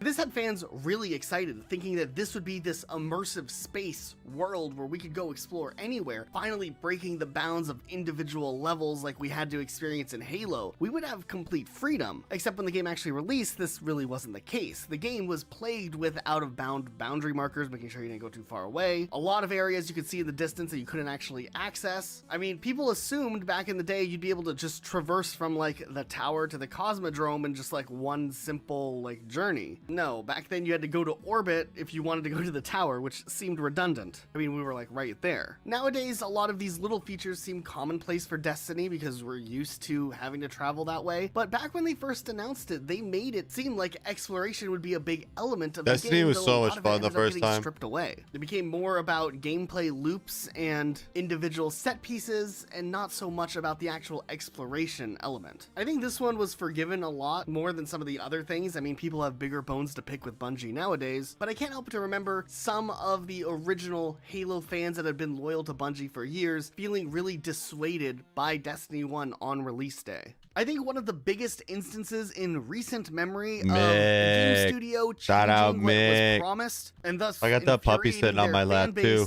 She's been sitting on my lap for 3 hours. Overwatch 2.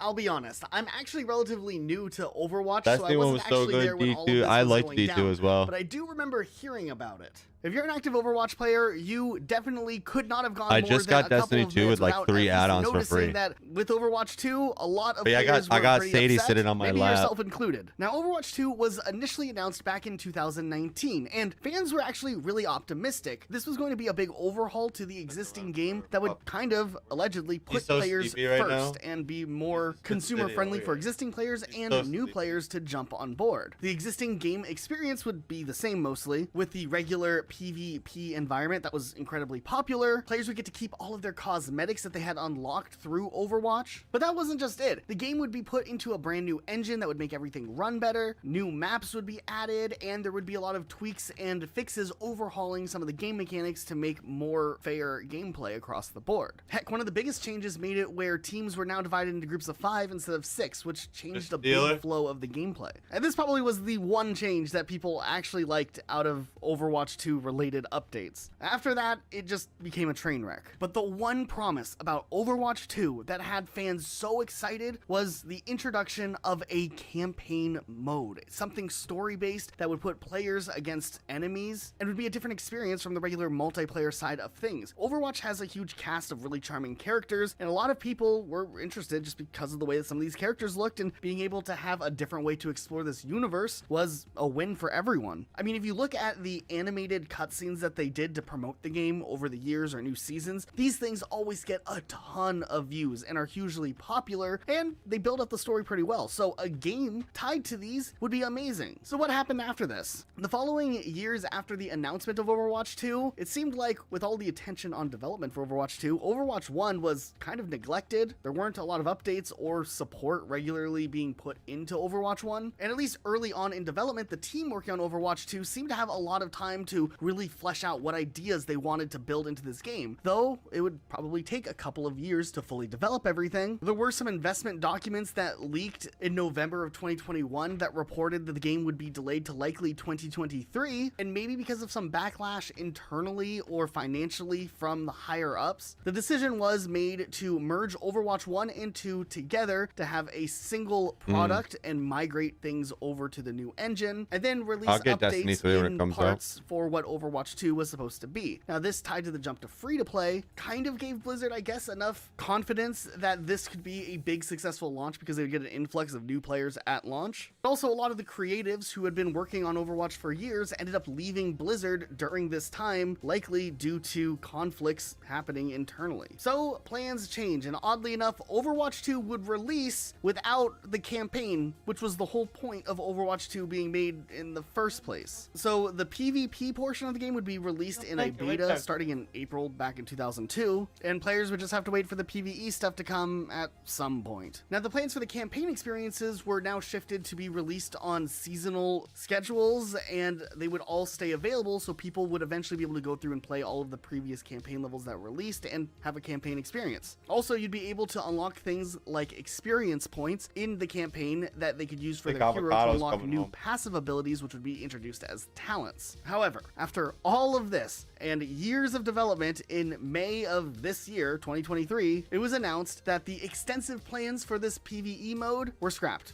That's it. They were worried it would impact the PvP elements of the game. Instead, the developers were going to try to offer story-based events as a replacement for the scrapped PvE, and they would be tied into some other stuff alongside another canceled game. And instead, there would be some sort of stories released, but they would require players to pay $15 for the story missions. So this was kind of like the last nail in the coffin. On day one of Overwatch 2, players are already asking, why is Overwatch 2 a thing? It's just a glorified update. There's maps from the old game that are now at Nite, and it wasn't Ava who texted me. It was my niece. Characters that were disabled due to glitches or whatever, and some reworks that were kind of broken. But I mean, this wasn't anything crazier than like a big season update for another live service game out there. Free to play is cool for people who didn't already own Overwatch, but the people who had Overwatch were kind of scratching their heads as to what was going on. There was no story, which was like the biggest, most hyped up part of Overwatch 2. This is something people wanted for a long time, and there's still room for a great story there. One of the craziest launches of all time, where it became apparent very quickly after the launch that the game isn't what it was promised to be, was No Man's Sky. You can't hate on No Man's Sky too much nowadays because the game did evolve into a much, much better game than it was day one. So nowadays, what we know and where we know the game ended up going, you can be a little more forgiving. But man, when they announced this game, it was like the biggest deal. It was supposed to be a revolutionary game. There were so many awards that the game won, as in didn't even know there was one. Good presentation at E3. I literally just brought up SMC the other day to Avo saying that we should play it. And that this would be the future right here, starting with No Man's Sky. And then the game came out, and there really wasn't too much to do in the game. I mean, you could fly to a planet, look around, gather some resources, and then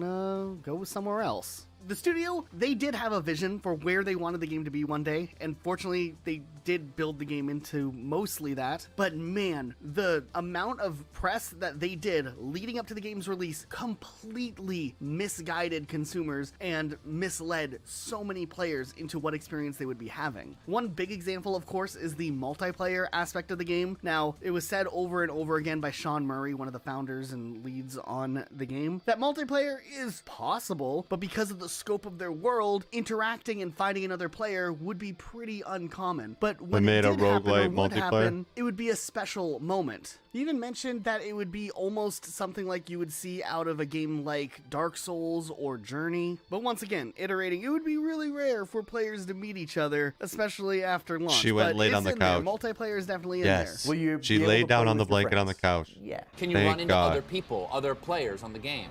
Yes, but the chances of that are incredibly rare, just because of the size of what we're building.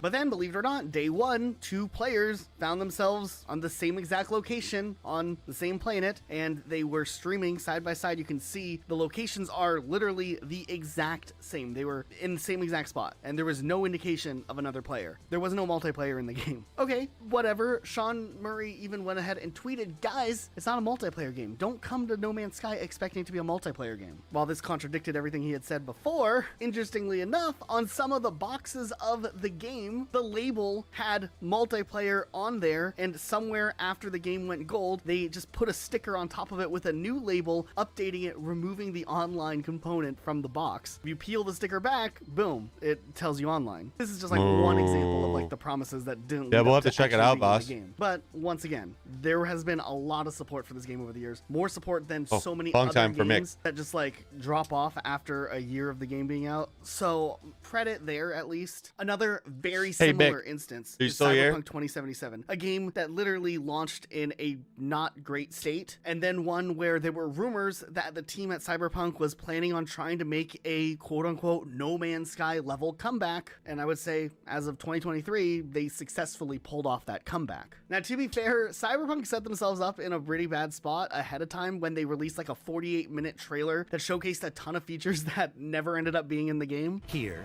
a generic ad has morphed into an advertisement specifically tailored to V, informing her of the nearest vendor she can purchase the product.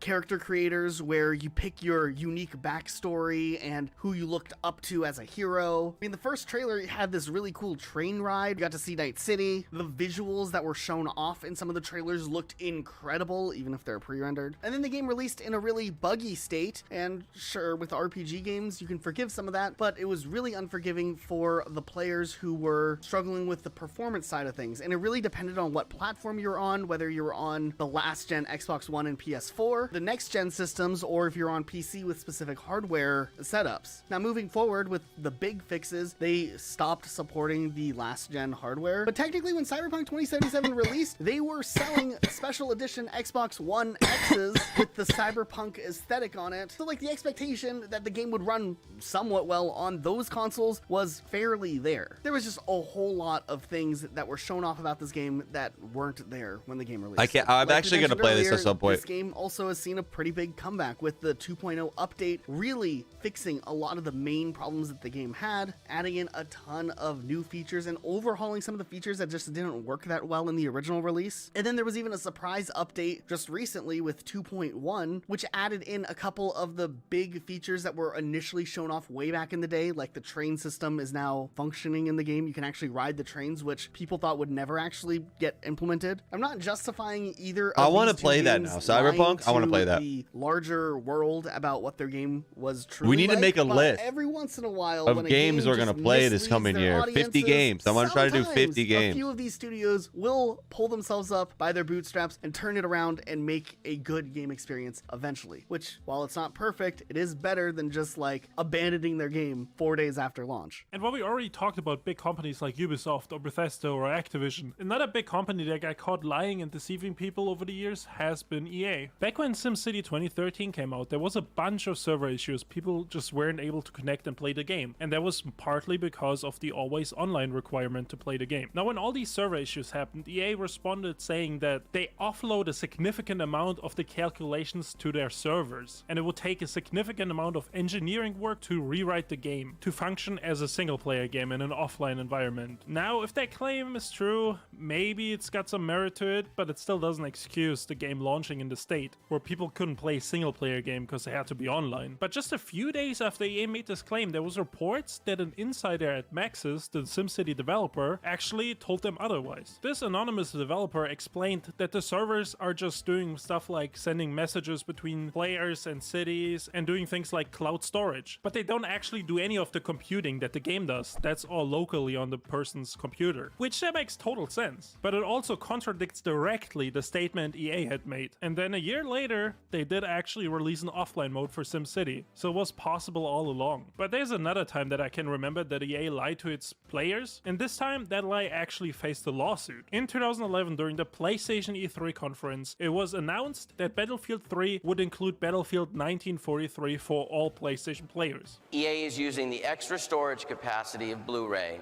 to add a second game, Battlefield 1943, to the disc. That gives PlayStation owners one of the most exciting games of the year, bundled free with one of the most popular games offered on the PlayStation Network.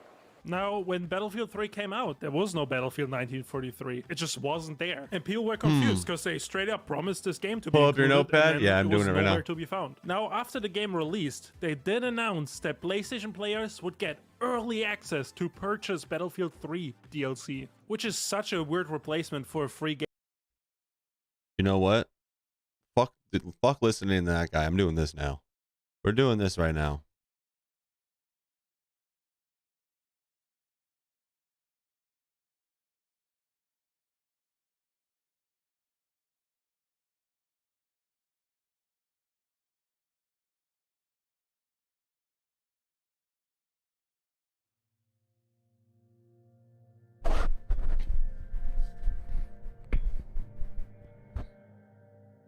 go. We already got a couple games on here. Rage 2.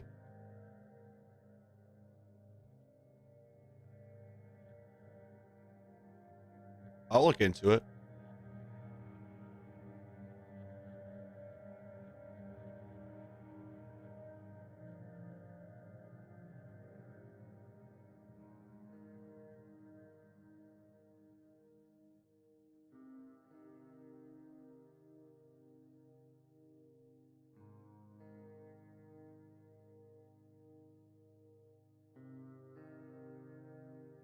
We beat so many games last year.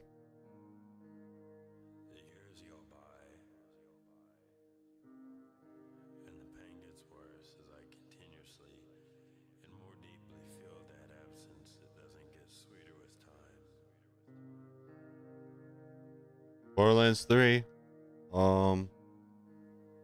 Gotham Knights is another one we're playing.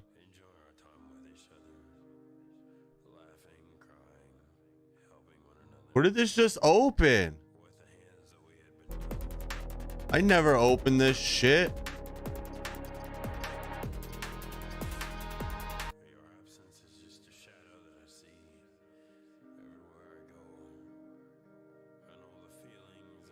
Maybe I did.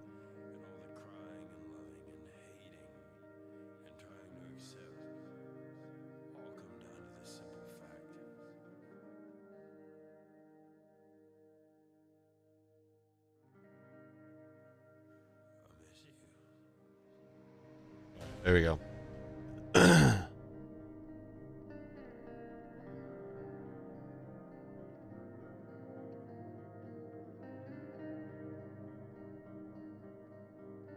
Definitely Control.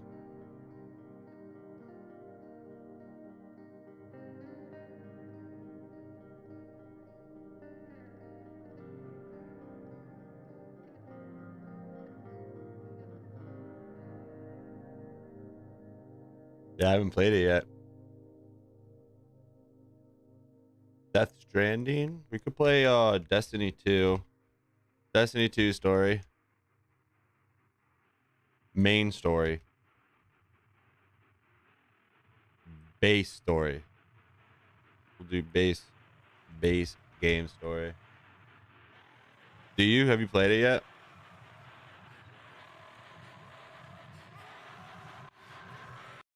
I haven't played it yet. Yo, what up, Nem? Your nemesis to me no matter where you are, so it don't matter. You got 3 different names up on me right now. Merry Christmas, Brody. How are you today? We're making the list of games we're playing next year. It's multiplayer? Yeah, we're gonna play that then. Boss, let's play that together. Where is it? With Voss. Arkham. Okay, so I gotta put these in. Yeah, buddy. Borderlands 3 with Avo. Nemesis. Sheesh. Sheesh, Silent, Avo. That's hell yeah. With Avo. I got spots open for Destiny as well for this coming year. Far Cry 6. I'm trying to see if Mick wants to play Far Cry 6 with me. He doesn't answer. Because it's co-op. I want to play Ghostwire.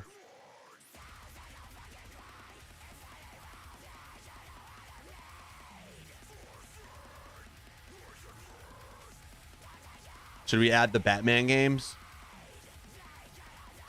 We'll do Lego Batman. And if we like it, we'll play the other ones.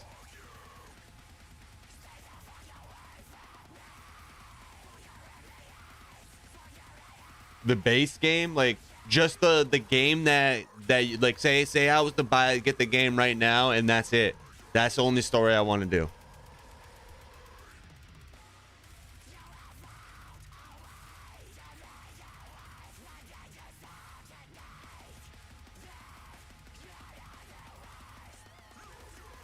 Remnant 1, Remnant 2.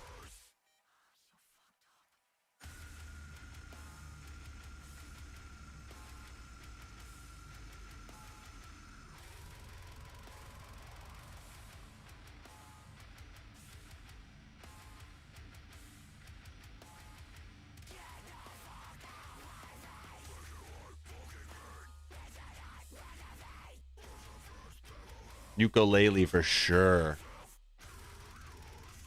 You can play Rocket League? Yeah, dude, I got Rocket League.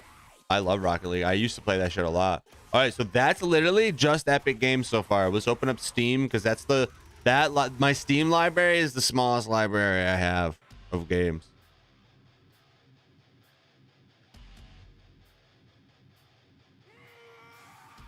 And I have never played it. Never even heard.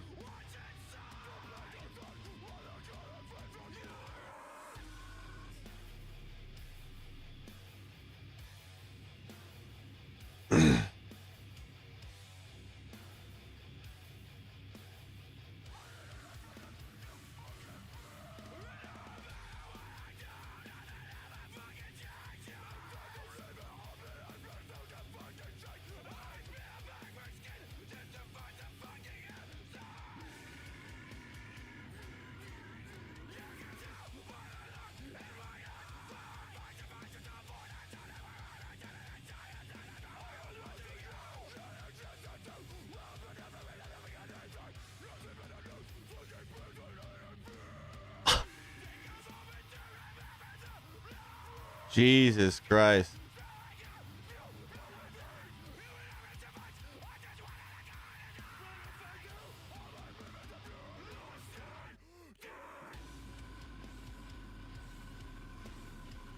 Zombies, yeah, for sure. For sure, zombies.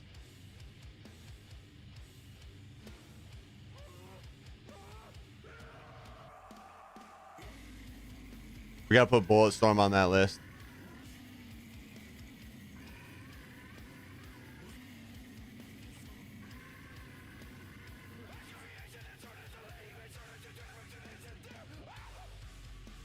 What's Code Vein?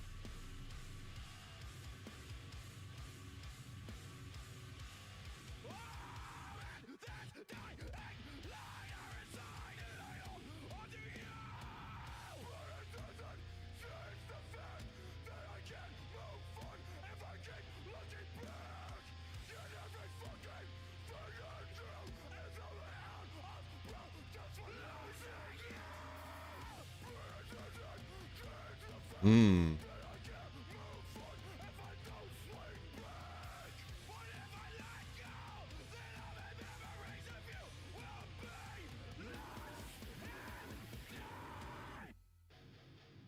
That's 32. 32 games so far. Strange Brigade.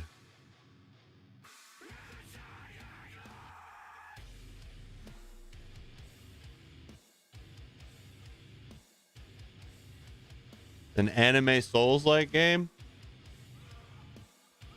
I'll put it on the list.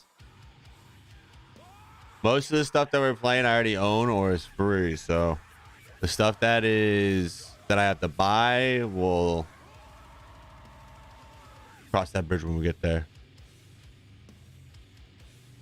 All right, here comes the creme de la creme though. From Space, is that a story game? Added.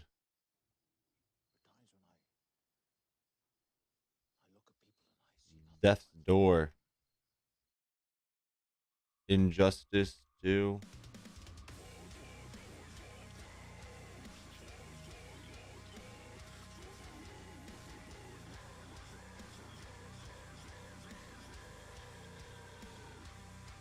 Could do Alice Madness Returns.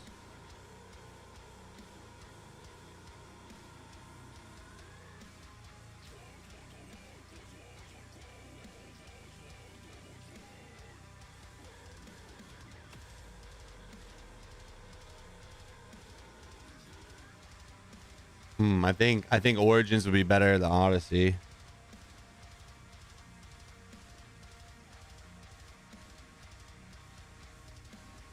Originas. Ah!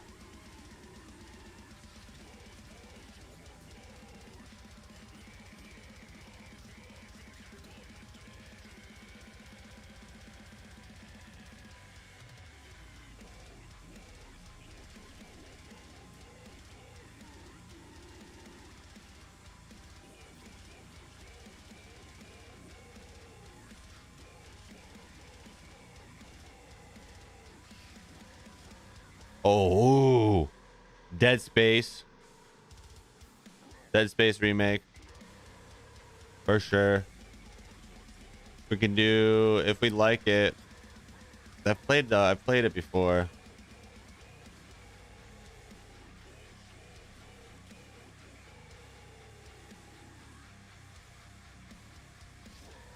Fuck it, we're gonna do all those because I know it's gonna be cool.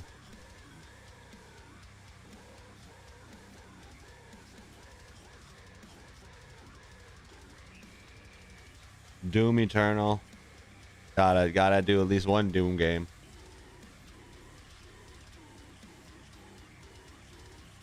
What's this Eastern Exorcist? Oh.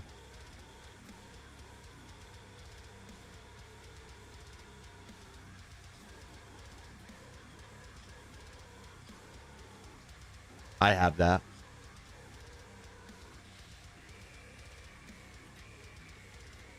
I have Mass Effect.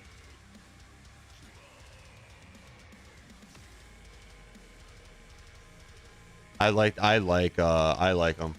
I like Mass Effect a lot. I've played 3 of them. I don't remember exactly which ones.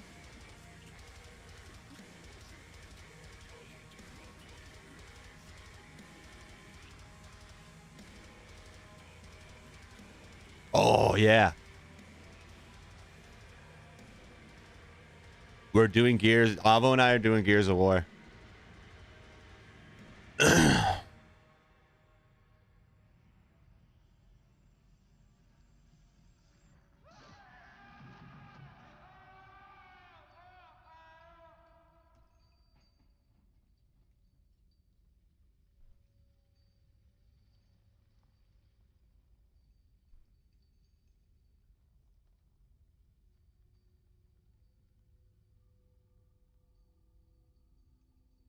I'm putting Halo on here, dude. We're gonna do Halo.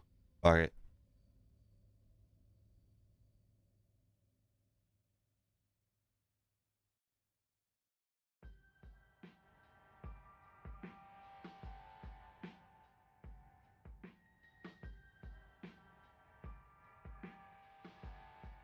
You have the MC collection? Do you have the Game Pass? You should be getting the Game Pass, bro. All these games come with Game Pass. We should play Hellblade to get ready for Hellblade 2.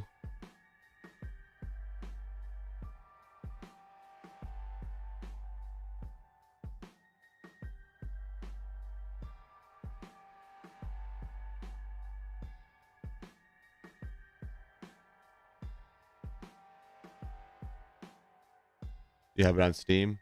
Yeah, I have it on I have it through Game Pass, but all these games that I'm going through right now are coming with the Game Pass too. See, Mass Effect, all the Mass Effects come on Game Pass, bro.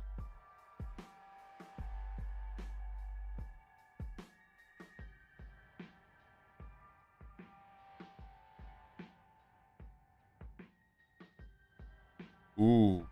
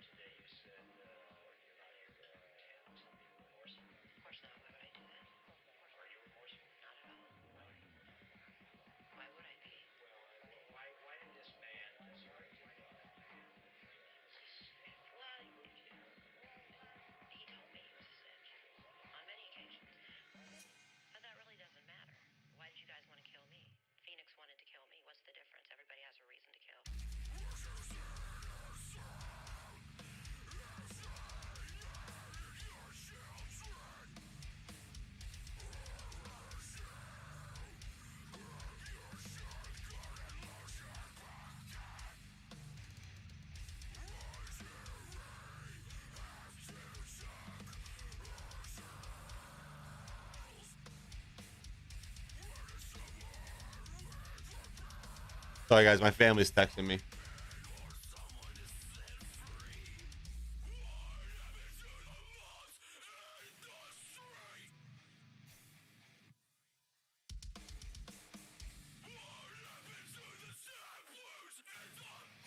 We gotta do a race. We gotta do at least one racing game. Need for Speed Unbound.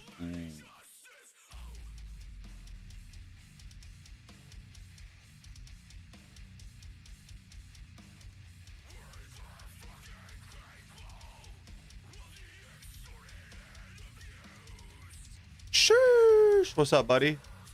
We are making the list of games that we're playing this year for 2024. That's what we're doing right now. I'm probably going to delete some of these that I know that I won't play.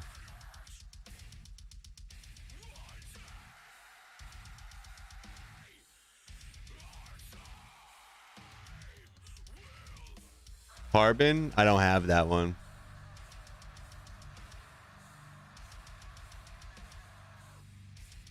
Yeah. I don't got Carbon, brother. All right, so we'll probably delete. I'm gonna delete Severed Steel and Spirit of the North now that I see how many other cool games that I'm gonna be playing. I don't need those. Take out the ones that I know I'm not gonna give a fuck about.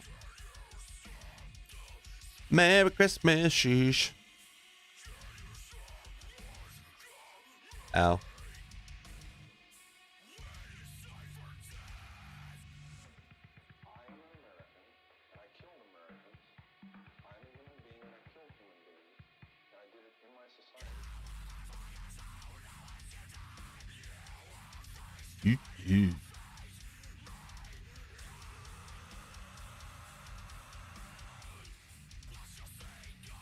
Yeah, I've never even opened it before.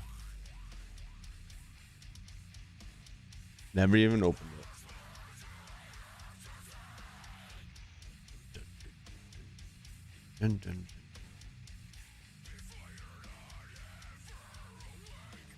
Oh, Jedi Fallen Order. That might be a good game to play.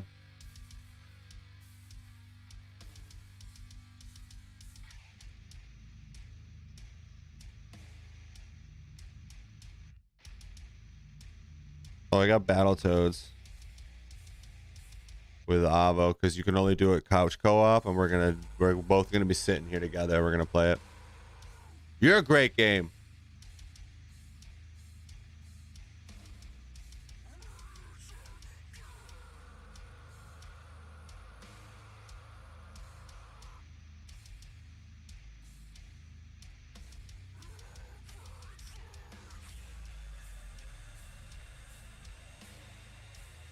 Jeez, getting caught by cops costs you a lot of time.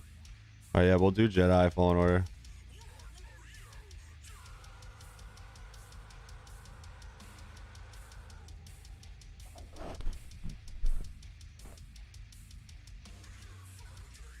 I really want to play Skyrim too.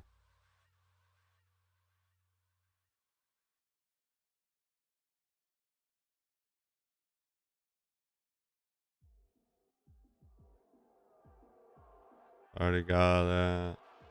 You know, I'm gonna try Wolong.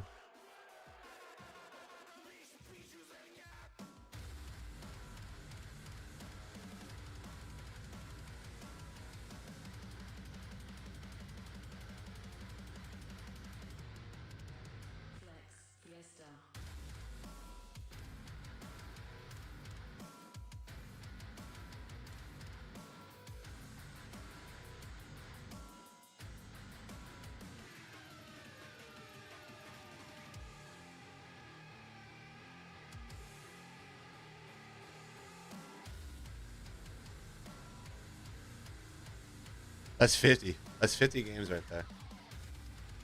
And that's if I don't get wrapped up in multiplayer bullshit. You know what I mean?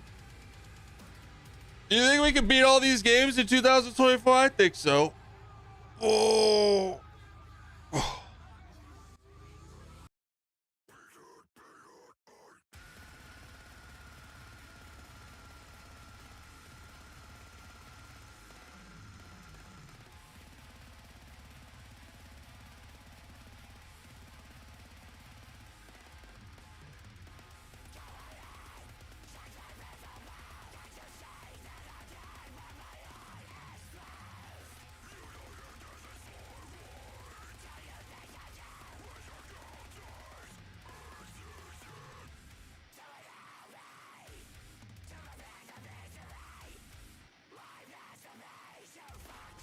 So yeah, that's a good list.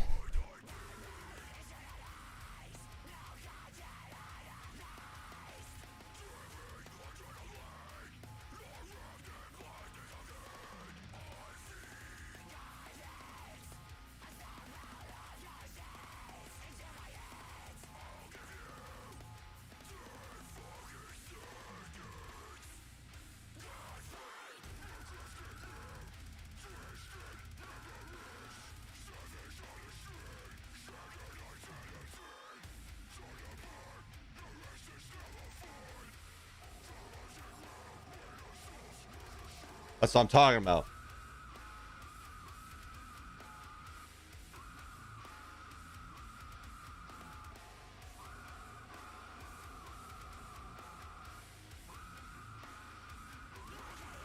All right, I'm gonna since I know what games I'm playing, we are going to go ahead and boom and uninstall the ones that I'm not playing.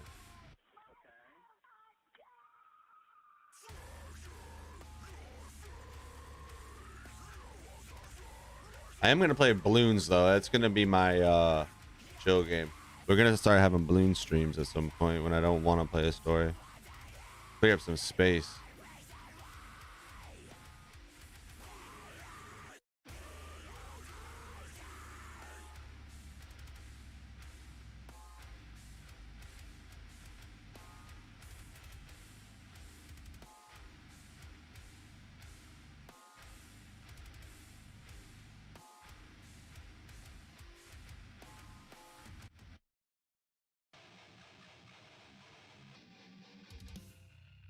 Got nothing downloaded from fucking. Oh, I got Hotline Miami, but that ain't nothing.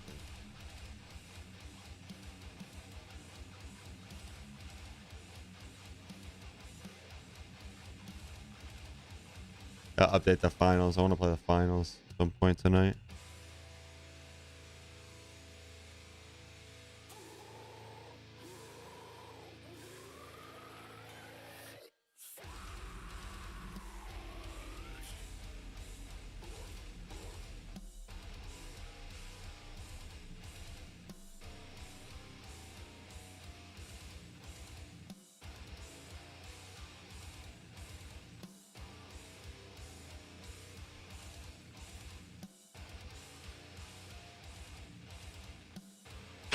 Need to make a new name, guys. I've been the homeless guy outside CVS for so long.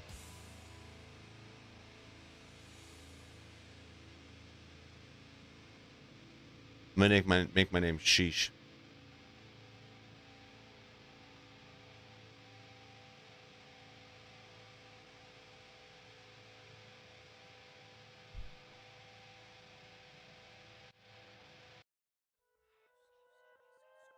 I'm Bobby Mum. I'm Bobby Mudder. Oh, I need to go on the Xbox. ADHD.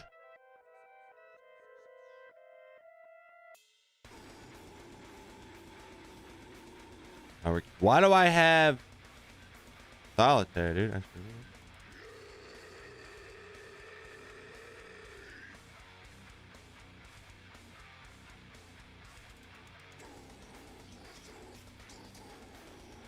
you're fucking rude.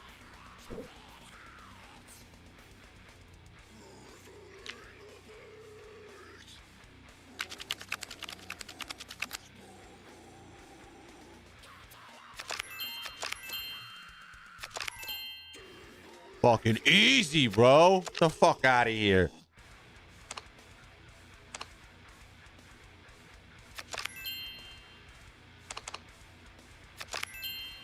Shit. Oh, why does it keep doing that?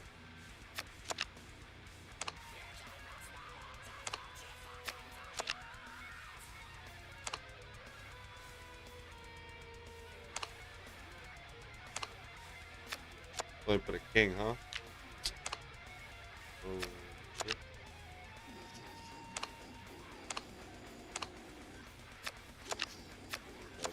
Let's go.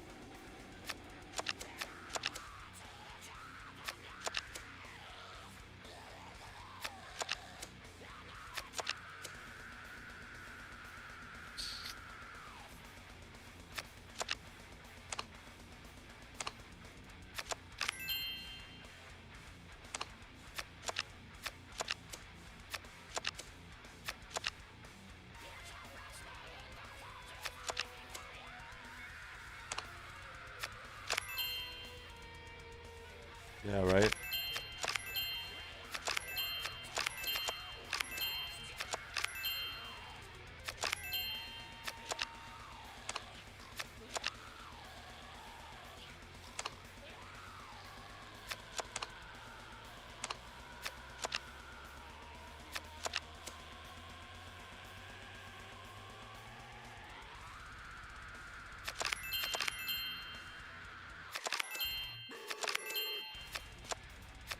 Too easy. Too easy.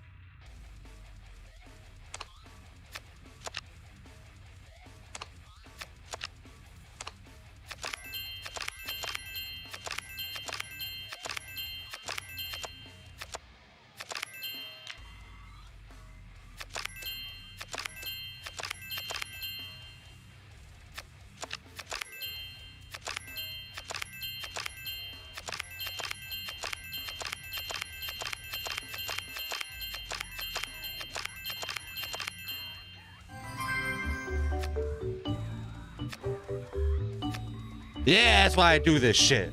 That's what I live for.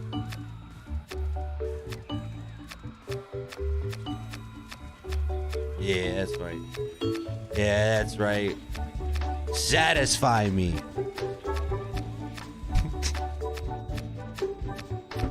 Woke the dog up. What the dog doing?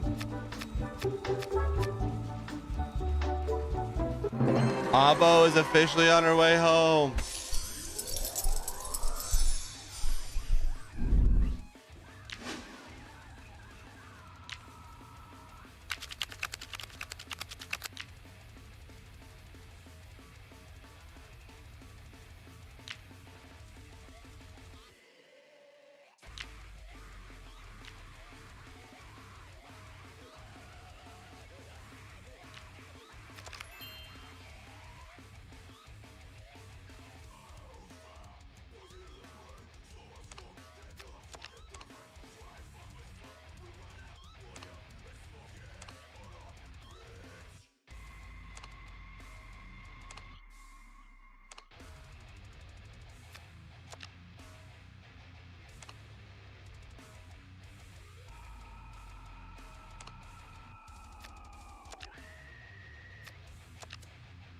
Stupid ass bitch.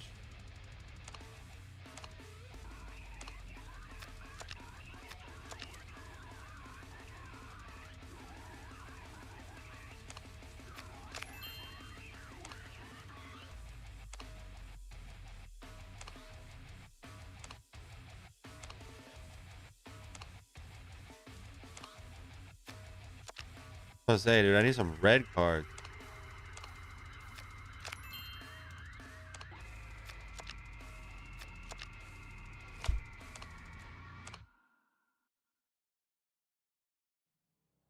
Porcelain throne calls. Jesus Christ, bro.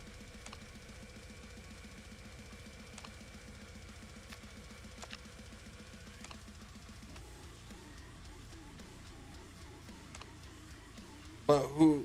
What is Hollis? What's up, Kai? How are you? Merry Christmas, Brody. How are you today?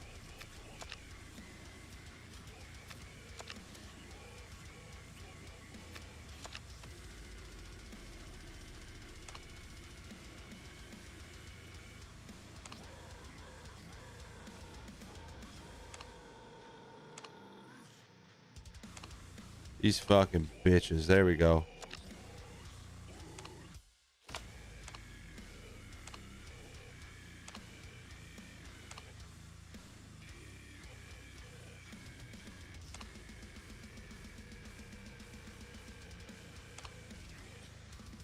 Oh, bro, I think I'm fucked.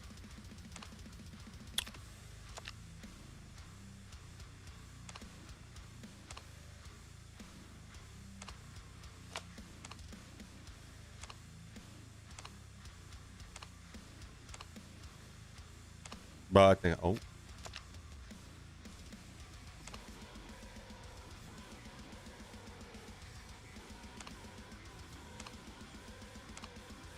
Yeah, dude. There's Bupkis. Bupkis on this one.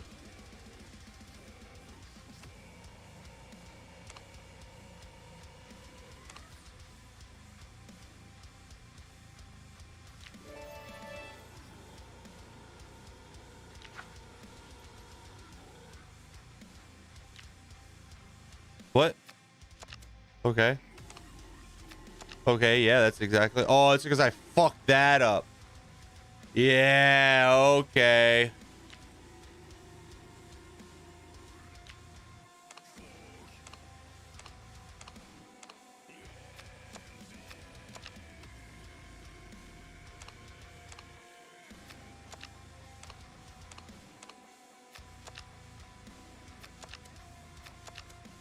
Ah! There she blows. Right there. That's how I lost. Okay.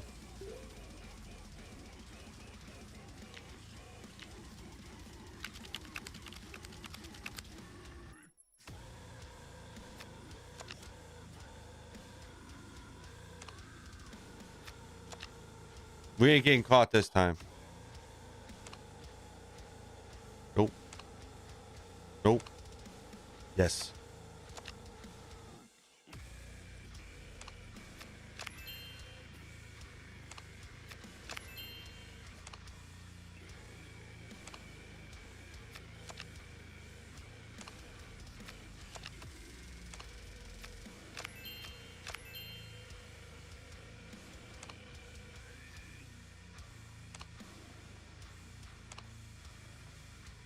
Fuck, we got caught.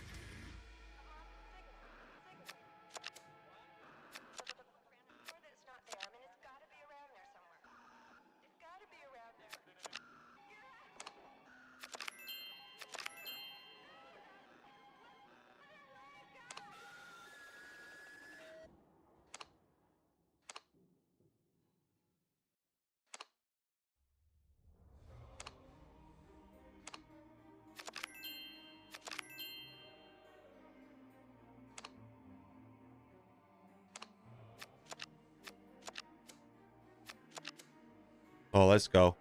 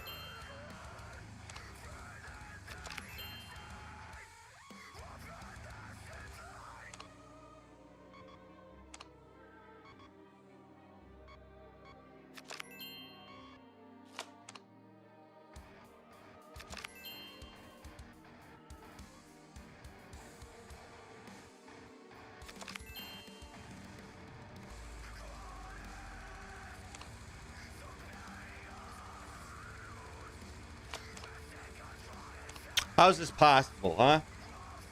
There was no... Make no sense.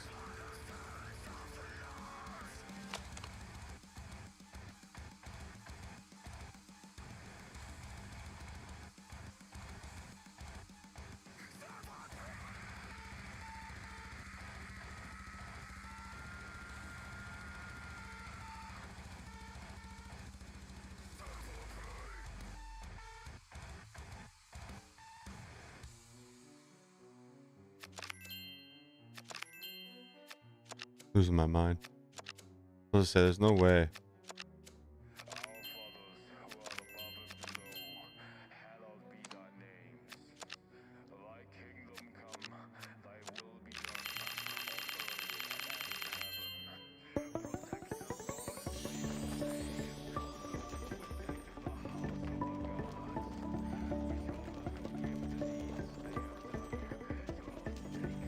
I literally got rid of.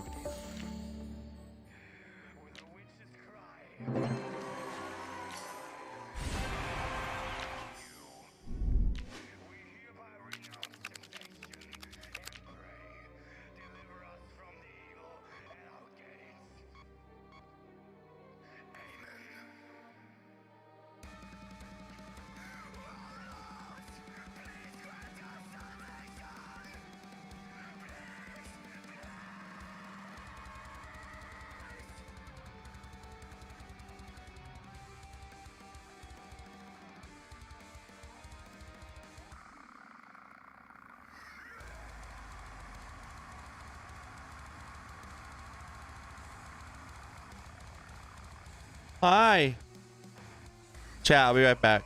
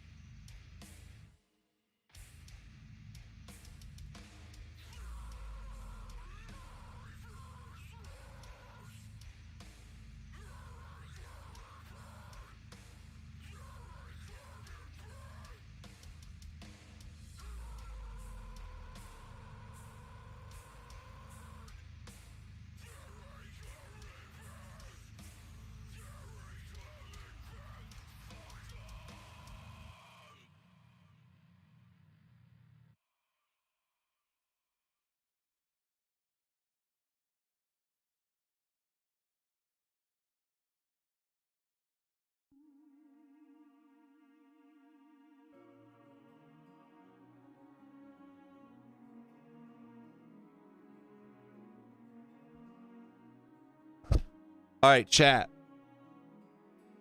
I appreciate y'all hanging out with me in this Christmas morning and early afternoon. But Avocado is home and I'm hungry. And I want to eat and dab with her for a little while. And then I will be back. We will be back to play games with Mick.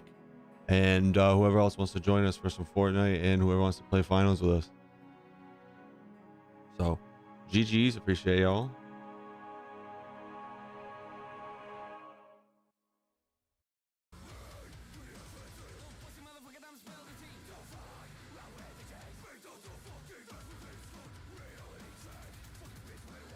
We'll be back at like 3-ish.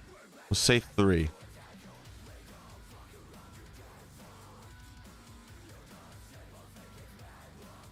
You may play finals, hit me up. I got you. I'll hit you up, boss. I appreciate you. So we'll be back in about like an hour and a half to 2 hours. How about that? I'm gonna make a YouTube scheduling for it and everything. GG's. We're not good either. We suck cock. We're terrible. All right, GG. I'm gonna go make some food and relax, and we'll be back.